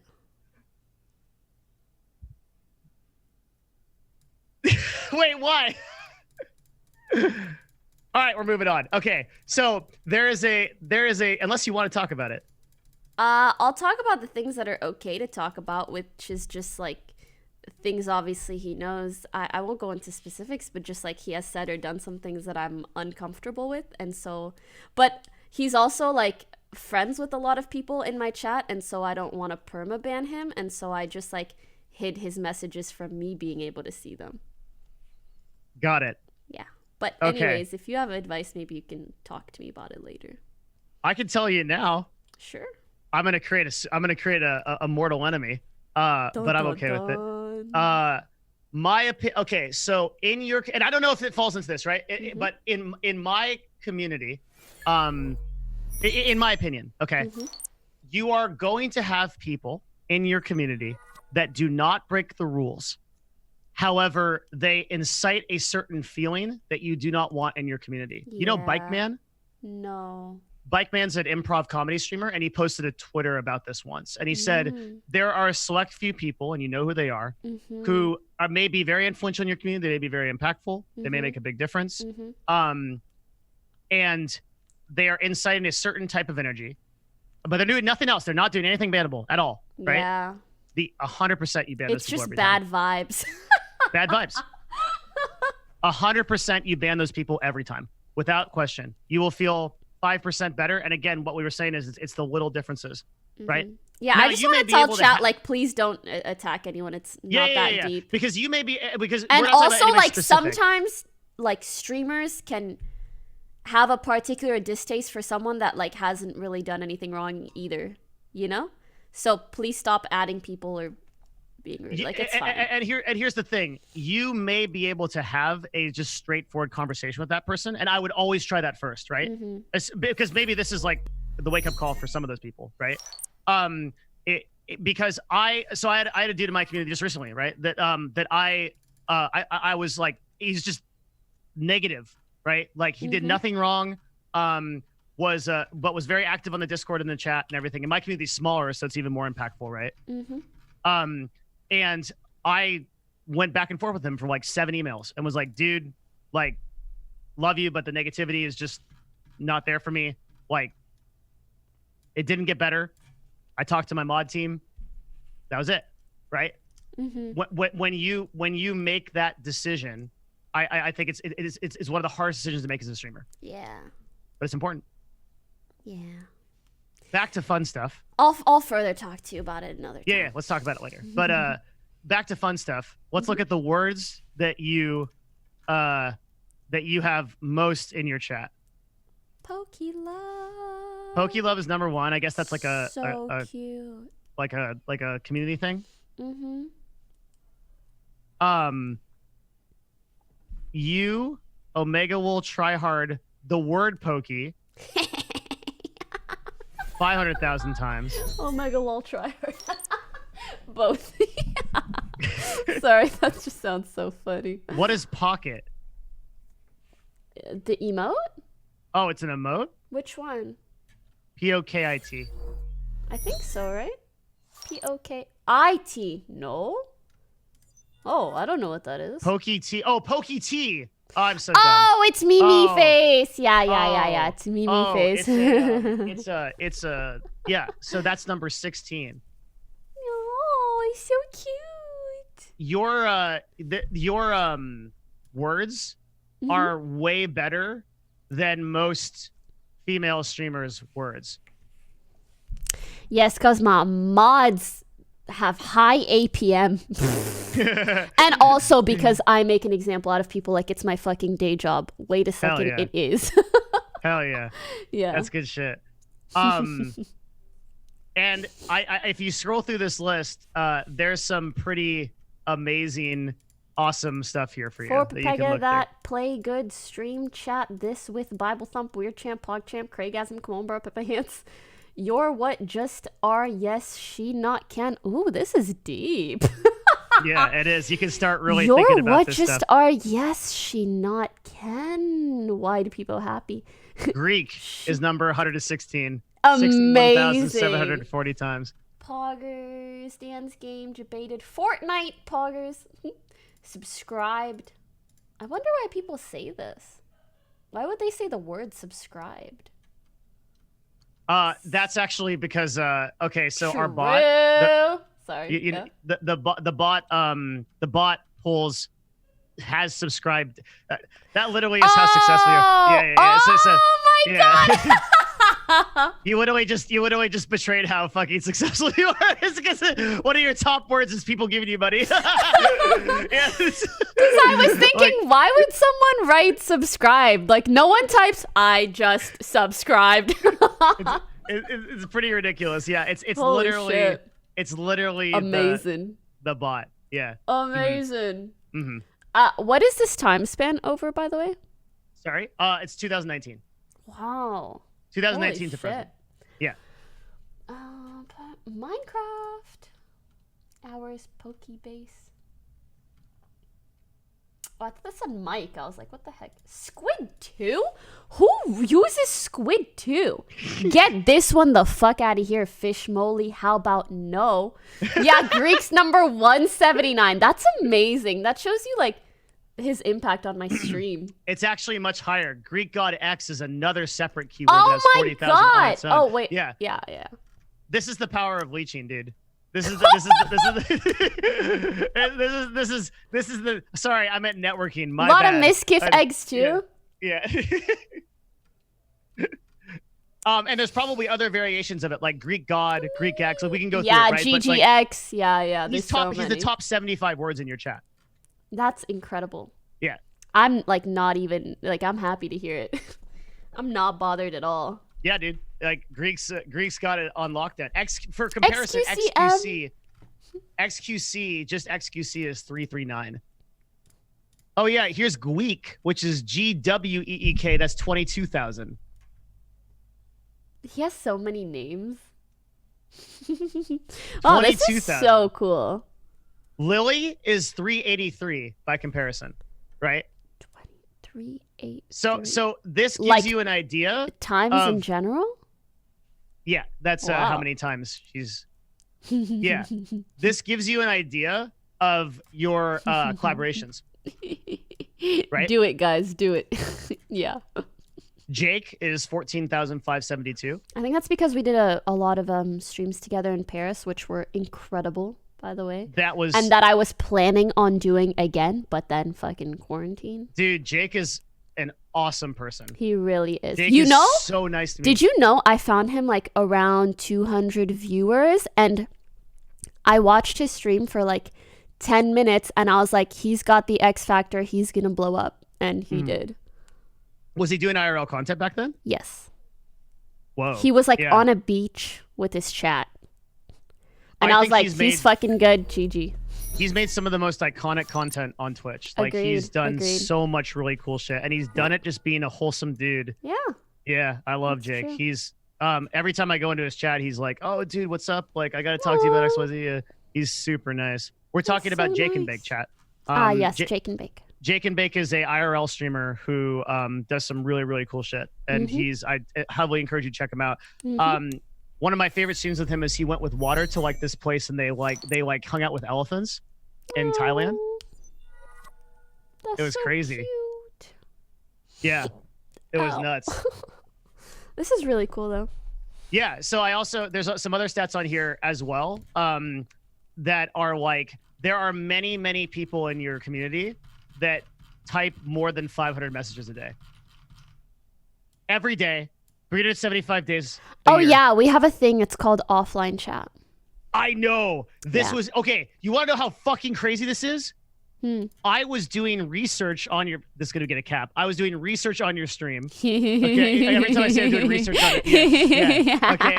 So watches my TikToks over and over. It's research, guys. Have you seen the emote GIF Poki simp? Or No, Peepo what simp? is it? Sorry, it's Peepo simp. It's like it's a little peepo watching my TikTok, and then he turns around and notices someone and pulls up Google. It's all over my chat right now. It's so fucking good, dude. I'm looking at it in your chat. I've never seen somebody make so much in one emote. Incredible. Yeah, that's actually that was him, basically. yeah. So I'm doing research on your stream. Uh-huh. These guys, now keep in mind, I'm not a mod or VIP in your chat at this point. They found me within seconds. All I did was I entered your viewer list, and then they at Devin Nash, and they like waved, like 5 people, and I was like, "What the fuck?"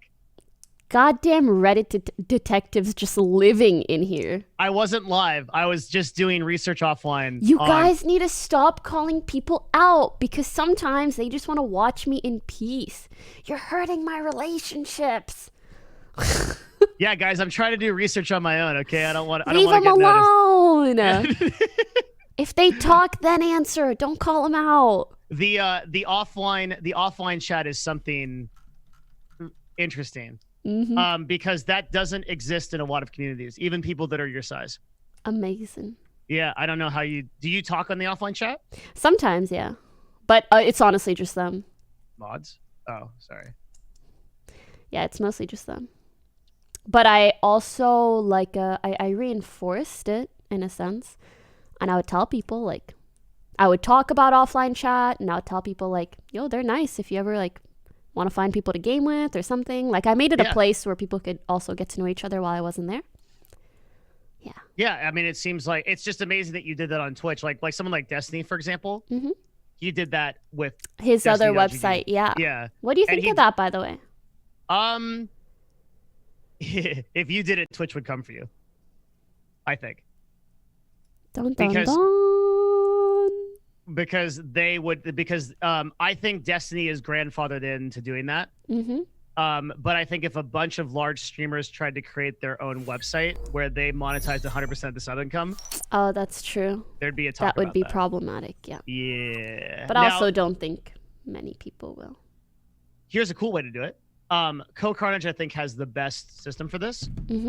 What he did before, I don't think he does it now. He had a thing called coalition.com. And what it was it's actually still around, but what he did is you could buy a sub on coalition.com, but the primary way to support him was still through Twitch. So it created a separate form of income, but it didn't pull away from his current. Yeah. Makes sense.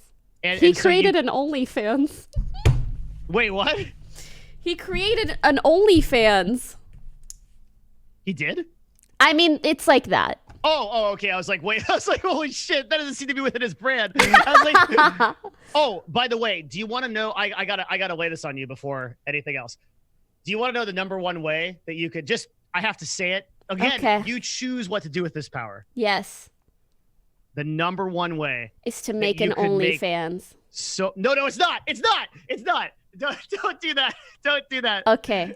Don't make an OnlyFans, please. That goes against everything we've talked about. Okay. I want you to get a phone number. You want to fucking talk about that? Oh, I want to talk about this. Okay, give me a sec. I'm going to pee, and then I'm going to fucking talk about that. I'm so ready. I've got some strong opinions.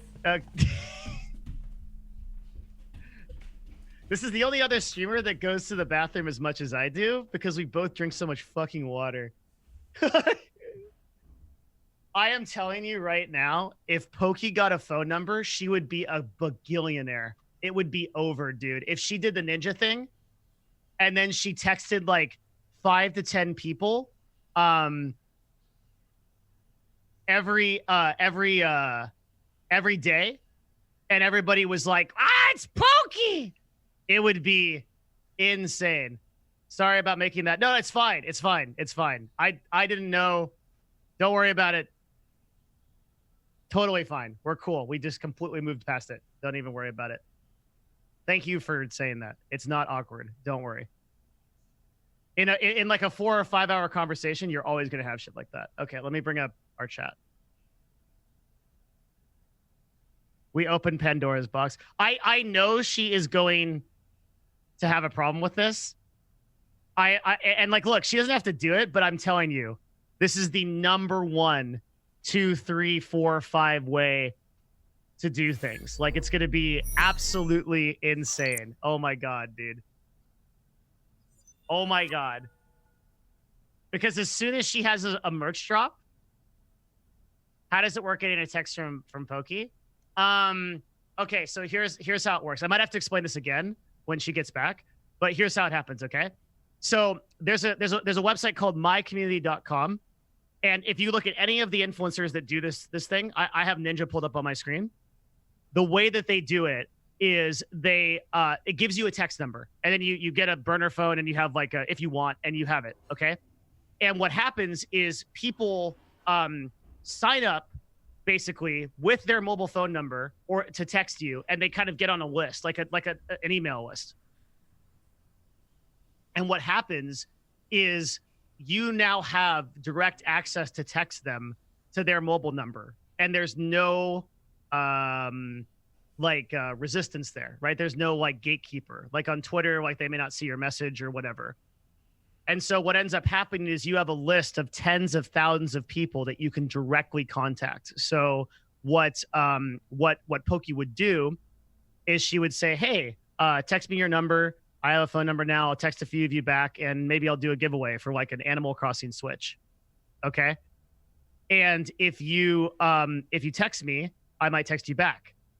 And then she retweets a couple of people that say, oh, hey, Poki texted me. And then every single fan is like, oh my God, Poki texted me. And she gets a list of 100,000, 200,000, 300,000 people. And then comes the merch drop. She does a shoe line. She does a fucking anything. And oh my God, dude, insta billionaire. It is because you are sending a message directly to someone's phone. It is not even an ad. It's literally coming from her. It is a quadzillion dollar idea. There is nothing she can do. There is not a single thing she can do that makes her more money than this. Then what? Than this plan. Why? Okay. What's the full plan?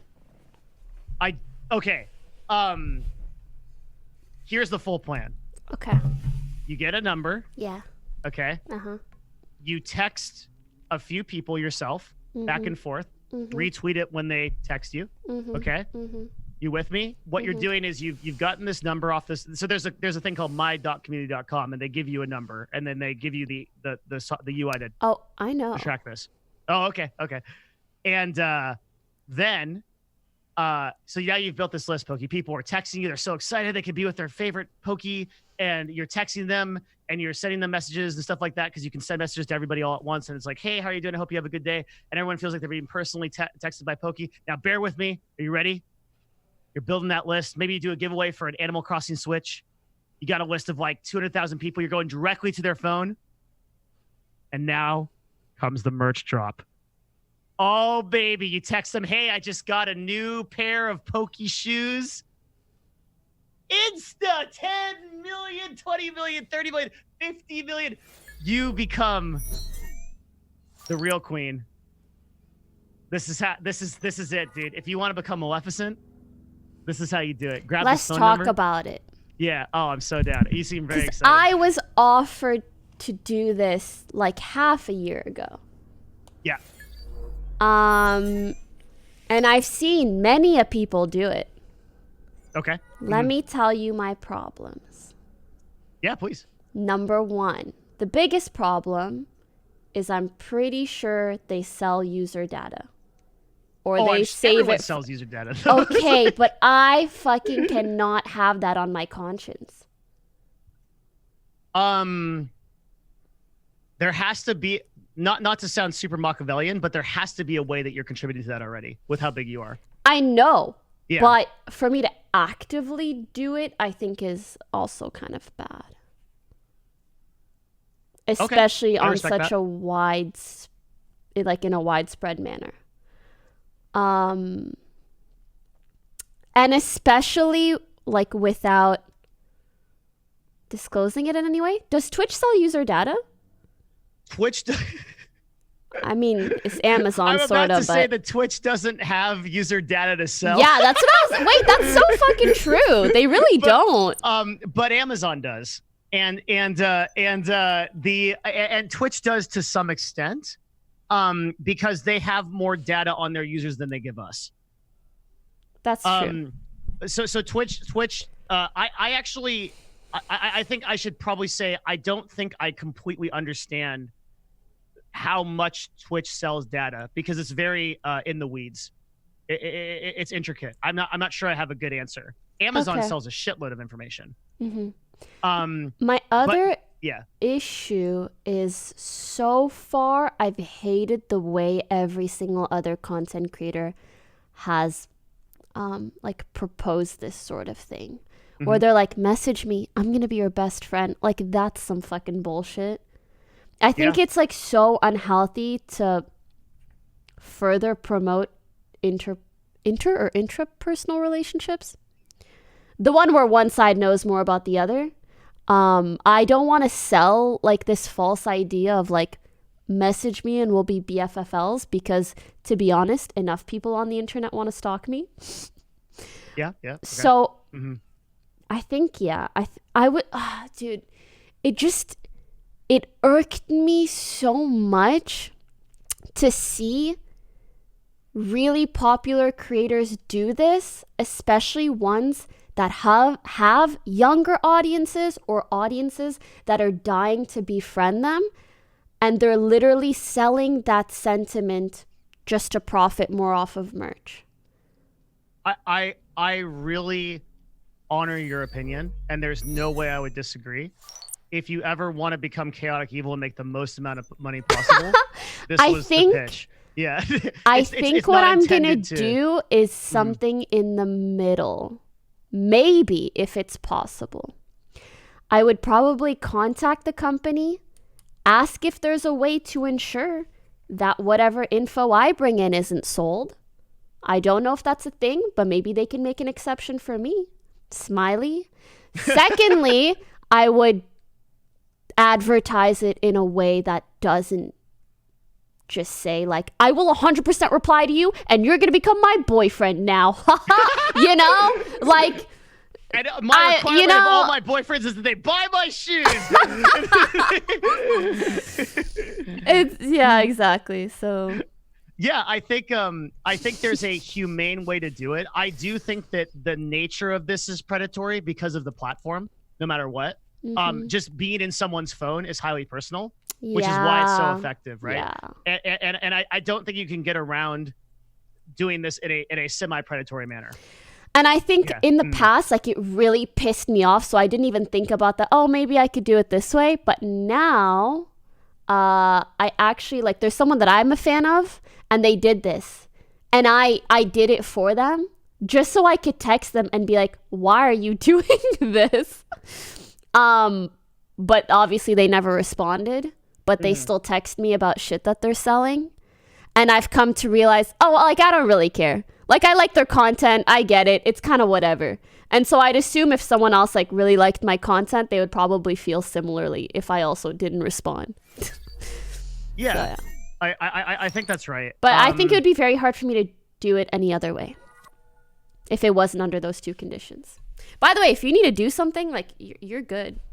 I do. I have a show at 5. I'm gonna do a finance show with 2 professors from Duke University and the vice president of Amazon. Okay, CEO Andy. Yeah, it's a show about it's a show about market. Basically, you know how the markets are bad, the economy's bad. Yep. And it's a talk about what you can do in that. To take advantage of this hidden opportunity. Or survive it. Yeah. And get better. So we have 2 PhDs. We've got the EVP of Amazon, and then me, the Holy shit, it's past 5. You need to go. Oh, it's okay. They're like, they're chilling. I messaged them and everything. They're cool. Okay. Thanks for having morals. Oh. I wanted you to like expedite as much information as you can. For example, if I were to do a streaming schedule, what would you recommend it be? Not just for Twitch in general, but for my current audience already. We should have another talk if this was you don't have to agree immediately. Because I don't want to put you in a position, but there's enough here that we should have a sort of conclusion. I'm going to do that for you, but we should have a conclusive talk about some of this stuff, right? Like maybe in a couple weeks or whenever you have time. Okay. I mean, I'm quarantined. I have all the time in the world. Okay. I mean, if you're down, like we could even do it like in a few days or whatever. Sure. I'm super down. Okay, cool. I'll message you. But I think it's a consistent schedule that runs from morning to afternoon on the hours that you're comfortable with. So ideally like 9 a.m. to like 1 or 2 p.m. The one thing that I don't get is like, if I stream during that time, no one after school watches me. That's true. Doesn't that kind of suck? But there's, okay, so I don't know. There's like a really weird, this is like a really long conversation. This is why I say we have to have another, because I have to like break out all the stats and like show, and I want to do that, right? But I don't have time. Okay. And then I mean, when there is school, Chad. Yeah, when we can do another one for sure. We'll do another one, yeah. And then the second thing would be a much, because we literally have pages and pages of conclusions and stuff like this on this. Like this is we have really good shit for you, right? I think that just very simply, if you're going to focus on Instagram and TikTok, if you post anywhere else, and I really want to have a conversation about YouTube, because your YouTube is very specific. There's some things going on with it that are really interesting. Poki's best friend donated $2. Instagram and TikTok are your highest verticals for growth, and they're also the lowest effort. If you post, especially if you build teams, and that's another concept we got to talk about that help you with these processes. Yes, agreed. Yes, and I have some ideas for you on how to do that. Okay, and then the last thing that I would really think about is, and this is sort of, I'd start spiritually here, is when I say vertical, do you know what I mean? Yes. Yeah. Absolutely. Okay. New market opportunity to progress something. Yeah. So the vertical of moving over the chasm to become a influencer on a sort of world stage is like a really big way to put it, but like or maybe to a more normalized audience is maybe another way to put it. And thinking about the implications of that, because then if you're down, we can talk about how to do it. Okay. And then lastly, either way. the collab vertical is super powerful for you, and your best results in streaming over the last year and just in general have been your just chatting content where you do a specific show. I love to play off people. And your collabs with other people. Yeah. Yes. Those are some summaries, and what I will do is I'm going to send you a whole hell of a lot of really cool docs. And I'll go through them, and then we'll further discuss. And let's have a second meeting. Yay! Yes. This was very fun. Oh yeah, I had a great time. I mean, like the hours straight up zoomed by. Yeah, that was impressive. And I really do want to have a talk with you that's just like, if I can just like get you in a place where I can just literally ask you like 30 questions about your mindset and kind of like build a profile of how you got here. Tools have tightened me. Yes, exactly that. Because I think that would serve as a resource for other people that wanted to do this, particularly women. And I think that would be really powerful if we could construct that together. Would you be down for that too? Yeah. Love it. I'm super excited. Cool. Thank you so much for wanting to do this with me. You put together all the work. Thank you for doing it. Of course. Yeah, it's and again, shout outs to Raxus Hephaestus and the Nerd Fusion team and our community. Thank you guys for helping. I will be in touch. Oh, there you have it. And guys, please go check out Devin Nash. He has such a nice name on Twitch. Aw. I want to be called Devin Nash, but I'm an anus, so I guess that would, Does your different name people have some got kind of different cool like alternative meaning? Does Iman like, means faith. faith? Yeah, in Yeah, Arabic. Devin means poet in Celtic. Oh, okay. Fuck you then. Your name sounds good and it means something cool. You can't have both. You've got You're not faith. supposed That's to have super both. Cool. That's so powerful. And does your last name have a meaning too? No. Oh, okay. Mine doesn't either. It's just Nash. My family history is somebody stole it from a dead guy, I think. Some like hundreds and hundreds of years ago, which is He pretty said metal. yoink. Yep. He just literally took his like pass on the Mayflower and like came over. Holy shit. It was super metal. That is actually insane. Hell yeah. Yeah. It was very cool. So, well, regardless, you have regardless of the I'm an anus name, right? You have done some amazing things and you continue to. Thank you. I really appreciate you and everything you do. I want you to know that. I will continue. Likewise. Yep. The only thing that could ever drive a wedge between us is if you don't let me use your face on my thumbnails, because every single time that I do on my YouTube, I get 80K more views per video. Okay. It'd be like that, you know? So I don't want any payment. I just want that. I want people to keep doing that. You know what? I think that's a fair exchange. Hell yeah. Yeah. You give me analytic explanations, and I give you my face on It's your amazing. thumbnails. I literally posted I have this one of you how Twitch holds back streamers, and it's you in a jail with like a Twitch cop. Oh my god! And you're next to XQC and Summit. Yes, I've seen that one. Yeah, that thing's killing it, man. Oh my god. Can someone please link me? I just want to look. It's so funny. I'll link it to you. Holy shit. In chat, let me click. So people are giving me trouble because they're like, you use too many Poki thumbnails. I have a quota of 1 in every 5 videos. Okay, so That's not the worst. I've seen worse. it's very reasonable. It's very reasonable. That's You pretty do reasonable. 1 Poki thumbnail, 1, 2, 3, 4, 5. 1 Poki thumbnail. Understandable, man. I We've think got that's a a good quota. ratio. We've got a quota. Dude, I need a shut. Because when I first started YouTube, I was just constantly posting my face. Uh-huh. And then I'm like, wait, no one gives a fuck who I am. So what does this matter? Like I have I have like a YouTube video that's like I was Shamelessness. wrong and like no one cares. So then I started posting people's other people's face and then It's the dog. killed it. Oh. Killed it. Highly successful long-term streaming strategies with Amaranth. That is one of our most oh my god. So it's a 4-hour video. Mm-hmm.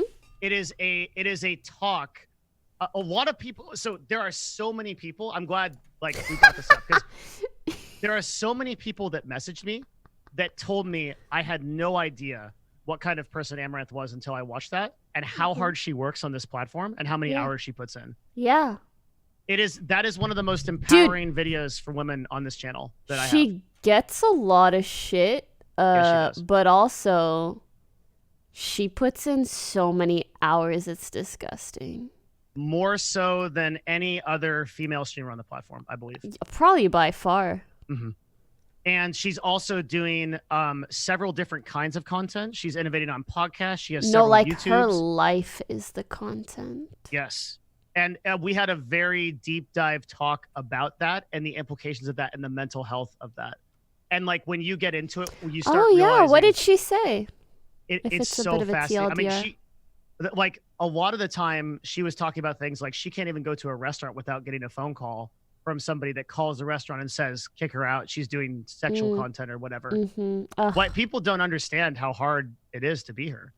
Mm-hmm. And she has an amazing story. I'm so glad that YouTube video is on this channel. Like that's one of like I've said a lot of times, I think that's one of the most important videos on the channel. I'm gonna go watch it. All 4 hours. If you like long term, But I watch it on 2x speed. Oh. I watch all content on 2x speed. That's what I mean by high processing power. I think so. I think if you watch that video, it would blow my mind. I would give you a lot of insight into Amaranth and how she thinks about the platform, and I think you'd relate to a lot of it.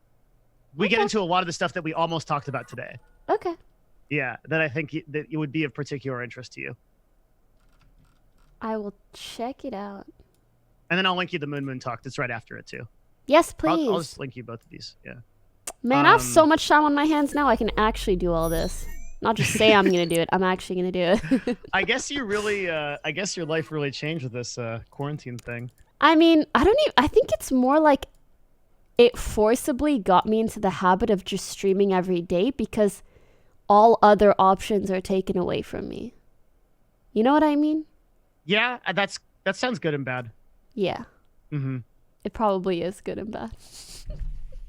Yeah. Okay, please go do your show. Yes. I feel bad holding you back. That's okay. Tell everyone I said thanks for waiting. I will. Even if And they're cool about it. They're friends, and yeah, they're 100%. And I mean, let's get real, right? It's literally a VP, 2 PhDs. It's not as if I'm like holding back the information on the show, right? Like I'm not coming in like here's some financial takes, guys, with my, you know. It might be. I think the knowledge base is a little bit weighted, but yeah, thank you. I'm gonna go grab and do that. And then let's do round 2 a little bit later. Yeah. Okay. Probably sometime this week or next, maybe even next, because again, I'm doing nothing.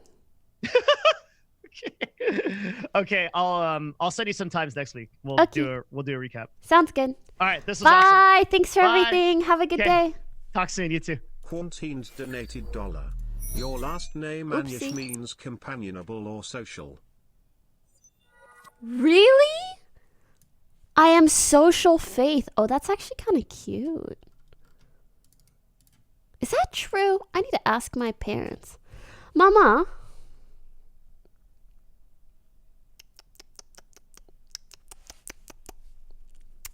Maman.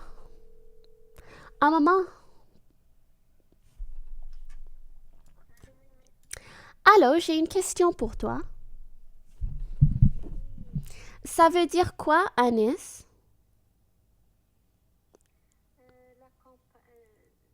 L'accompagnement, quelqu'un qui est avec toi et tu es heureuse. C'est quelqu'un qui t'accompagne et tu es heureuse avec lui. Oh, that's so cute. Je savais jamais ça. Il y a des gens qui te demandent. Oh, sorte, yeah.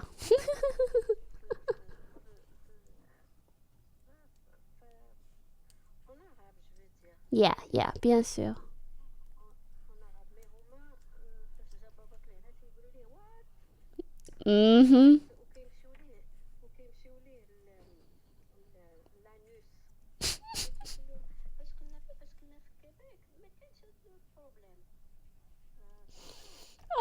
Yeah, me too. They say anus sometimes. So bad. So bad.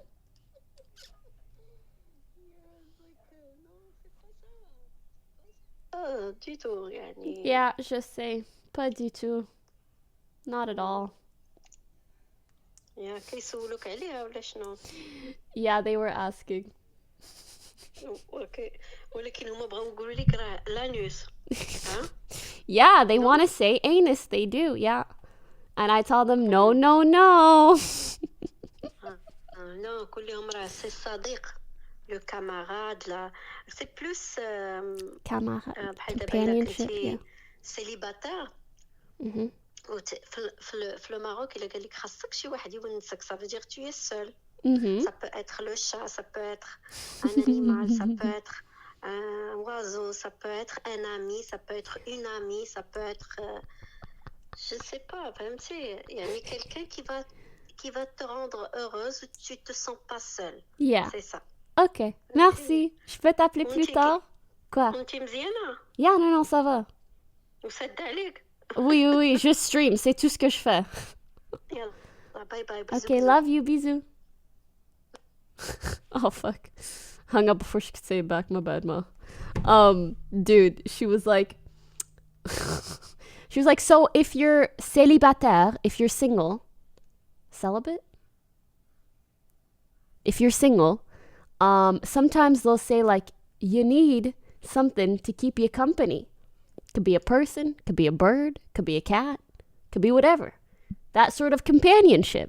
ANYS, Anis. Which is so interesting, dude. That's literally... That's me as a streamer. I keep people company. I keep people company. And my first name, Faith. Do I bring you guys Faith?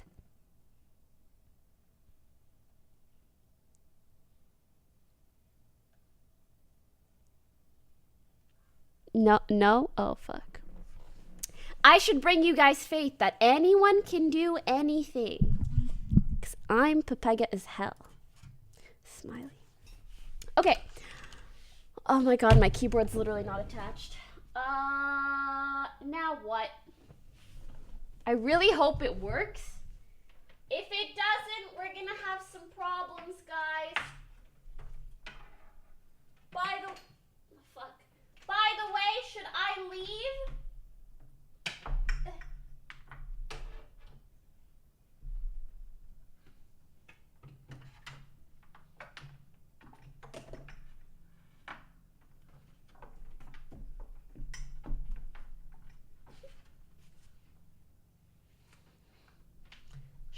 Should I leave or play CS:GO? You never know.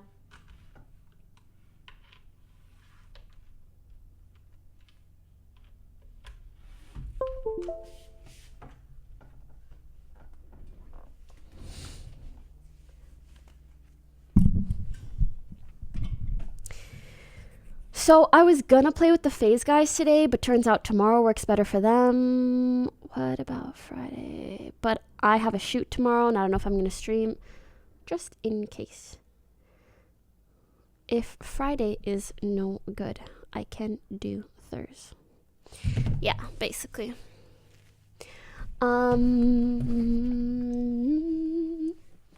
Yeah, what should I do?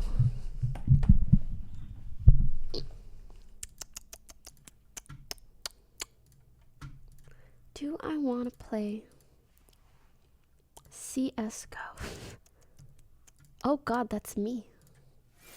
I should put a song on. Oh no. Oh no, my keyboard's broken. Oh no, no, no. Oh no. Oh no, no, no. Oh wait. It's a good thing I have another one right here. Oh no, but that's my favorite.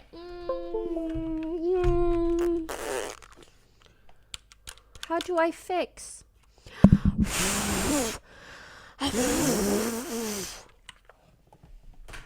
Didn't work. Dude, oh no, why does it still not work?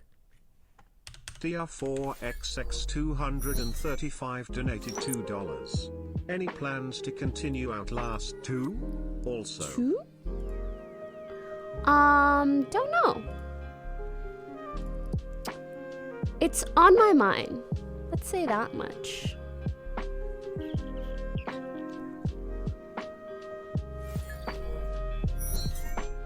Basically, if I leave now, I'll be back tomorrow or Friday. Wait. No.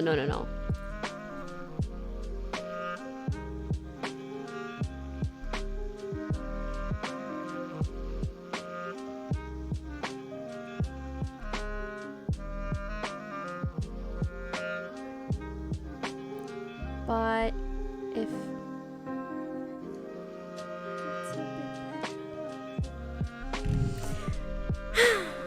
do you guys think I should try a schedule? Poki Love donated $2. CS:GO would be nice. Do you think? But also, I don't really have anyone to play with, so.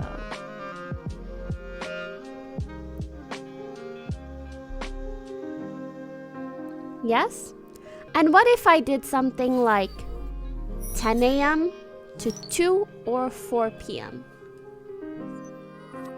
10 to 2 or 4?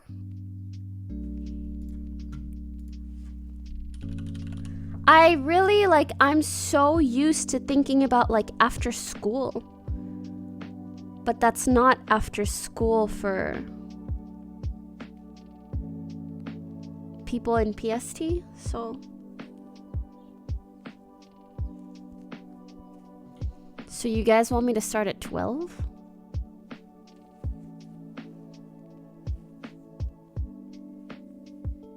Hey.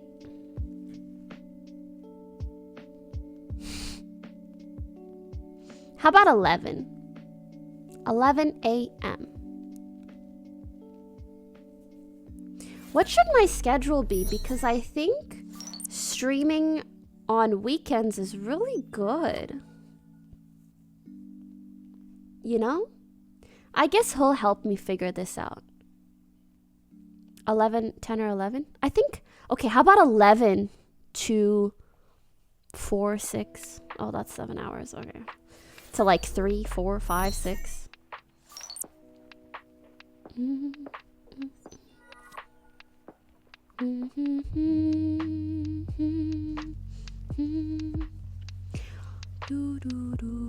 And I think I should be as consistent as possible. And what I mean by that is like Monday, Wednesday, Friday, Saturday, Sunday, or maybe 2 days of the week, 2 days on the weekend. Should I do 4 days or 5 days?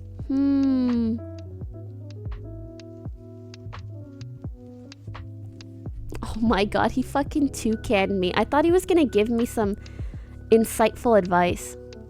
5? You know what? I think both 4 or 5 is good.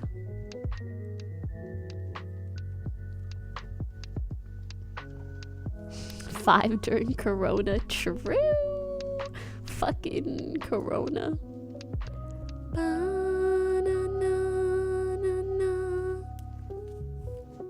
Do, do, do, do, do. 7 days, no question.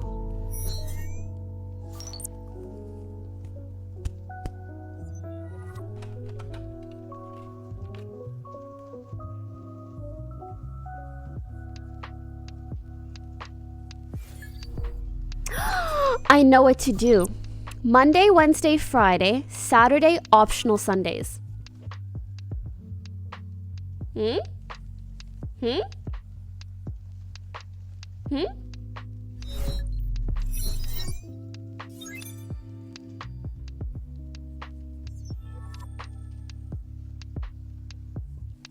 I wonder if it's better to take gap days or to avoid gap days.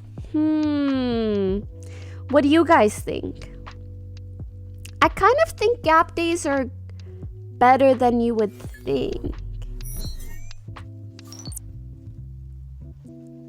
Okay, here's the thing. Gap days are nice because it lets me reset and it lets me be a better streamer when I am on.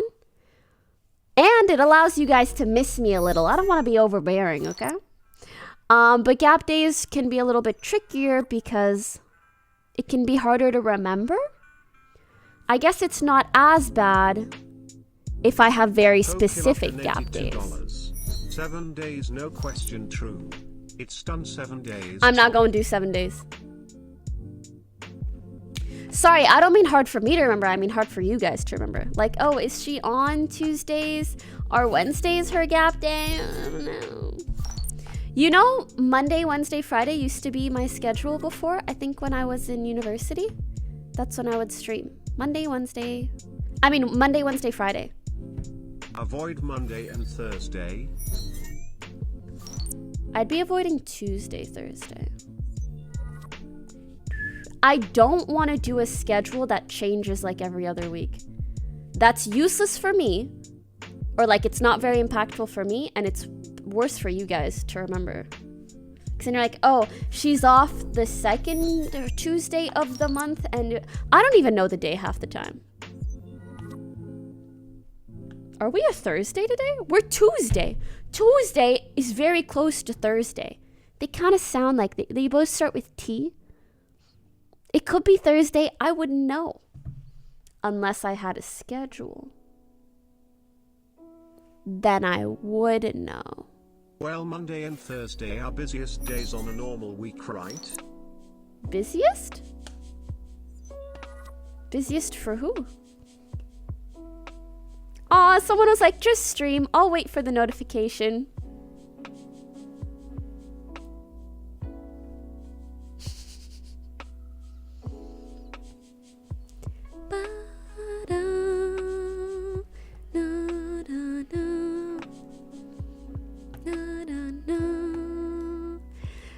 I like the idea of 11 a.m.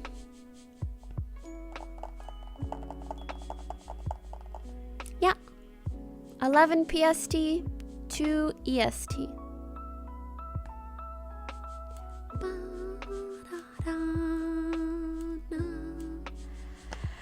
But I will look at the analytics and I will try different things. Whenever the fuck people wouldn't know when you started /stopped. I know from sub Discord lol with a schedule you get that consistent audience like Dev talked about. Yeah. I Bull Guy donated $. Anus pronounced anise. The meaning is taken from having a company, as your mama said, company of people, pets, etc. So they're the opposite of solitude. Yeah. And anis or anus is a characteristic of the person who's companionable, affable, etc. I'm so happy to learn that. I can't believe it took me 23 years to find out that my last name means companion. Okay. Why did Superman flush the toilet? It was his duty. I hope everyone is having a good time during these tough times. Statistically speaking, you'll get the least amount of people on Monday and Thursday. Tongue, just my 2 cents. I'm sure most of us will be down he will for tell any me time that. you stream though.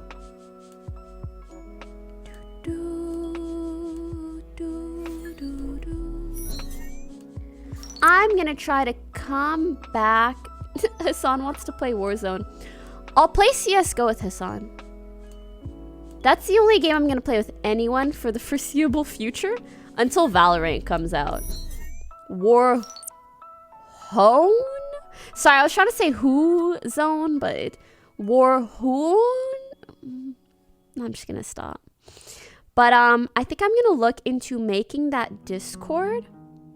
And I'm gonna need, I mean, ideally one of my mods, but it can really be anyone.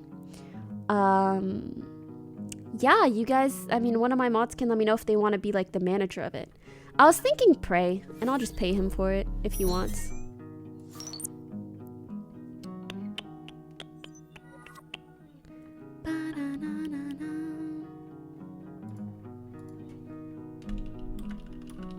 Steve donated $20. Oi, my tooth. Whatever you decide on as a schedule, if you gonna try it. Thanks for streaming this often already, Poki. Wow, and he'll be here when I receive the notifications. Poggy Woggy.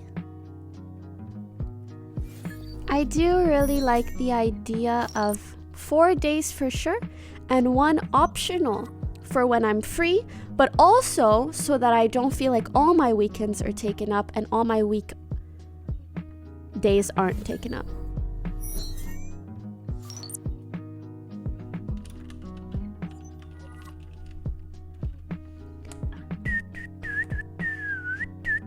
But again, just an idea. At the end of the day, I'm gonna figure out what works best for me and you guys. And if you guys really don't seem to vibe with something, we not gonna do it. New choppers, maybe Fortnite, maybe a bit. Nink Itsu, thanks for subbing. Kev, thank you. I'm so sorry I didn't think subs today. Again, I don't like to interrupt the flow of conversation when I have a guest on the stream. But thank you guys for watching. Really, I appreciate it. Daniel donated $2. Since you usually stream about 4 days in a row, you should look into taking a day break instead of the full 5. But if you decide to do a schedule, you should stick to it. 5 in a row isn't healthy, emo. I agree. That's what I was thinking. Monday, Wednesday, Friday, Saturday, and then Sundays are a maybe.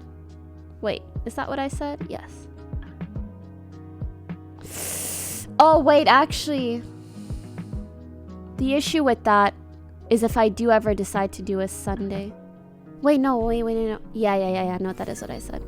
If I decide to do a Sunday, I would need to really be feeling it because then I would stream the very next day. But I think that's fine. That gives me a maximum of 4 days in a row, and 4 days in a row isn't bad. I feel like I just did 4 days in a row, but maybe that's just because I streamed fucking 9 hours of CSGO. If you are thinking of a schedule, would you be open to the idea of streaming certain things on set days, like a variety game? Absolutely. A schedule would very much incentivize me to create specific content when streaming. So I'll be like, oh, on this day, I'm going to do this. And then I will have very set off time to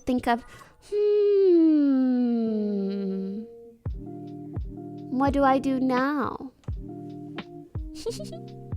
Because also sometimes when I feel like streaming, I just get on and I look at chat and chat looks at me and I look at chat and chat looks at me and I say, now what? And they go.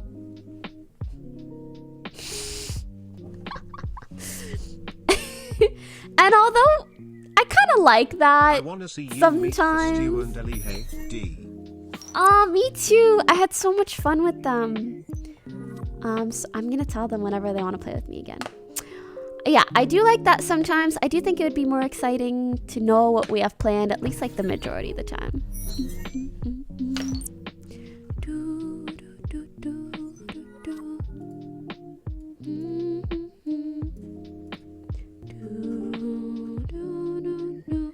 Sorry, someone keeps spamming stuff. Is Apex Legends going to be ever a game option? I do like Apex. If my friends really wanted me to play, then yeah.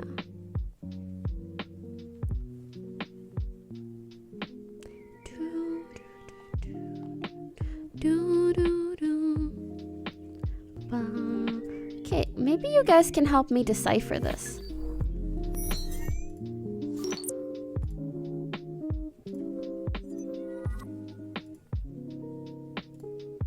Wait, where's my video capture device?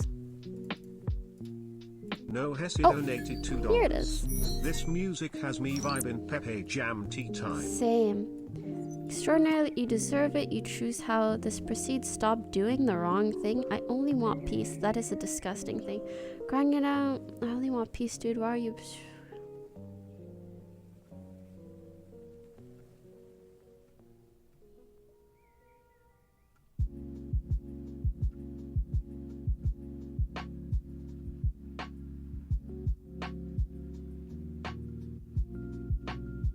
Sapasta 99 donated $2. How about Monday, Wednesday, Friday, Saturday, but each day and week alternate I'm schedules? so 1 day is confused. early stream and the next day is late What is he stream, talking etc. about? Does anyone know?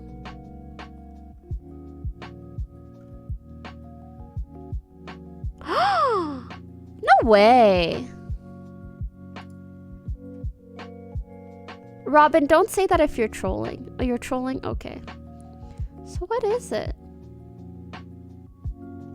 No, like if you're in chat, what are you talking? Okay. What is he talking about then? Looks like he's talking to someone else in chat. I don't think he was. Well, as long as you guys don't get it either.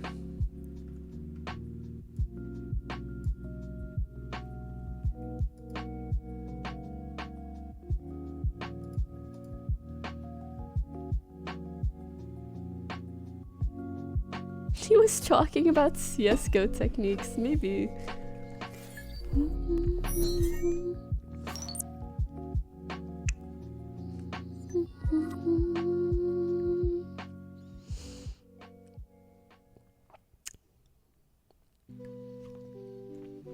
Peanut Sparrow, thanks for subbing. I want a cougar, thanks for subbing. 200k Poki points. Am I now the alpha simp? Anyone got more? You know who's got more? Me. I'm the biggest simp for myself. And you need to be the biggest simp for yourself too, okay?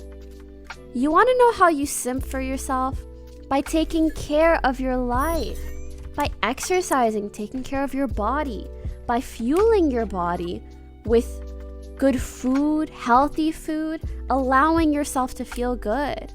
By being kind to yourself. That's something I struggle with. No meme, I was being kind of a meme for a sec, but yeah. Sometimes I'm just talking shit to myself all the time. I'm chat in my own head. Yeah. Not using Chatterino, fuck that shit, dude. No Hesse donated $2. 190 Poki points literally just here for the points Pepe laugh. I was thinking of... if it's allowed, I'm gonna make the giveaway points related. Like I'll make it like 20k to enter or something.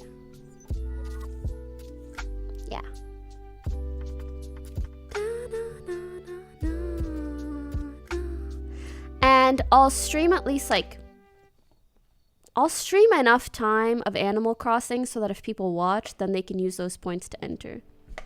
You know. Are there any staffers in here? Hello. I mean, this probably isn't updated, but hello. Can anyone let me know if that is legal for me to do? Am I allowed to do that? 20k, I only have 8.8k. Don't worry, I will adjust it so that literally if you just watch the Animal Crossing streams, you'll have enough to to enter.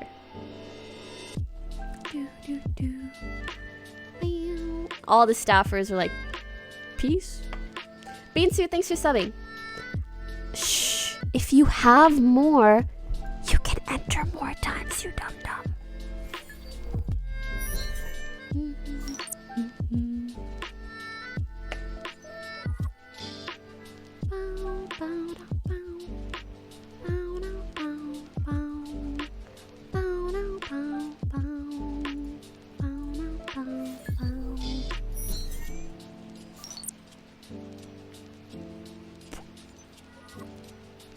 Okay. Anywho, this was a lovely stream. How did I do 5 hours? You know how long I was gonna stream for today? 2 hours. I was gonna stream 2 hours today. That's it. Because all I had planned was the call and I thought it would take like 2 hours. But we turned into a 5-hour Andy, okay. So tomorrow I have an OTV shoot and here's how it's gonna go down. The shoot is around 1, so that's already conflicting with when I usually like to stream. So I will either do the shoot and lay in bed for the rest of the day. Just kidding, I will play video games because I'm not going out.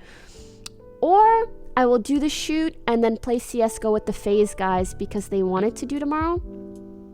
However, if they're okay with us playing Thursday during my regular streamish hours, then we will do that. If I were to play with them, just so you guys have an estimated time of to expect or not expect me, it would probably be around 3, 4, 5 p.m.-ish, PST. If you don't see me tomorrow, see you Thursday.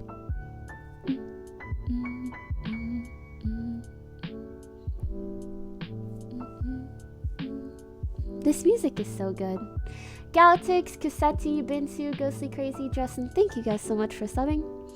I'll see you guys next time. Love and appreciate you all. Take care of yourselves, take care of each other, and